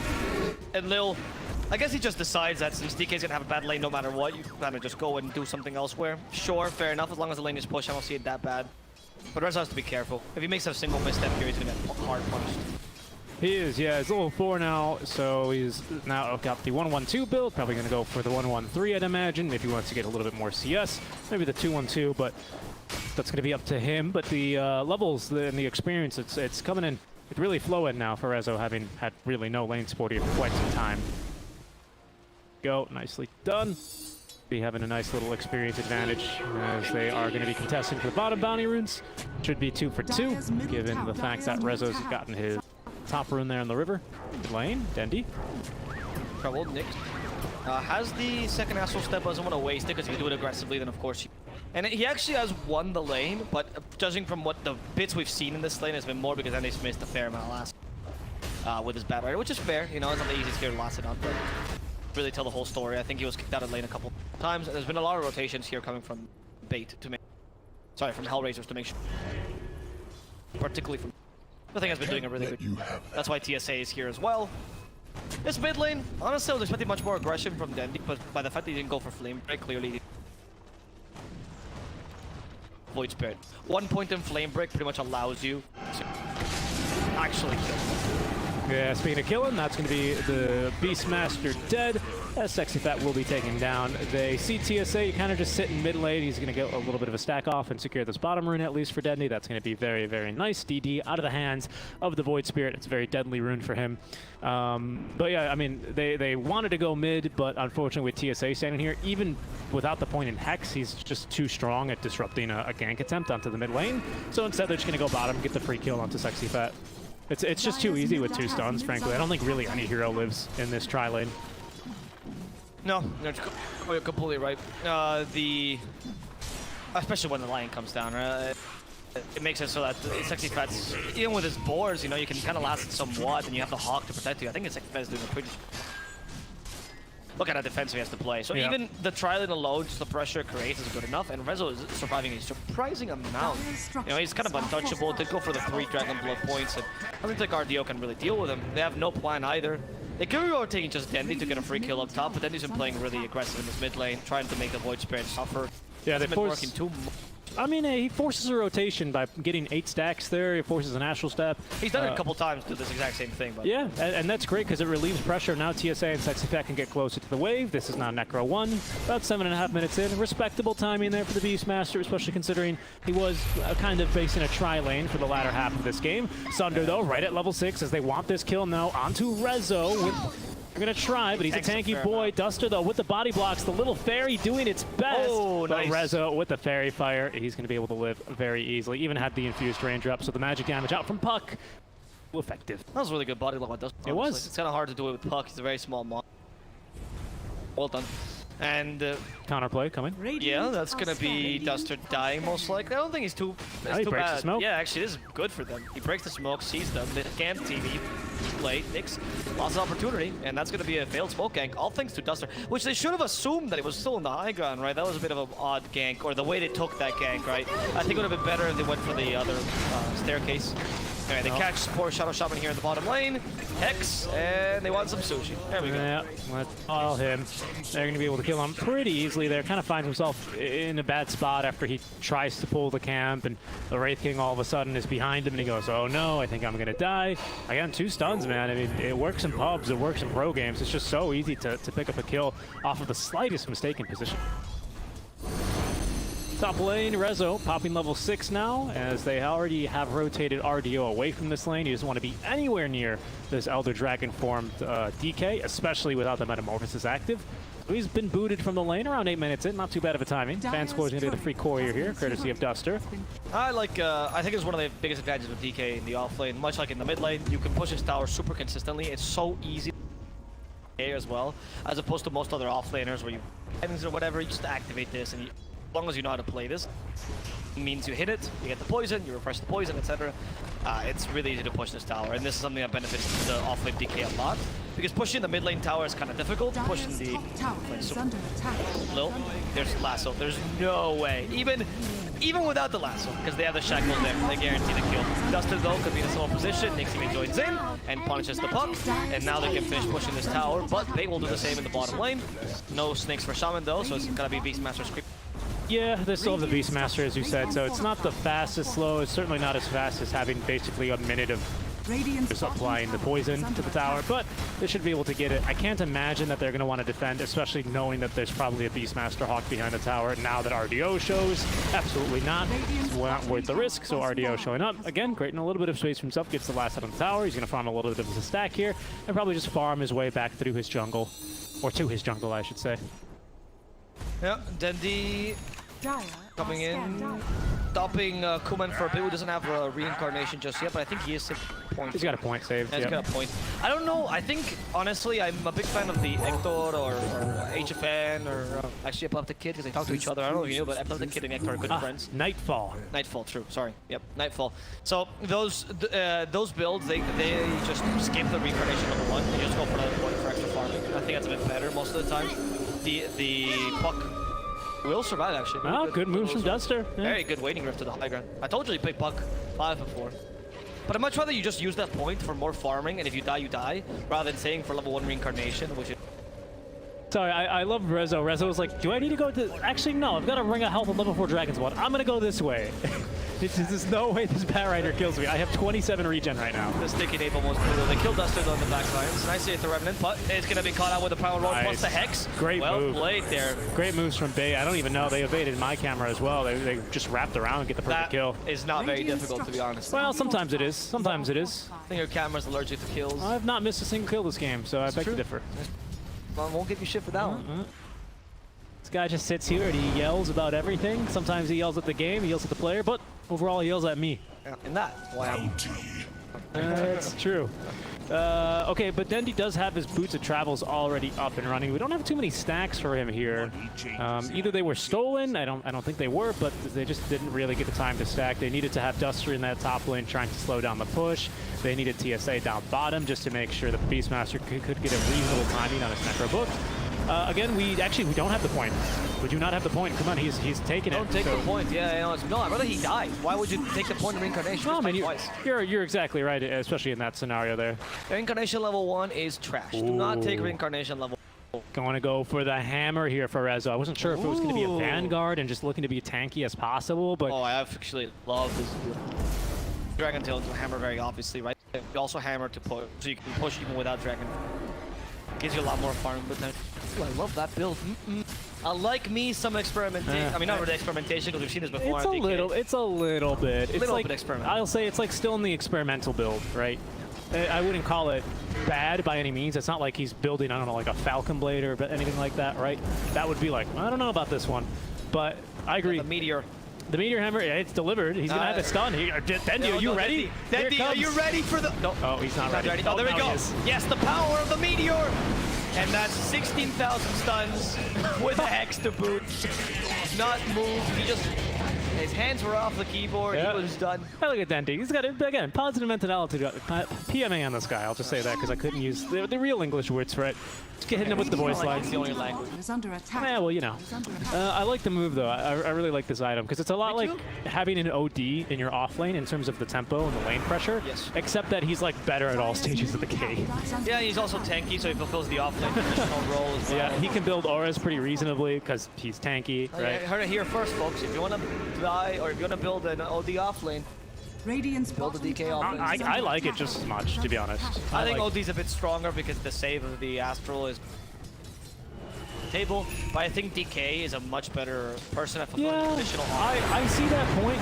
Oh my goodness, big old finger of death onto RDO. They didn't really nuke him down. Nyx is going to find him. They're going to drop the Serpent Wards. That should be a very dead advanced score as they are targeting him. Duster dodging the Meteor Hammer as well up from Rezo, who's burning down in the meantime to Dendi with the 5 stacks of Napalm on him. The bait supports are going to get a D ward. They're looking for more of those. The Roar now on to Lil. Should condemn him. Down he goes. 2 kills for Sexy Fat, 1 for 3. They get the kill into RDO, but kills in return. They might even be able to get a tower here along with the Necro 2 creep now. And they're running for Sexy Fat. Dendi is point there. He was. Really good initiation there. What now, Dendi haters? What now, Dendi haters? No, actually, really good initiation. I mean, RDO kind of, he's playing a bit aggressive forward. He's playing right on the aggression. The problem is that because he's online this time, you can always be surprised with a finger of death, and there's not much cool about it. So maybe RDO should reserve his rotations. The finger of death is cooldown. It has a 3-minute cooldown. Hard to avoid that. For RDO to play a bit more defensively, because the fact that Wraith King is matching it in terms of farm, even though he hasn't gotten for a month. He has not, no. He's instead opted for the Radiance, the more traditional build. Right. Well, I mean, Midas Radiance is very common, but like I agree, the more traditional build of just straight Radiance is not even here yet, though. So you can't be matching a TB in terms of farm. That shows the TB is not farming all the time. And that shows that Bait will have some trouble as the game progresses. He's going to be scouted, unfortunately. Shackles. Yep, the Shackles follow up. RDO is going to smack the crap out of him and say, hey, remember me? And that's going to be a kill for RDO. He's got the meta as well if he wants to apply some pressure. If they get another kill here, then they just might. Great coil out from Duster, scouting his kill onto Vanscore. And he will go down. Should trigger, yeah, the meta out from RDO. In response, they're going to get the glyph. But they'll counter fortify and nuke the wave. And this might be a tier 1. Sorry, make that a tier 2 tower, pardon me. Especially with this Necro 3 already finished up. Yep. Good early game once again from Bait. Yeah, they... Surprising, right? It's kind of like I agree. They out-draft late game, but they've learned to play early mid-game with late game drafts, which is pretty impressive. It's really impressive, and more importantly, it's not just impressive, it's crucial for the strategy to work. Because we've said time and time again, specifically 7 times, because this is their 7th game, sorry, their 6th game. And my goodness, it's been the same thing every single time, right? So at least now, sure, they're not trying something different, but they're doing a different approach within the same strategy. The last bit of the strategy that is lacking is to start saving from I know we're perfect. I know we're a real Dota team. Whoa, wow. Okay. Throwing shade for free there. Bait as well. I think one of the key points as to why these lines are working, we've got to admit, is Sexy Fat's Beastmaster. I think this man has a ridiculous amount of space. He does. He plays both the roles of Broodmother Light, where you push a bunch, but he also plays the role of Initiator pretty hardcore, right? And he takes a lot of towers, but also gets easy kills. Of course, RDO's Terrorblade also much more safe than his Medusa. I think he's really solid at that, so that helps him out. But that's why Bait, I think, has been having more success. However, HELLRAISERS is not out of this yet. They haven't even reached the window of opportunity because Wraith King is now starting to come online. Not really. Usually it's Radiance plus 1 or even 2 items, but Radiance allows him to farm at the same rate as Terrorblade or around. And Nyx also just recently got his Dags, so that's... Yeah, big items coming through indeed. Aether Lens completed very soon for the line, in fact, just about now. So they might just smoke off the back of these 3 big items. Rezo, he's real close to his Blink Dagger on top of that, although can't come his way. It's going to be Dendi.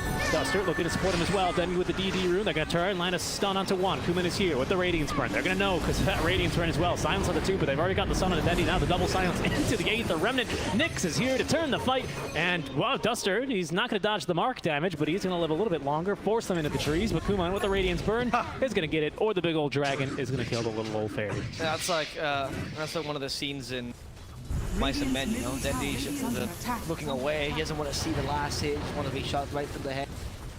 I don't know that reference. I've not read the book. So they do it to a dog. Ah, okay. Yeah, good to know. The dog is too old. More than the dog, but Radiant's middle great tower. book, by the way. Time makes a god. That's kind of already a spoiler. So it's a 200-year-old book. It's 150 years old, okay? There's 3 characters in that book. A man, a dog, and another man. And he shoots another person, but I won't tell you who. There's a lot more characters than that in the book. Wonderful book. I recommend. If you're American, you should read it. I'm not American, I read it and I loved it. Anyway, good times. Necronomicon, talking about books. Sexy Fat finally completed level 3. He's now building the BKB. He's had it for a while. Yeah, I know, but I had to make the transition. The BKB is going to be his next item. No Blink Dagger this time for the Sexy They might look for more, actually. Dendy rotating in on the Necro Illusion. Yeah, the use of the Boots of Travel there. Resolution could be in trouble. Nice Dragon Tail, though. Could they set up for Dendy? No, it's only position 5 DP. I got too excited because I heard the ghosts, but in the end, Rezo, he's going to fall. Not much mobility on DK. If you get caught out in the bad position, you're just done for. And similarly, Vanscore regrets his choice to help Rezo.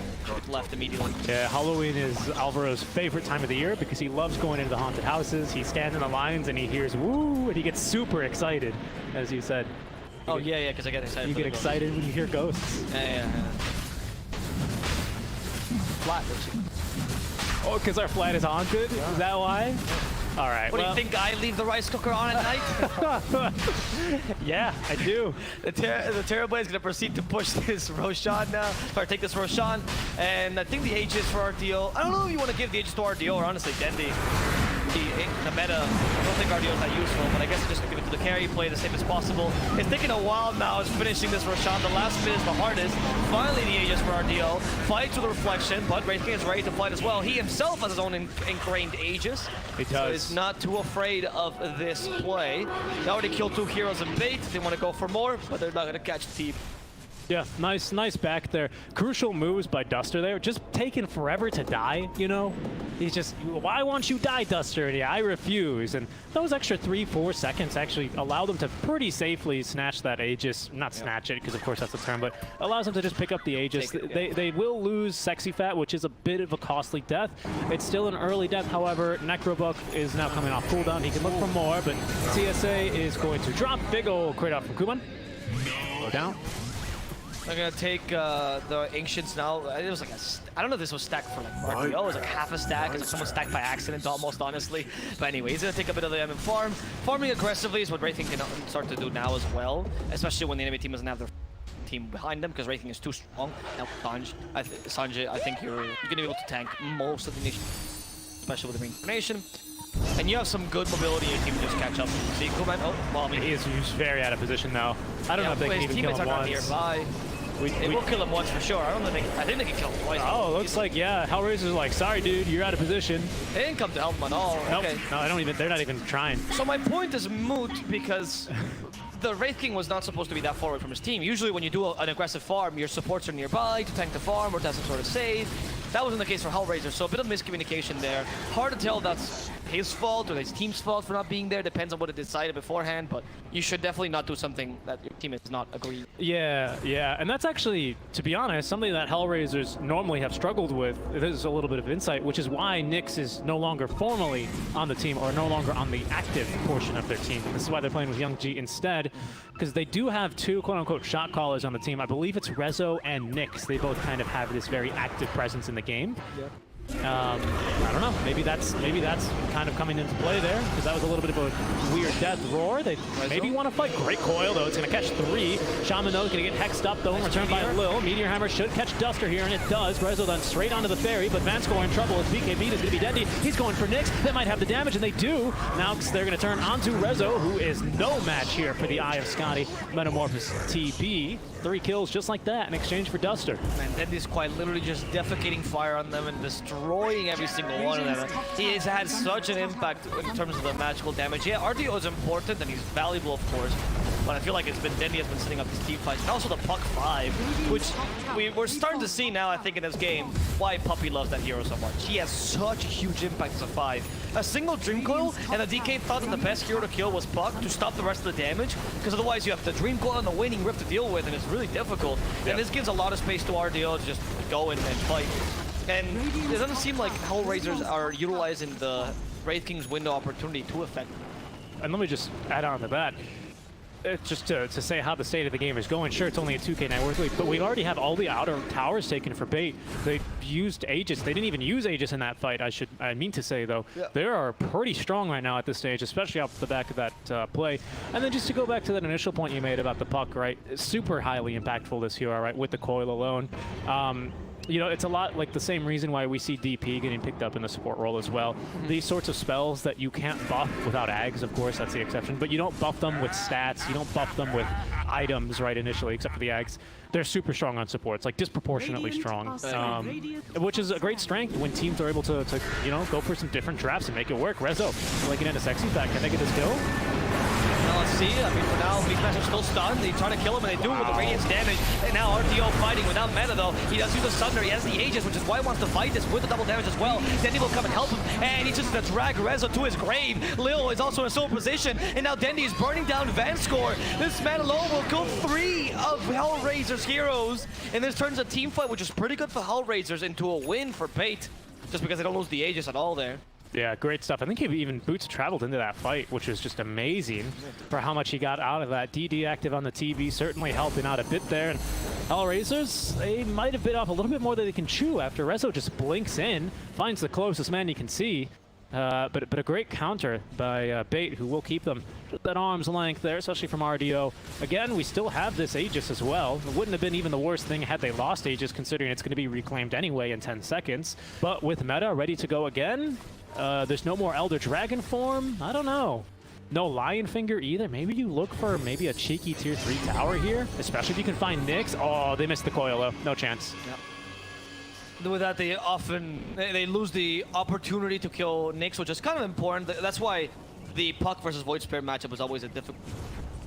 Like, yes, Void Spirit can beat Puck with the Aether Remnant and easily catch him, but Puck can do the same. And when the positions are not the same, and the Puck, for example, is a position 5, Puck can easily go onto the Void Spirit every single time. You miss the Dream Coil, who cares, dude? Your mid laner is not Puck anyway, so you have another source of initiation, which is why he's going for these kind of crazy plays, and which is why Puck 5 is such a solid hero. And yeah. Picking more, please. Yeah, it's a really fun hero to watch. I can't believe there's like 1 or 2 teams that flex 5. Like, a lot of teams don't do it, and I'm very surprised by it. I think it's because it's always been... hold that thought, they're fighting. Oh, they're gonna try. Dendy's in this though. Pops the BKB. Hello, Rezo. How are you doing? It's time for your little Firefly appointment. Vanscore popping the ulti. They do have Lasso. Kuman just waiting for this BKB duration to end, but Dendy into the trees he goes. Rezo, he's gonna burn down as well, but they do land the stun now onto Dendy. Gets the lasso off though onto Kuman as they will finish off Vanscore. Sexy Bat is here as well, as TSA will finally get silenced at least, but they will be able to get the kill onto 1. Nyx pops the BKB, but I'm not sure if he wants to be fighting here any longer. It actually gets roared through the BKB and allows RDO to get the kill as Kuman was too busy respawning. Rezo's bought back though to get into the fight. Yes, there's going to be a big stun. The Meteor Hammer as well. It's going to connect, but the Sunder off in time, and Rezo's dead. That's a dieback onto him, and another one too. RDO with 3 kills. As Bait, they stand their ground, they fight, and they're winning. My goodness, dude. They're actually going for the DP as well, and I think that she popped back together with Rezo. That's going to be a dieback for Vanscore as well. Ooh. That clutch Sunder, dude. The meme hammer was good, but unfortunately not perfectly timed. Nope. And that Dendy tips. You can tell Dendy's been playing this game for a long time because his tip came like 15 seconds after the play. Your reaction time is good enough for Duff. RDO will pretty much carry that team fight, though. Dendy did a really good job in the early game, in the early part of the team fight, to just HELLRAISERS under attack. And then allow RDO to just freely hit, right? And then, of course, because they were concentrating so much on Dendy, like, oh, we killed the lasso, we got him. And then Sexy Fat comes in, hey, I still got Roar, by the way. And that allowed them to kill Nyx. Fantastic fight. I don't know if Bait did this on purpose, but I really like the play where they killed Kuman. And then during his 3-second resurrection timer, they just completely focused on a Nyx. Nyx didn't stand a chance Not yeah. a chance. That was a really good play. And they kept the promo roar until that moment as well. So I think that might have been on purpose, honestly. Yeah, I agree. Though I gotta give it to Nyx as well. Really good initiation there, stopping the shackles, kind of disrupting the team fight. Nyx pretty much made that team fight go Hellraiser's way, like a solid 10-15 seconds. But in the end, the power of the Beastmaster Batrider is a bit... You know. Yeah, really, really great fight there from Bait. They now extend their net worth lead to 9K. And again, this is the team that's pretty comfortable taking it late game, right? I feel pretty good. So that's why, actually, we don't... Even this game. Even this game. That's why they don't really feel the need to immediately push for a tower. They're just going to hope it's a short Roche timer, that we've got a Hawk in the pit. How long will it be, Gaben? 1 minute, 45 seconds. So a bit of a longer one here for Hellraisers. What can they do in this next... Told me you like it. What do you think Hellraisers can do in this next minute and a half, sort of, to try and do whatever they can to maybe snatch this Roche and turn the game from here? You have a single target stunning, right? Versus a better single target offlaner, and also Puck and Shaman and Batrider, right? Extra team fight kind of. And then the Lion, right? It's not that great. So the Lion going for Axe may be a choice. I actually would like the low one for Lundegger this game. I agree. I see the point of the Axe this game, just deal with the TV. Fair enough. I think that's what you do though. I think you just wait for the Axe to finish. Oh no, it's off. It's not. Nope. It's like a headband. I thought it was. It is a great item for him. I would also have liked the Blink as well, to be honest. But because, just farm your Axe down. If you're committing to this build, fine, but farm it. Don't fight till then. Okay. And hope that you can fight the Roche. That's the plan. I mean, they've got now just 40 seconds left. That's a lot of gold for Lion in 1 minute, but maybe an extra kill here or there to start off the engagement could net him the amount he needs. Just gotta give him full farm priority. You just can't let him. You can't be your support anymore. You just need to. Also, just a little note. You might be wondering, wait a second. 2.5 seconds stun on Dragon Tail. Actually, it's a bit longer, isn't it? 3.25. But it's got to travel. So it's a little bit longer in Elder Dragon form. Well, not really, but it's a 2.5 second channel of the Meteor Hammer. How did he actually get that Sunder off? Because the Meteor Hammer takes, once the Meteor Hammer's done channeling, it takes an extra half second for it to hit the ground. It took too long to target. All right, it's just that easy. No, he literally used it. No, I mean, I missed it. I missed it. Lasso's really good on range because you put him out of position and punish him. That first life, you don't really care. The board is killing him twice. There you go. DK walks in. There's a good hex up to the TV. Great That roar. hits BKB. They're done with this. Primal Roar stops the Wraith King from getting away. Kuman's down. Resolution will join him in the graveyard. That meteor hammer will come out. And GG with an exclamation mark. They acknowledge this game is over. Bait will just take the late game. Unfortunately, just not that great of a late game carry. Like, he's really good for minute 5, like 45, but against a true late game carry like TV, or you're gonna get carried like CK, PL, whatever, you just fall in comparison to them, which is what Hellraisers noticed. And they're like, alright, there's no point in playing this any longer. That thing.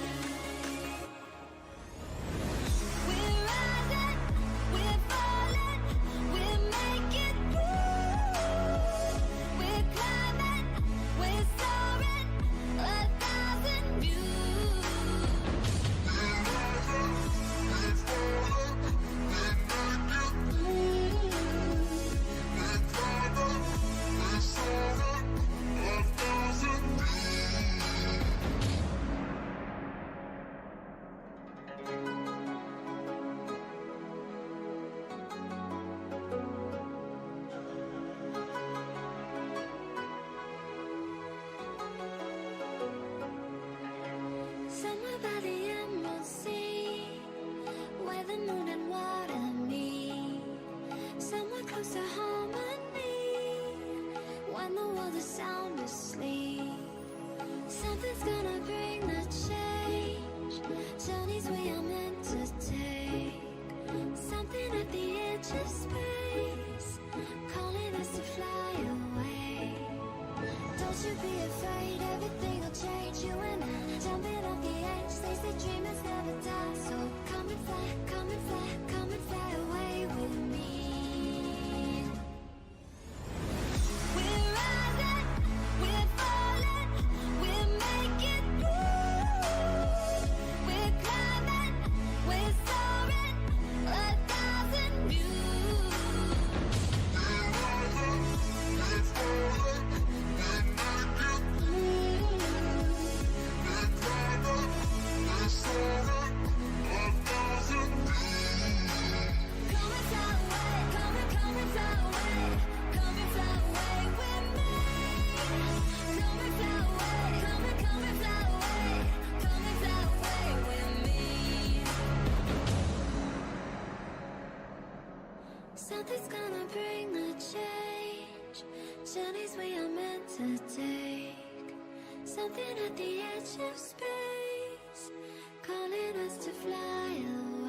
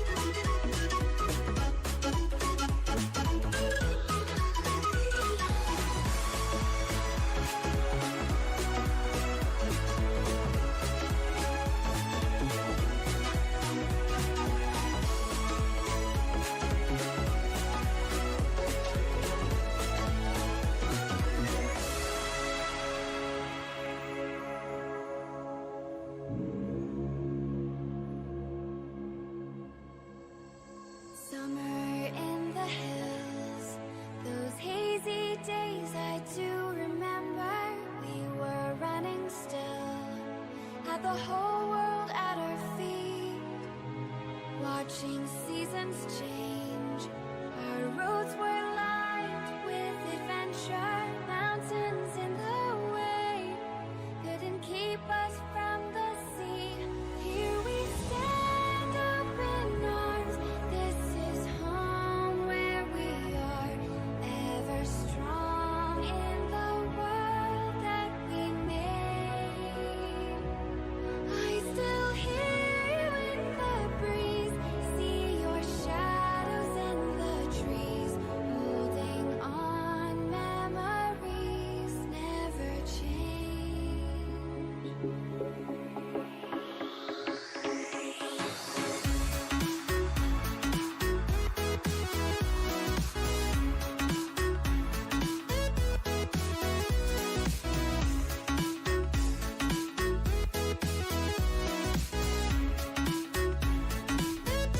Radiant team back.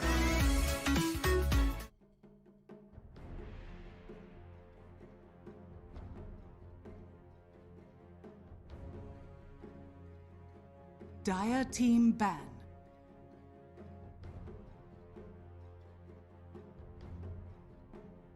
Radiant team ban.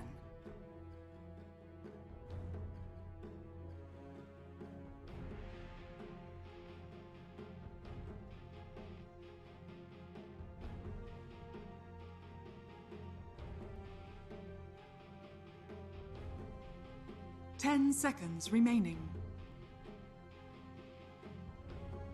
5 seconds remaining.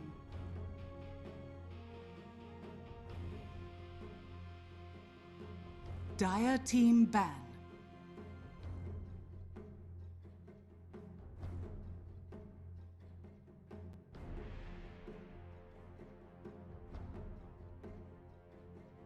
Section.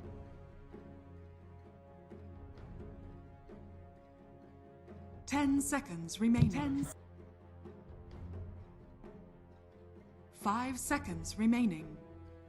You can change whatever you need here on this one. Properly do it. Careful, it's a dude. full-time job. Careful, dude. You're gonna get permabanned on Twitch for saying that. You can't say that anymore. Oh, yeah. Own mods. Oh, I don't have Alrighty. simp mods.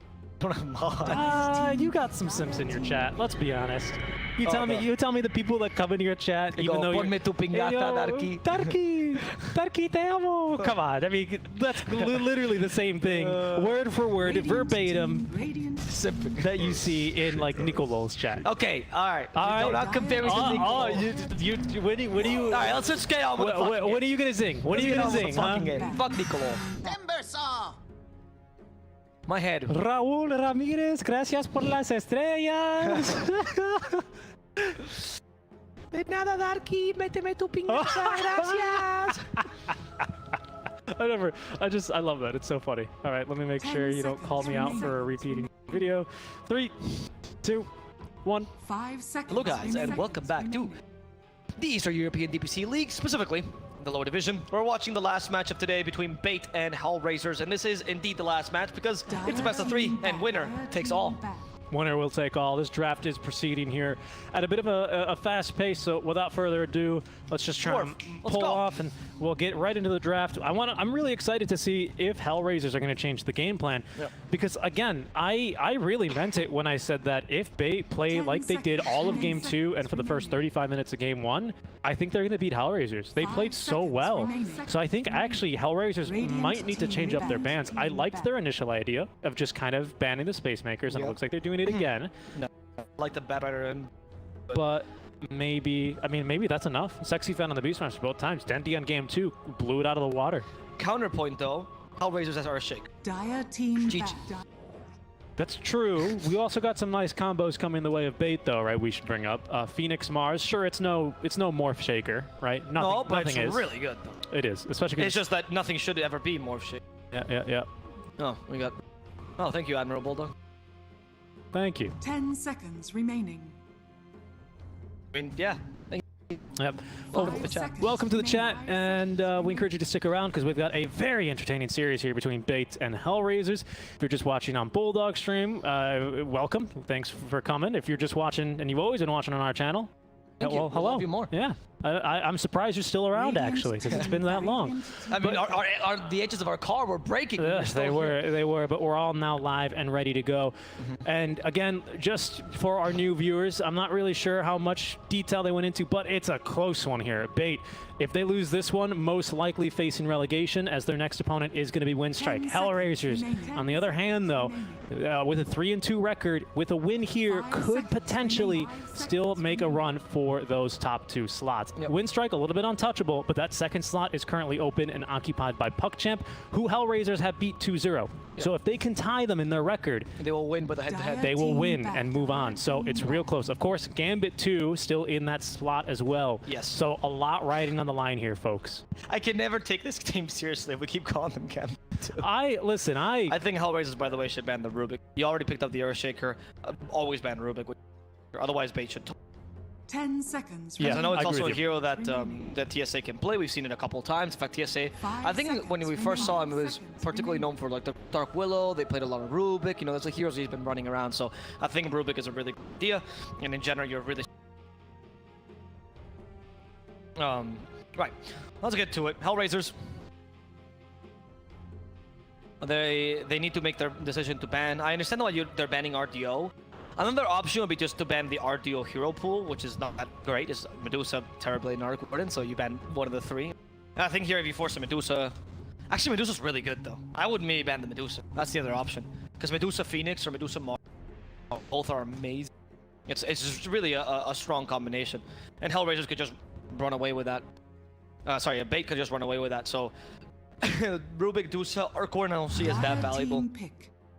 Okay, they think it's the Arc Warden. More of an RDO hero. Though I don't think he's that great against the Timbersaw, but I can see the point as to why. Yeah, and there's no possibility for the Morphling as that's the first ban out from Bait, and I really like that ban. Maybe HELLRAISERS has something planned against the dude. Yeah, I mean, right now it just looks real good. Even RDO, RDO TB is going to be real looking good here for now, but as it's still kind of a pretty flexible draft in terms of where you can take it from here. Phoenix, Mars, like the Earthshaker, Timber, they're just a really solid lane, and they don't really dictate anything about your other lanes.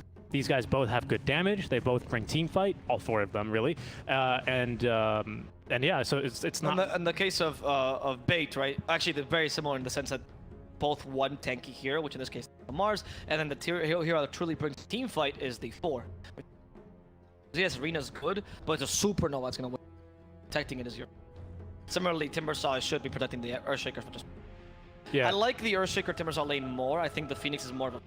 Because the Timbersaw's ability to lane gives you, as an Earthshaker, the chance to rotate early. And as an Earthshaker in the lane, you just kind of suck. You're just not that great in the lane.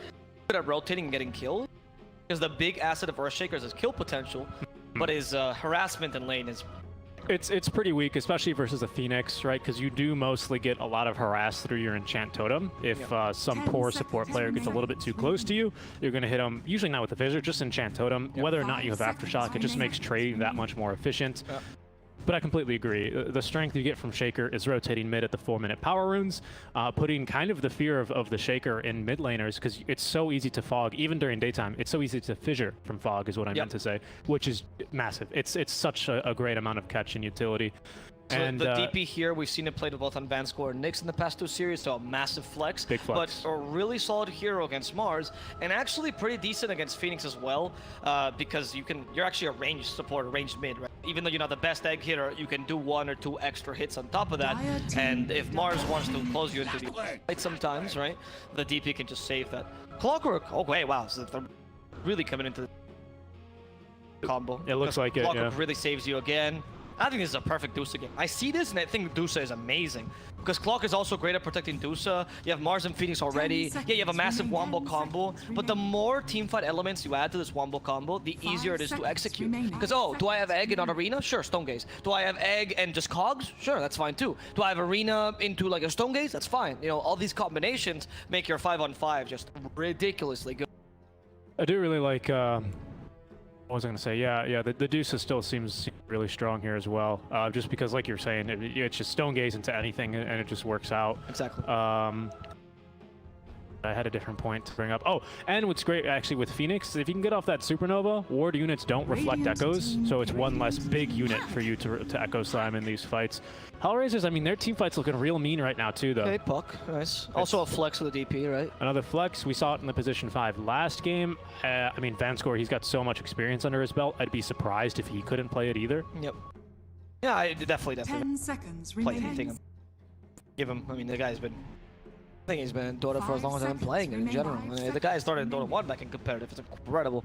But let's see. I think the puck is an okay pick. He can deal with the Phoenix tech really nicely within Cogs and Arena because you have the illusory urban waiting rift to go in and out of the arena, so you're not too troubled by the fact that the Phoenix in or inside the arena or there's the Cogs to protect it. Puck doesn't care. Your attack speed's pretty nice, and if you go for the Witchblade build on top of that, then the Witchblade allows you to have extra attack speed and projectile speed, which makes it very difficult for them to stop your projectiles from or sorry, the yeah. So it's an okay pick. I still don't like as much as Baitstraft though. Baitstraft is looking stronger to me right now. See what they want to run. I fully expect if RDO's hero is not picked here, we're gonna get probably 2 RDO focused bans. I would bet I'll pick RDO's hero. Because then you get 2 bans to protect it as well, right? And even a deny pick. Weaver? That's not the one I suspected whatsoever. And I believe actually Bait have ran this on Sexy Fat before. Yes, they have ran this. So it could be a Mars Dendy.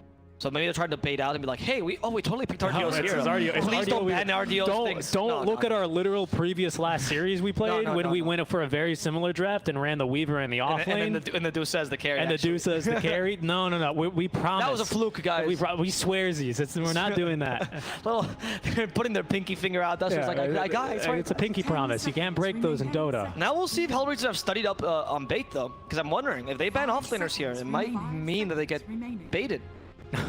They could. I would be surprised. Yeah, they know. They immediately banned the Deuce.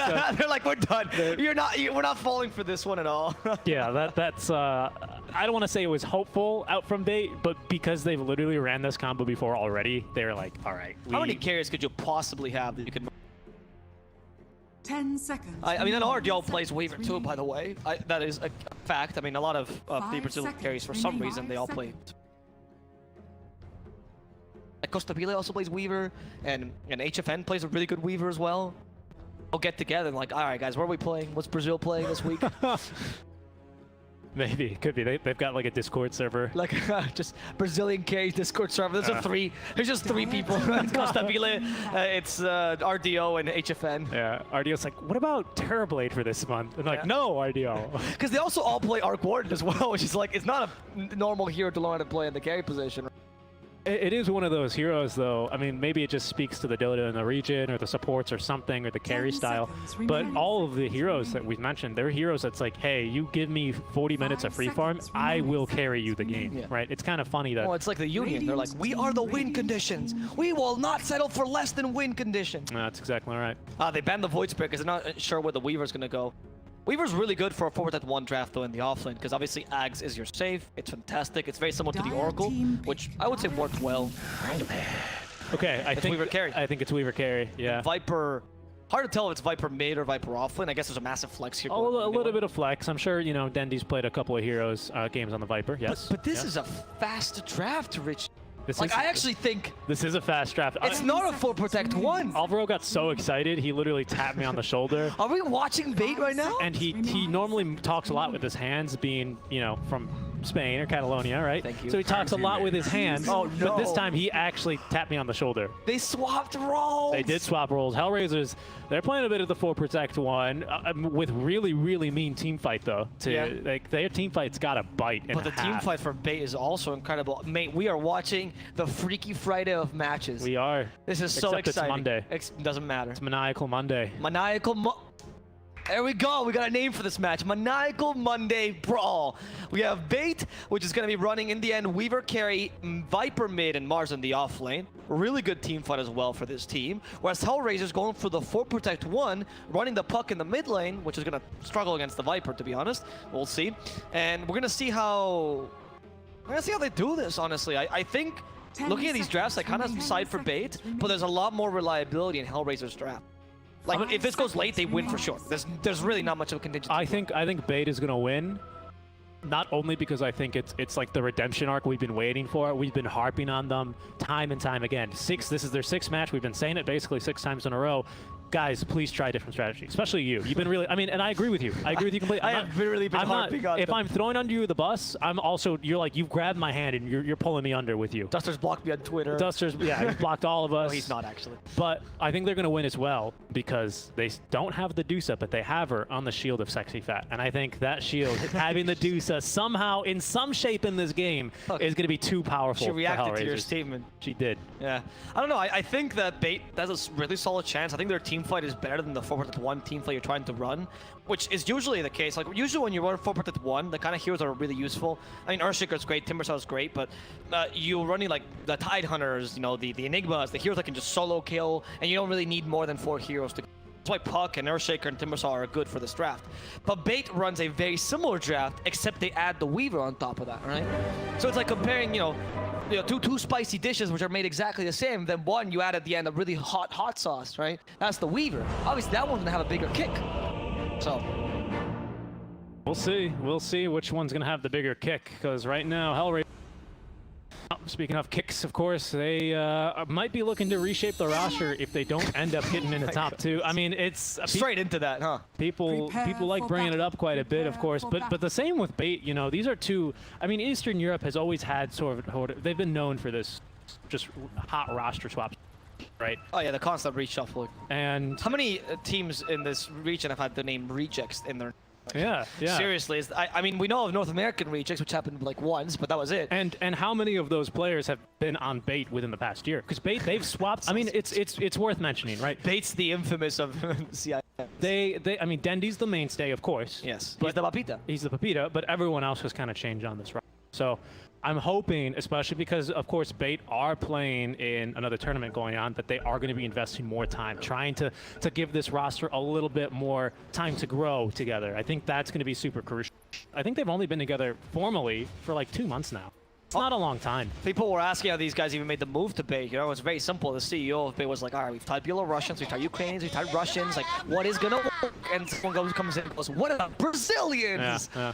There you go. And that's to get Bait. Well, what actually happened was... What actually happened is that man, we've had so many different players. How many different players have we had? Oh, we've had about a Brazilian different players. And then they go, you're a genius! Yeah, never thought of that country! And then they got Midas Club. And then Duster appeared at the door. Can you guys give me a visa, please? Well, we'll take a look here. About to get underway at the Horn. I got Bait here. I'm backing Bait on this one because I want to see them in lower division for Season 2. I think... Me too, but at the same time... Oh, no, I am also backing Bait in terms of... I want to be against you, but I think their draft is stronger. We'll see. I do think, though, I will say that if this goes late, I think HELLRAISERS has it easily, right? I agree. So as long as they can just withstand this early mid-game, much like Bait usually has to do, they should be fine. I don't think your lane for Antimage is that bad. He's actually kind of decent against Mars. But again, what's wild is that I've been praising them for their mid and even early to mid-game sort of team fights, the way that they move around the map, the way they take objectives. Pardon me, we've only had one game go to late, of course, that was game 1. And the biggest mistake from Bait was not having buybacks. Like that, if anything, has proven to me that maybe they want to try this early game thing. And game 3, is it really the best time? Well, I don't really see a better time to do it, to be honest. So this matchup mid lane is interesting. I think Dendy, can you check what he went for? I think it might have been Cross the Skin. Am I crazy? Yes! Okay, I actually love this about Dendy. This shows that Dendy's been playing this game for forever. So this Puck versus Viper matchup, actually not so good again for Viper now that you build another Toxin Poison attack, right? That's your typical build. So that build makes this matchup not so great for the Puck. However, if you have been playing this game for forever, much like Dendy, honestly, then you will know that the old Viper used to build Cross the Skin very often and used to just build the tank in the mid lane. Your projectile speed is great. You have pretty nice decent. And Poison Attack is enough to push the Puck. So you don't need other Toxin in this lane. What you need is Corrosive Skin charges, and that's exactly what he's going for. That's going to help him withstand the damage from the Puck a lot more, and even add a bit of harassment. So I actually like this a lot, Dendy. I saw this mistake recently where I actually saw a Viper lose to a Puck in the mid lane. I remember what, I think it was EU. And might have been Viking GGOG, I'm not sure. But I remember watching that game and thinking, well, oh no, it was Alliance Secret. And no wonder you lose to a Puck if you don't build against them, right? This Viper seems strong against Puck, but if you build with a typical build, Puck will beat you with his physical. So I'm glad that Dendy's trying something different. I like it. I like it a lot. Yeah, Dendy has been playing Dota for a long time. Dota 1, I believe. He was on a stack. I don't forget the name of it, but I think 2007, 2008. I guess. That's a long time. Like, I think the guy's been playing competitive almost as long as I've been playing. I just want to point something out. Tomorrow, they're going to be playing against Creepwave and Snow Sweet Snow for their opening round in the group stage. Jeez, of course, guys. Amar is 15 years old. Dendy started around this time. Dendy started playing Dota professionally around the time Amar was born. I would never. I want to point that out. I want to point that out. And I know if you watch F1, I didn't expect that to be the case. I sound a lot like the commentators. I forget their name because there's a driver that's like 45, and some of the youngest drivers are like 19, 20. He's like, the last time when he raced here, he was in diapers, and I was like, well. Literally, though, for Amar. Huh? But literally for Amar, that's the case. I mean, Creepwave, they're a team to keep on your radar as well, guys. So much young potential on that team. Malrine, their mid laner, he's 6. These guys, they're not going anywhere. Because we need new blood in Dota. We need Absolutely. more youngsters in Dota. We need some males of EU, dude. All right, let's see. Rezo in trouble, actually. Playing really aggressively, but Boy's level 3 is a bit tough for him, which is why Duster's trying to punish him hard. And this is the... I'll always mention this team because I love when they do this. Viking GG strat. Whenever they see a Timber Saw, they just push him out of lane until he gets level 3. They try to delay that level 3 as much as possible. And then once he hits 3, they go, all right, we're done. We've done our job. And then they start to just give up on that lane, right? And they let the carry farm, but they don't tend to play as aggressively with the supports. Yeah, Lil, and this is what I mean, yeah. He has cogs, though. Fissure used. He's going to have to use them. He has to use the battery assault instead. Doesn't work as well, but has windlace and boots, so he should be able to outrun him. Oh, actually, both had windlace and boots. These boots just got freshly delivered, so that's why they're going for the kill. Yeah, I mean, it's a lot how you're supposed to play, in my opinion, against a Timber as well, because or a Tide when he used to go for mode points in the Kraken shell. Just because there's nothing else you do in this lane, especially as a melee, especially as a melee strength support. You don't do anything else in this lane but die as soon as we do have more levels. And now that he is level 3, that's fine. Ardio is going to get solo experience. He deals just okay with Rezo here, especially just because he's got the ranged matchup. So he's going to be happy with that. Wow, really looking for the courier there. I was wondering what he was doing with Curcuit. Now it makes sense, I guess. Earthshaker has double damage, but of course, as per usual, Clock, pretty good counter to Earthshaker because you can't cast any spells. He's just going to punch you while you do that. Fissure's off the mark. I don't know if it was possible, but if you could, trapping him there might have been a kill. And Duster knows. No, that's a kill, I'm pretty sure. Battery Assault's ending, Enchant Totem. Yeah, you're right, you're right. You are both level 2, equal movement speed, so you're not going to catch up to him. That was not going to work out.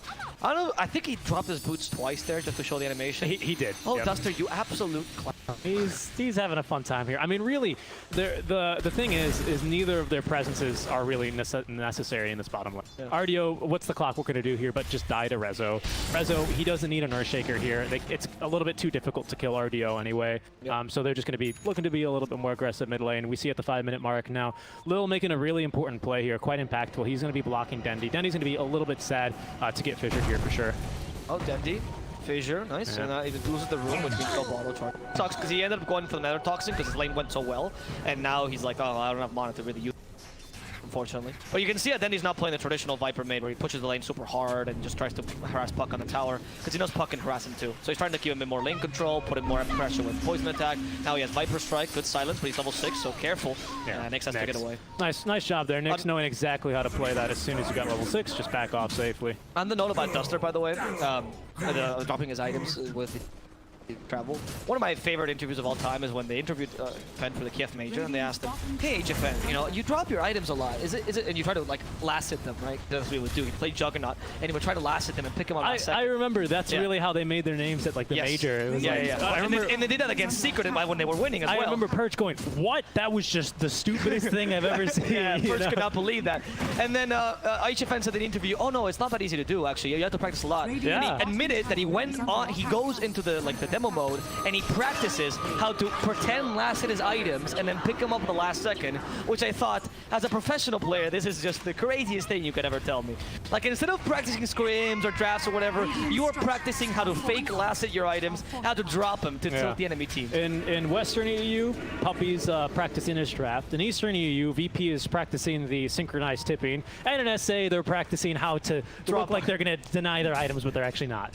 It's incredible. And they're so good at it as well. well. I've never seen a team being so good at dropping items as the Brazilian and the Peruvian teams. And NA, I don't know, obligatory NA reference here. Insert your favorite punchline, I suppose. And NA, they practice Dota, right? They try to play. They do, yeah. That's the punchline. Good one. There you go. RDO in the bottom lane. He's not level 6 yet, which means Timbersaw has a considerable advantage now. Because once you get level 6 on Timbersaw, you have kill potential. RDO needs the time lapse, right? So until you get the time lapse, you're probably going to play a bit defensively in the lane. Okay, he's heard me. He's just going for the small camp because it's going to give him enough experience to hit 6. Well played by RDO. Play it safe. You don't want to lose the Weaver early. I love this. First item Falcon Blade as well. Did you already mention this? Very good on Weaver. It's really good. Alternatively, sometimes you'll see the Urn of Shadows as well. Basically just for the mana regen to be able to spam Sakuchi to each and back and forth, really expedite your farm and getting that first item. It's really great as well, obviously, on the Weaver especially, because with Geminate attack, this plus 10 damage is fantastic. It's basically 420, and against low armored heroes, so everyone but the Timber, it's damn good. As Dendi eventually will get that kill into the mid lane. Nice, well jugged. Usually a puck does not die to a Viper this early, so that's probably Nick's trying to play aggressively. Couldn't tell because the camera wasn't on it, but Nick's probably trying to play aggressively against the Viper, punished by the residual damage of the Corrosive Skin Viper Strike. So well done. I don't think Viper has seen these stacks though. I don't think Dendi can tell, and maybe they can guess Duster with a Rocket Flare. Yeah, that'd be a big play for them. Oh, he doesn't have it yet, so they didn't stack there though. But these stacks, I'm wondering if they're for Timbersaw, for Puck, or for the Anti-Mage on it. I think for Anti-Mage, it's gonna take too long, right? Yeah, especially you can't keep those there. It's too dangerous to keep those stacks there against a Viper, against even a Phoenix. Mars especially can farm those quite easily. So it must be for Timber or for Puck, right? I imagine it's going to be for the Puck. I think Timber is. I think Rezo's in a good spot here, actually, applying a lot of map pressure, because right now RDO does not want to be out of the jungle. He wants to just be hit and creep. I mean, this is like a really big kind of stacked creep wave for him to be farming, so he'll do this, but he'd rather be in the jungle looking to be as efficient. And there we go. Now we're going to scout the stacks. Duster's like, oh my god, guys, get over here. There's so much gold for free. Yep. Kuman just realized he took away all his mana, so there's not much he can do. Big play for Hellraisers, though. Yeah, this is a good rotation by the Timbersaw, trying to catch the poor Viper by the Dendi.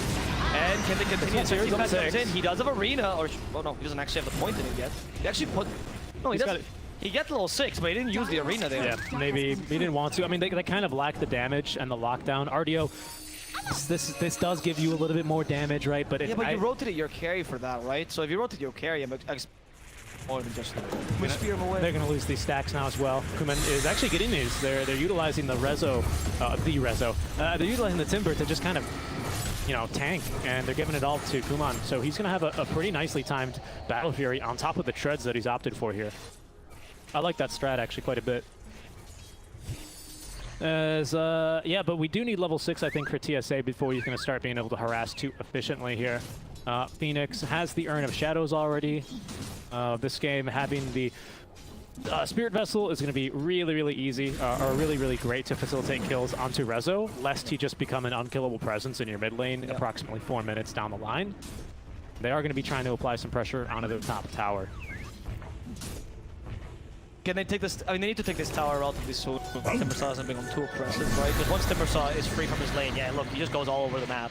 And wherever he goes, you know it's just an aura of death around him. You have to kind of get 4 heroes around him, which he's trying to do right now, by the way, in the top lane, as we were fighting against the Earthshaker. Yeah, they got the Arena of Blood. Nice spear towards the end. That's the maximum amount of stun time they could allow, but the Timber Chain might just save him. No, the damage from TSA is a bit too high, and they even have Dendi's poison attack, which produces magic resistance, so it's really good against Timbersaw.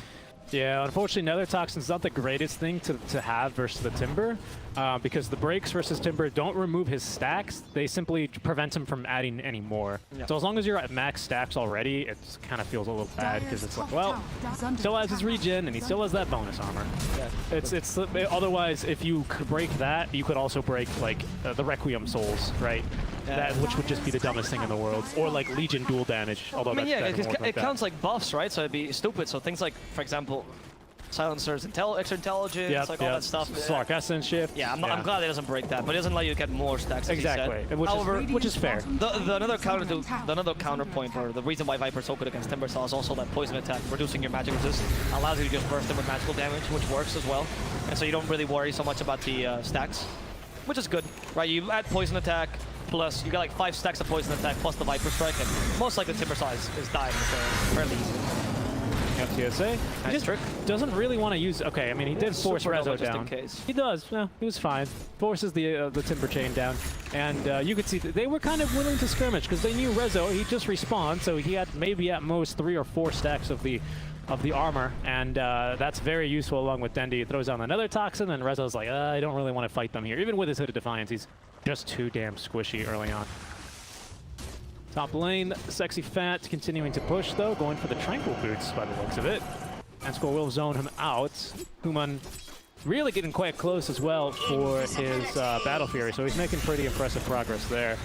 For right now, actually, RDO is working out with this faster sort of lineup that they've got going. Hookshot is available. We've got the full team fight combo ready, as we've got now Phoenix and Sexy Fat both coming through. Oh, this is going to be the blink reveal for Sexy Fat. This could be a massive engagement here for them. See, definitely, I think Bait is definitely trying to put the pressure here to reduce the anti-mage space, right? So definitely want to fight yourself. There we go. The Arena of Blood immediately into the Spear of Mars. Good vision to disrupt this. And they missed the hook shot. They use the Supernova in the end just to kill Rezo. Yeah. But if you take the tower in the process, that's worth it. Against anti-mage, you need to reduce the space as soon as possible. And here, this reducing of space, or reduction of space, sorry, works doubly because it also reduces the impact that Timbersaw can have early, which means you don't have this insane space creator in your team that can allow you to have space for the anti-mage. Yep. So it's just killing 2 birds with 1 stone, in addition to, of course, murdering Timbersaw, which is like a bonus. Yeah, that's really nice, actually. I like that you mentioned killing the Timber, because now he's going to have to run back to lane. Yep. And in the meantime, Bait, they're just going to spread out in the map, look for anyone out of position. Vanscore is possible to kill if we have a +1, because RDO, of course, on the Weaver, not really famous for his stuns. Or his lockdown, you know. No, Weaver's famous for a bunch of damage and following you to the very depths of hell. Yep. And then time-lapsing when your team should be able to kill him, but he gets it off. Yeah. He's that friend, you know. He says he's always going to be there for you, and then immediately at this last second. There, Phoenix farming up now the Vessel. Making really good progress here, actually. This is a little bit scary, I would say. They tipped Dendi. What, did he miss a last hit or something? Sure, what happened there? Well, Dream Coil, Dendi is in trouble. That was a good silence from the Viper Strike, but he's still quite tanky, though. You can't underestimate him. There goes the Echo Slam, but that Echo Slam didn't work too well, just dealing damage to Dendi mainly. Now killing off Duster in the backlines as well, and they catch Sexy Fat, who's forced to use the Arena of Blood. RDO is also joining engagement, but Sexy Fat's already dead, killed off by Nyx. RDO trying to chase after the puck, but it's too difficult. Time lapses himself away, but there's Vanscore waiting for him. However, Vanscore, also not known for his stuns, can't really stop the Weaver from Shakuching himself. After you silence the Weaver, he's like, whatever, do what you must. Yeah, exactly. as long as he's gotten that time lapse off. And they actually did pick up the kill there onto the puck, just waiting for, I mean, Sakuchi max, right? A cool crisp, what is that, 235 damage after reductions a little bit less, but a lot of damage there for the puck, who was just way too low. So big kill there, actually. That's going to significantly slow down this Blink Dagger timing from puck. And now RDO, he can actually continue to show up and fight a little bit better now, especially because he has the full Maelstrom completed. Kuman just about to finish up his Battle Fury as well, so the fact that RDO is able to beat him to the punch on his first farming pseudo-fighting item is a little bit concerning here for Hellraisers. It's not that bad, but I think it's one of those things where you look at the replay and go, where did this game go wrong? RDO getting a farming item before the AM is a little concerning. That's true. Obviously, the Maelstrom is not as great as the Battle Fury, and obviously Weaver can never match the AM's farm, but it is true that right now the space you make for RDO is really valuable. And you have a small window opportunity where the space you're making for RDO is more valuable than the space made for the anti-mage, so you can play a bit more calmly as RDO gets his next 1 or 2 items. And then you start to really... However, he just got his Battle Fury now. Not the best timing, not the worst timing. Standard. And now, Hellraisers gonna just be playing to create space for him. Now is when the true 4-Protect-1 starts. AM can be all over the map, farming whatever and pushing lanes, while Bay's gonna try to catch him out or take tower. Hookshot here's set up for the Arena of Blood. Sexy Fat perfectly falling up. They're going to commit the Supernova as well, but Kuman, he's going to jump right in. Do they have any lockdowns under the cogs? Or the Thing of Beauty broken and dead is going to be Kuman, and stunned up is Vanscore trying his best, but holding him down was going to be Duster that entire time. We'll get the kill onto Duster before they go, but a very, very valuable fight there for Bait, as blinking right into that engagement was the AM. Yeah, huge blunder there by the AM. I understand why Kuman thought it was okay to blink into that engagement. You really have a weaker team playing a team. I know Weaver's not with him, but Viper and Mars alone can kill you. I'd argue Viper and Mars are a bit stronger now, because Timbersaw's real peak is around minute 10 to 15, where he's unkillable. I mean, no matter what draft you have, he's just not going to die, unless you have like an ancient apparition. But right now, you've gone past that point. You didn't have the most insane early game to justify Timbersaw being this tank anymore. Yeah. And now, Timbersaw and Puck alone cannot kill your heroes, especially not when they're together, especially not when they're constantly being aggressive like this, right? Yeah, Lil, he can't even get the space to farm his first item. He's not even going for the Blink Dagger this game, opting instead for the Force Staff as they're unable to get the kill to punish Sexy Fat's very aggressive Blink there. That's another play you can make, right? You try to punish them while they try to push towers, and as long as you're there whenever they're trying to push towers, punish them because they're playing quite overly aggressive, then you're still creating space for the anti-mage that way, right? Because these tier 2s still secure a fair amount of side of the map. That's true. They do, as they're going to smoke up. Yeah, because you still have control realistically of, especially with the tier 1, of just about that much of the map. Oh my goodness, dude. Are you going to... Well, it's because the secret shop, it's not safe. No, it's not safe. No, I get it, It was on purpose. It's not safe. Because, I mean, genuinely, though, I don't think the secret shop is considered much of a safe area. I'm not going to make fun of hand tremors, you know. Well, you know. My grandma has it, it's fine. I get it. Everyone has their own issues. Hook shot again misses. It's just a warning, hook shot again. Just a warning. Okay, Arena Blood with his great silence. Yeah, and the Echo Slam as well. They're keeping in place, and now they're going to be able to kill Sexy Fat super easily up here. And RDO's capable of murdering Lil as RDO continues against Vanscore. A lot of burst damage. Resolution also in trouble. Timeless from RDO just to heal back up. Rezo not going to die to that poison attack, but neither will Vanscore to RDO's damage.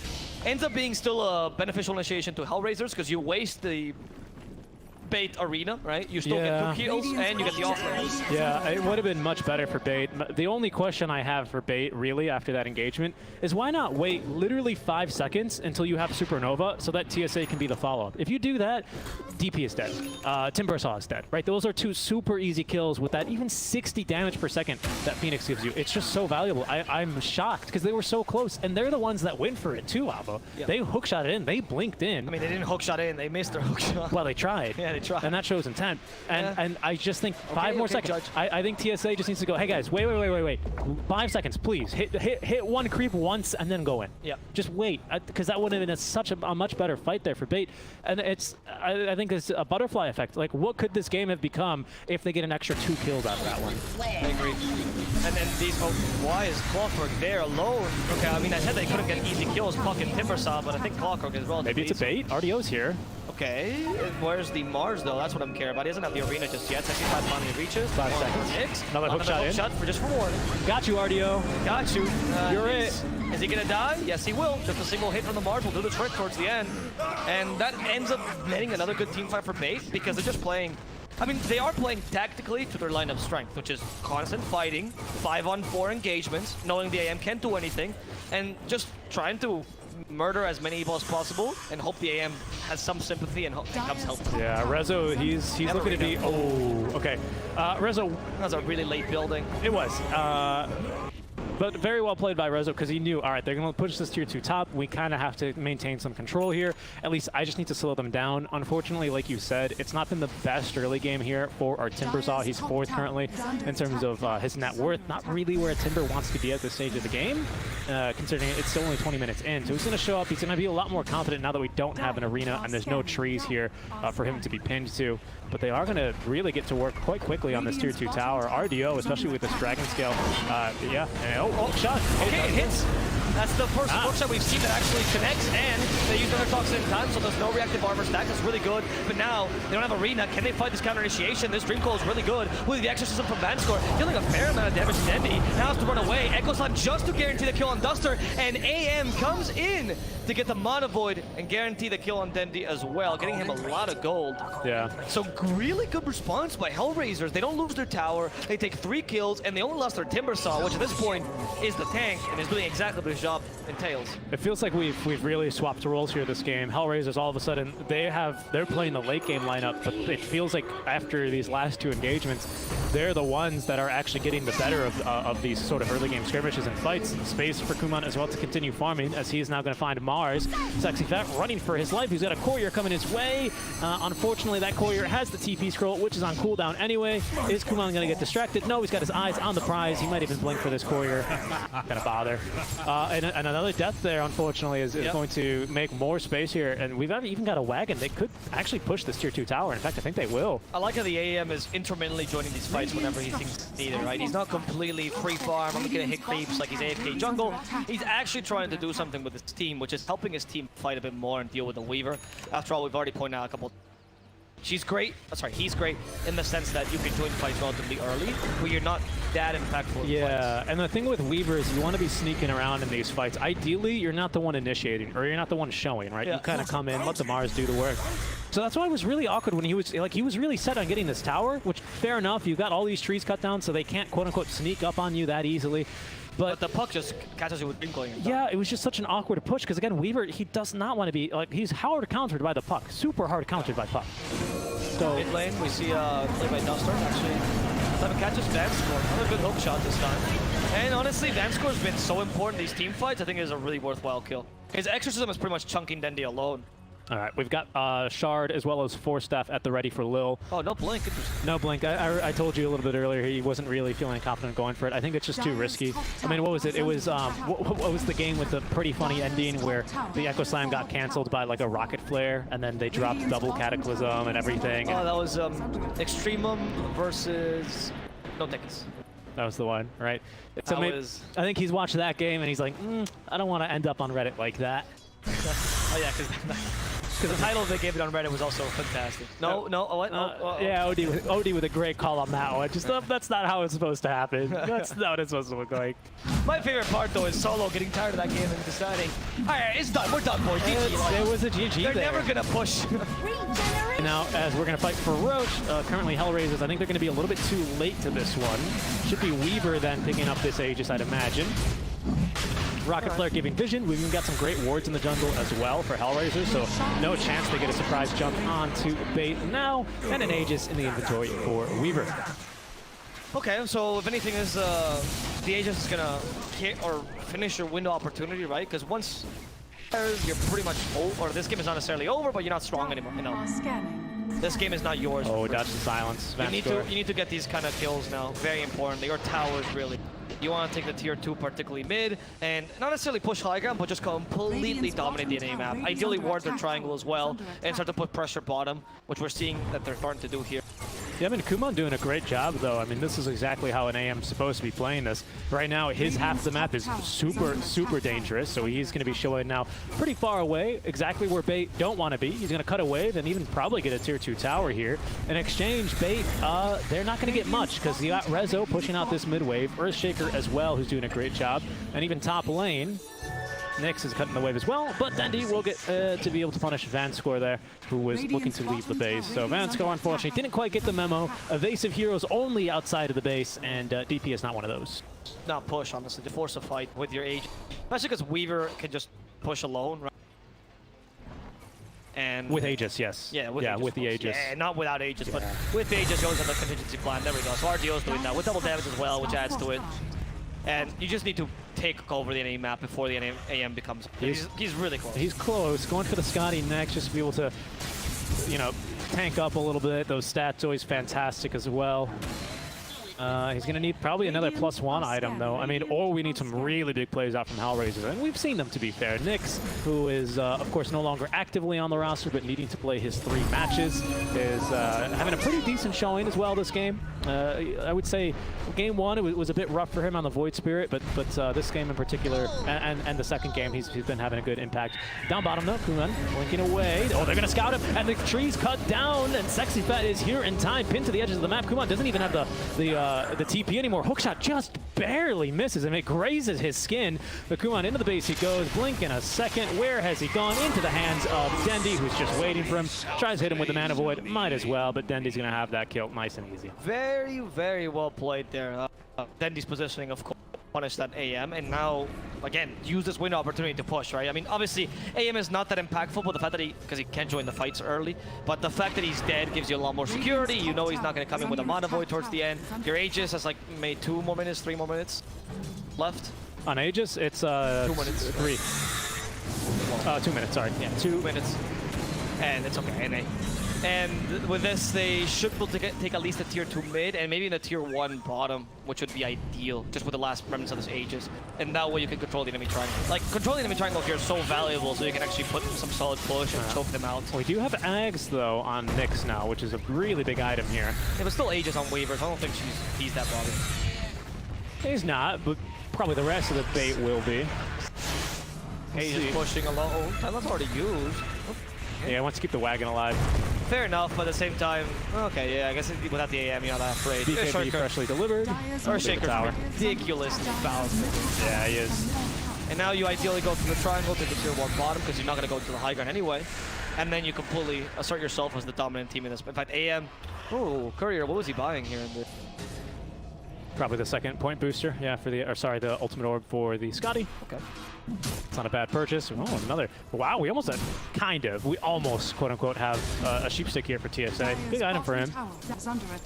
Extra lockdown on a hero as mobile as the Phoenix can be really, really powerful this game, especially when you're trying to just locate the Shaker, hex him up, and then have your team burst him down immediately after you. Overclock queued up for Duster as well. He's going to get set to work, clocking in, putting in the extra hours here, trying to get bait out of the elimination zone here, or out of the relegation zone more accurately. No, they're very close, honestly. I mean, this game is looking good for shot, but it's kind of going a bit too late. Travel boots wasted by Dendi. This is a problem.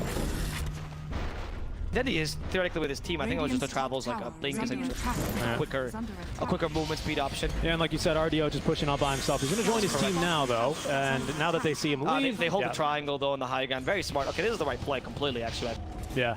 Yeah, RDO just pretends to run on over, and that's going to get them to back off. They're going to maybe try and trade for a tier 1 tower. Not the worst thing, a little bit less map control, but they have now located one. Hit him plenty of times here, Rezo, though, but a great shard. That's going to allow TSA to get nuked down immediately by Kuma. Now there's going to be the jump, the shard. It's going to, or rather, Dendi's going to be caught by the Aghanim Scepter upgraded leash, as he will actually snap.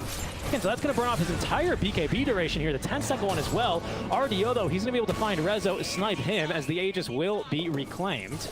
Pretty good fight, though, all things considered for bait, because, yeah, the Aegis is reclaimed, but you take a kill in the process. You've already taken over the map somewhat.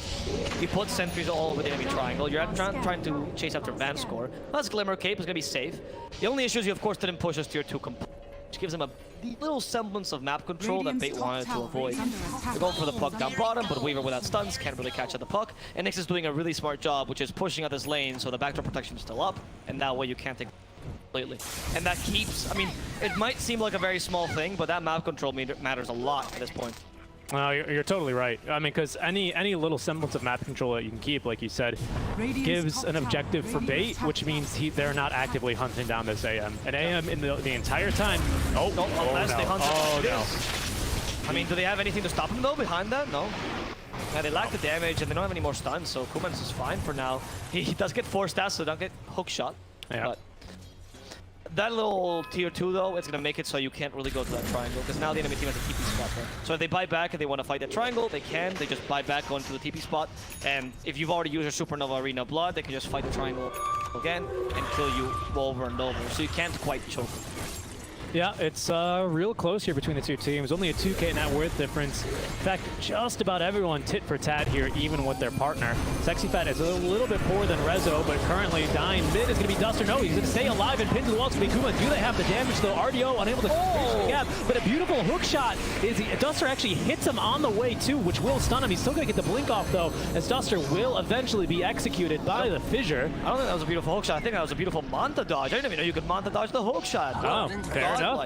Yeah, he literally hook shot it right through him. If he had gone the hook shot towards him, he could have actually stunned him with cogs, then proceed to battery assault him, and they had a chance to kill him. But that Manta dodge literally saved the AM's life. Thank you for the correction. I didn't scout that. That was incredible. Oh my goodness. That's the first time I've seen a hook shot Manta dodge. Fast fingers. Yeah, which is weird because normally it's really hard to Manta dodge things that have like a real travel time, that like travel in a path. Yeah, like hook, which is slow, it's 5, but hook shot is super fast. Yeah. Anyway, impressive job by Kuman. Now you go for the mid tower. That's a tier 1 that should fall. This opens up your map. Not that you care, though, because Kuman's already very going for the BKB on the AM.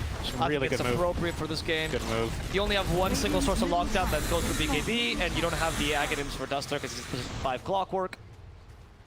Yeah, they really... I mean, he's queued it up, but it's a bit of a pipe dream for him. Oh, it's looking really bad for Bait now. It's going to the point where AM is just going to take over the game, and you haven't pushed enough. You haven't pushed enough to assert your dominance. And it's all up to RDO and see how hard you can carry with a Weaver. I mean, this guy's the expert of the late game carries, right? Can he show us that Weaver can be a late game carry too? I'd be impressed. I would honestly be very impressed. Everyone would be impressed. He's going for the MKB, which is going to preempt any butterfly thoughts here of the AM. Oh, no, RDO. Oh no, give it a follow-up stun. Oh, he's going to BKB. There's no ags on Nyx, or is there is. He's had it for a while. RDO's just going to fight though. Vanscore in trouble. Zenny's going to TP on in. The break into the hook shot. Beautiful out from Duster into the Nether Toxin. They've got plenty of damage here for Vanscore, who is going to go down with a bit of a fight, but eventually will die nonetheless. And RDO showing that, yeah, you can tank. He just kind of stands his ground and fights right through that Dream Coil. It looked a little bit scary there for Bait, though. Yeah, I think that was almost pretty bad for RDO, but thank God for the BKB, right? It's very powerful on Weaver. It's quite a long BKB that he still has. Yeah, I believe that was his 10-second, if I'm not mistaken. It was his 9-second. Yeah, that's what I was thinking. 9-second BKB. Weaver doesn't need the long BKBs as much, so it's nice to use them early where they're going to gank you and you need that kind of tank ability. I think later on the game doesn't. But of course, the puck ags is I don't know how you save yourself from that, genuinely. Like, besides maybe going for ags or even Aeon Disc on Weaver or something like that, you know, because that Dream Coil is going to be the bane of your existence. Dendi has to go take a leak. Be right back. I love they go RDO. It's not bathroom. It's on WC. Bathroom! Yeah. He's pumped, you know. He's pumped. He knows this game is very important for him. It's a close game. As they will take a pause here. I mean, all right, so HELLRAISERS, I mean, of course, they're allowed to do whatever they want now during this pause, and I would be probably discussing the game plan. At this stage, I would say your AM, he's feeling strong, but he just needs probably about 2 more minutes of free farm, maybe a minute and a half for this BKB. Let me see here. Our Shaker is pretty close to Blink, so I feel like right now, AM farm priority number 1, Lil farm priority number 2 here for those 2 big items, and then you just look for a... Maybe not the decisive fight, but you look for a good skirmish here. You can turn that into Roche, which might be respawning right now, but we do need just another minute here for BKB on AM and Blink Dagger for Lil. If you could just wait that long, you would pretty much... Which is why Bay has this very small window opportunity where they're slightly... I don't even know if they're stronger, but they can at least fight a bit more coordinated. Because the MKB just came up on the Weaver, or should be just coming. Yep. So he's going for Lincoln's next, which is actually a pretty good choice this game. Not going to help you too much against the Dream Coil. Or the Shaker. No, but the Mana Void you're going to prevent. And honestly, any Hexes or Abyssals or whatever. And the Dagons that Nyx is seems queuing to up. want. Yeah, I mean, why not? He's just going to be running Disruption on the back lines. Unfortunately, everyone's just really damn tanky, this lineup. Go on to the bathroom, guys. Good. Back, ready to go. Sexy Fat unpaused. Oh, we have Hex on the...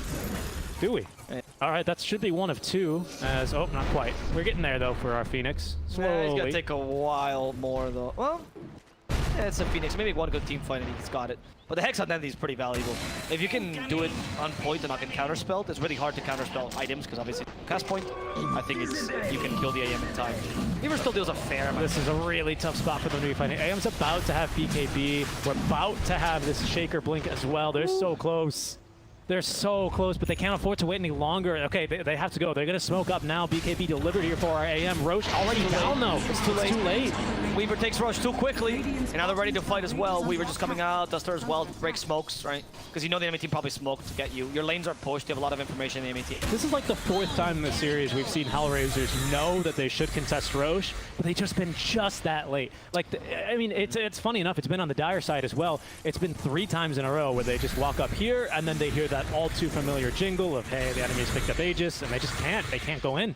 Yeah. It feels real bad. Because not only do you lose the Roche, but you lose a smoke. Yeah, it's true, actually. And a bunch of time wasted for this that you could just be using to farm. Because if you know they're doing Roche and you actually make the choice of just continue to farm, I mean, it sounds stupid. That's space made for you in a... It is, and that's not what Nyx is looking to do. He TP's out because the bot lane pushed in as far as he's willing to take it, and he's going to go top lane and just look to do exactly the same. Because they're at this stage of the game now, right? Where, all right, Nyx, it's your job to show on the map, push all the lanes, really annoy the crap out of them. You're going to be hunted, though. You're like, you know, target number 1. Yep. The rest of Bait, they're going to go on a safari and look to kill you. And AM, in the meantime, farm wherever you can. Farm on the opposite side of the map of this puck. Yeah, exactly, because they're going to otherwise catch a 2. Which is not what you're hoping for. They have really good team fights still for Bait, so their 5-on-5 is still great, but now they also have some single target due to the Hex, right? Multiple Hexes. And the difficulty is that if this goes super late, like I'm talking like 50 minutes, you'll have multiple sources of control for the AM. And the matchup between Weaver and AM, kind of the gap is bridged simply because in super late game, it's much more about the items that you can build to mitigate your weaknesses. And RTO has farmed enough to justify him being a super late game champion. I would say I would agree with you, but we still have this BKB, which is massive for AM, right? Oh, yeah. Because a lot of that single target. I mean, we're not still in super late, by the way. No, we're not. But I think I don't really see him joining fights until it's absolutely necessary at this stage for AM. All right, he wants this full Abyssal Blade. He's not that close to it yet, so he needs to farm a bit longer. But RDO is going to scout him here. Again, not too much of a dangerous position for Kuman to be in. Just needs to remove the vision here. The team's rotating on over. Clockwork on the other side of the map, though. They're going to be looking to turn, or threatening it anyway. Because I think this BKB, we're probably going to see it maybe used up to 3 times. And one way or other, the game's going to be over by that stage. So it's going to be some really, really impactful BKBs, especially against the Hexes. So I think it's really just up to Kuman not to get jumped on here, or to just trust himself on the counterspell to Hex Dendy in return. Let's see, what are they going to find? The Phoenix is really valuable here. Sexy Fat, target. Oh, they stop the Phoenix immediately. Takes the Crimson Force. Does not want to fight. Now he will, but he finds an illusion. Yeah, that was a bit... Oh, it's Sexy Fat. Are you sure you can fight this Kuman? This BKB just fights against Dendy. Has to eat the cheese Dendy, but he's not surviving this at all. Kuman is just slicing and dicing him, and they're going to lose Sexy Fat as well. This really ill-advised fight by Bait is going to get punished by an AM that's farmed enough. They even find the Clockwork in the backlines, but that's not going to work out. Yeah, that was really awkward. Sexy Fat blinks in, finds 3 heroes who have no interest in him. They want the Phoenix instead, and he doesn't drop the arena. He doesn't throw a spear. He doesn't even hit with the God's Rebuke. He just stands there and looks at him. They're like, oh, I need to counter-initiate here. Wait a second, RDO is not here. We have no damage, and our Phoenix is dead.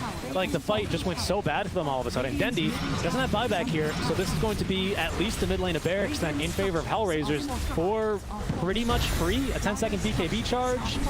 So used, but everything that they're okay with using here, and the coil, of course. Take the tier 3, go for the racks as well here, and then probably retreat because you don't need to push this too hard. Yeah. You know the Viper's coming back soon. Yeah, then retreat earlier. Yeah, makes sense. You're a bit afraid of the Phoenix and the Viper. You know Bait is coming towards the end of the window opportunity, and then pretty much from minute 40 to 50, you're going to be the strongest part of the team. Yeah, until they build enough items to deal with the AM. You know, and I doubt this is really a consideration, but Hellraisers, they go, well, let's see. You guys didn't have buyback once, so we're just going to force you to have buyback now because the tier 3 tower down straight for the throne here if they feel like they can really get it. Yeah, you don't have the most pushing power. I guess if DP has EXO available, then maybe. With late game AM though. Yeah, right? And was going for AC, by the way. And he's got it. Like normally I would agree with you as well, right? It's like saying, oh, Weaver's pushing is very weak. In the late game, absolutely. Or in the early game, absolutely. But late game, when you have enough items to make up for it. You're still not a Clinks or a Morphling or whatever. You're no troll, right? I agree. I get your point, but it's still pretty damn good. Yeah, I don't disagree with that. AM finally reaches level 25. What did it go for? Is going to opt for the Mana Void talent. Okay. I mean, you have a... It's okay. There's not many Mana Void targets here that are amazing, but generally useful. Weaver, Mars, Viper. Bad to have that extra bit of damage. Weaver's level 25 talent is the one that really matters here. Yeah, I would this game. I know you'd go for the Geminate attack. He's not gonna. I feel like you go for the Geminate attack. I know you do. And you buy this Demon Edge, and then you queue up a Sacred Relic right after it, and then you look to get just one stun onto the AM, hit him with that triple Geminate attack, you stun him again, he's as good as dead. I've seen it happen many times. Okay, many times. Because I don't think that game's quite getting to that stage. But we've seen Divine Rapier, especially for your OGs, for some of your faster teams as well in the European region. They'll just pick it up when they know that their peak power is coming to an end. And I would say with this 25 talent for Weaver, after that he gets maybe one more item, and then he's just about as good as, you know, a range, not quite a range, that's unfair to the hero, but you get what I'm saying. He doesn't hold a candle to AM's late game fight, and I think that's something they ought to recognize. I'd really, really hope that they go for the Rapier here, because they're so close to 25 talent already. It's up to him though. I can see the point in Daedalus though, because remember guys that shoot the Geminate attack actually getting at triple crits or double crits in this case, right? So that's why it's so valuable on Weaver. but it's a safer play. They might be going for an Exo's been used in the bottom lane just to guarantee these racks. Rezo's gonna be tanking this. He acknowledges he's not that strong though. Very shot. Too late. There's the Cogs pushing him back into the arena, but in goes Lil, and the Echo Slash with the shard as well. They're gonna kill Duster in time, but Texas has BKB activated the whole time. They lost Lil, but in exchange they managed to at least secure Timbersaw's life. And in the backline they also murder the Viper. As Dream Cold catches 2, AM still looking to fight. Ghost Scepter not gonna save from the Dagon damage. Exo's still up. I don't know, Duster, dude. I don't think you're making it out of here alive. 80 seconds out of it. They don't have buyback again. They don't have buyback. Why? Save gold for the buyback. Does Weaver? No, Weaver does. Weaver has buyback. Sexybat's got buyback, but they're the only two alive. Yeah, because they just wasted the well, to be fair, Duster just died back. Okay, fair enough. But the Phoenix and the Viper don't have buyback. Also, gold. just to show you the power of the Earthshaker, he Echo Slams here because he wants to get Sexybat. Shard. But the Shard actually stunned up the Phoenix, which means he was a little bit late getting off the Supernova. No, he actually Echo Slammed because he wanted to get the shard damage. Then he did, because that was a beautiful play. That means Rezo is easily able to live. He would have died had he had 2 seconds of that Supernova damage on him.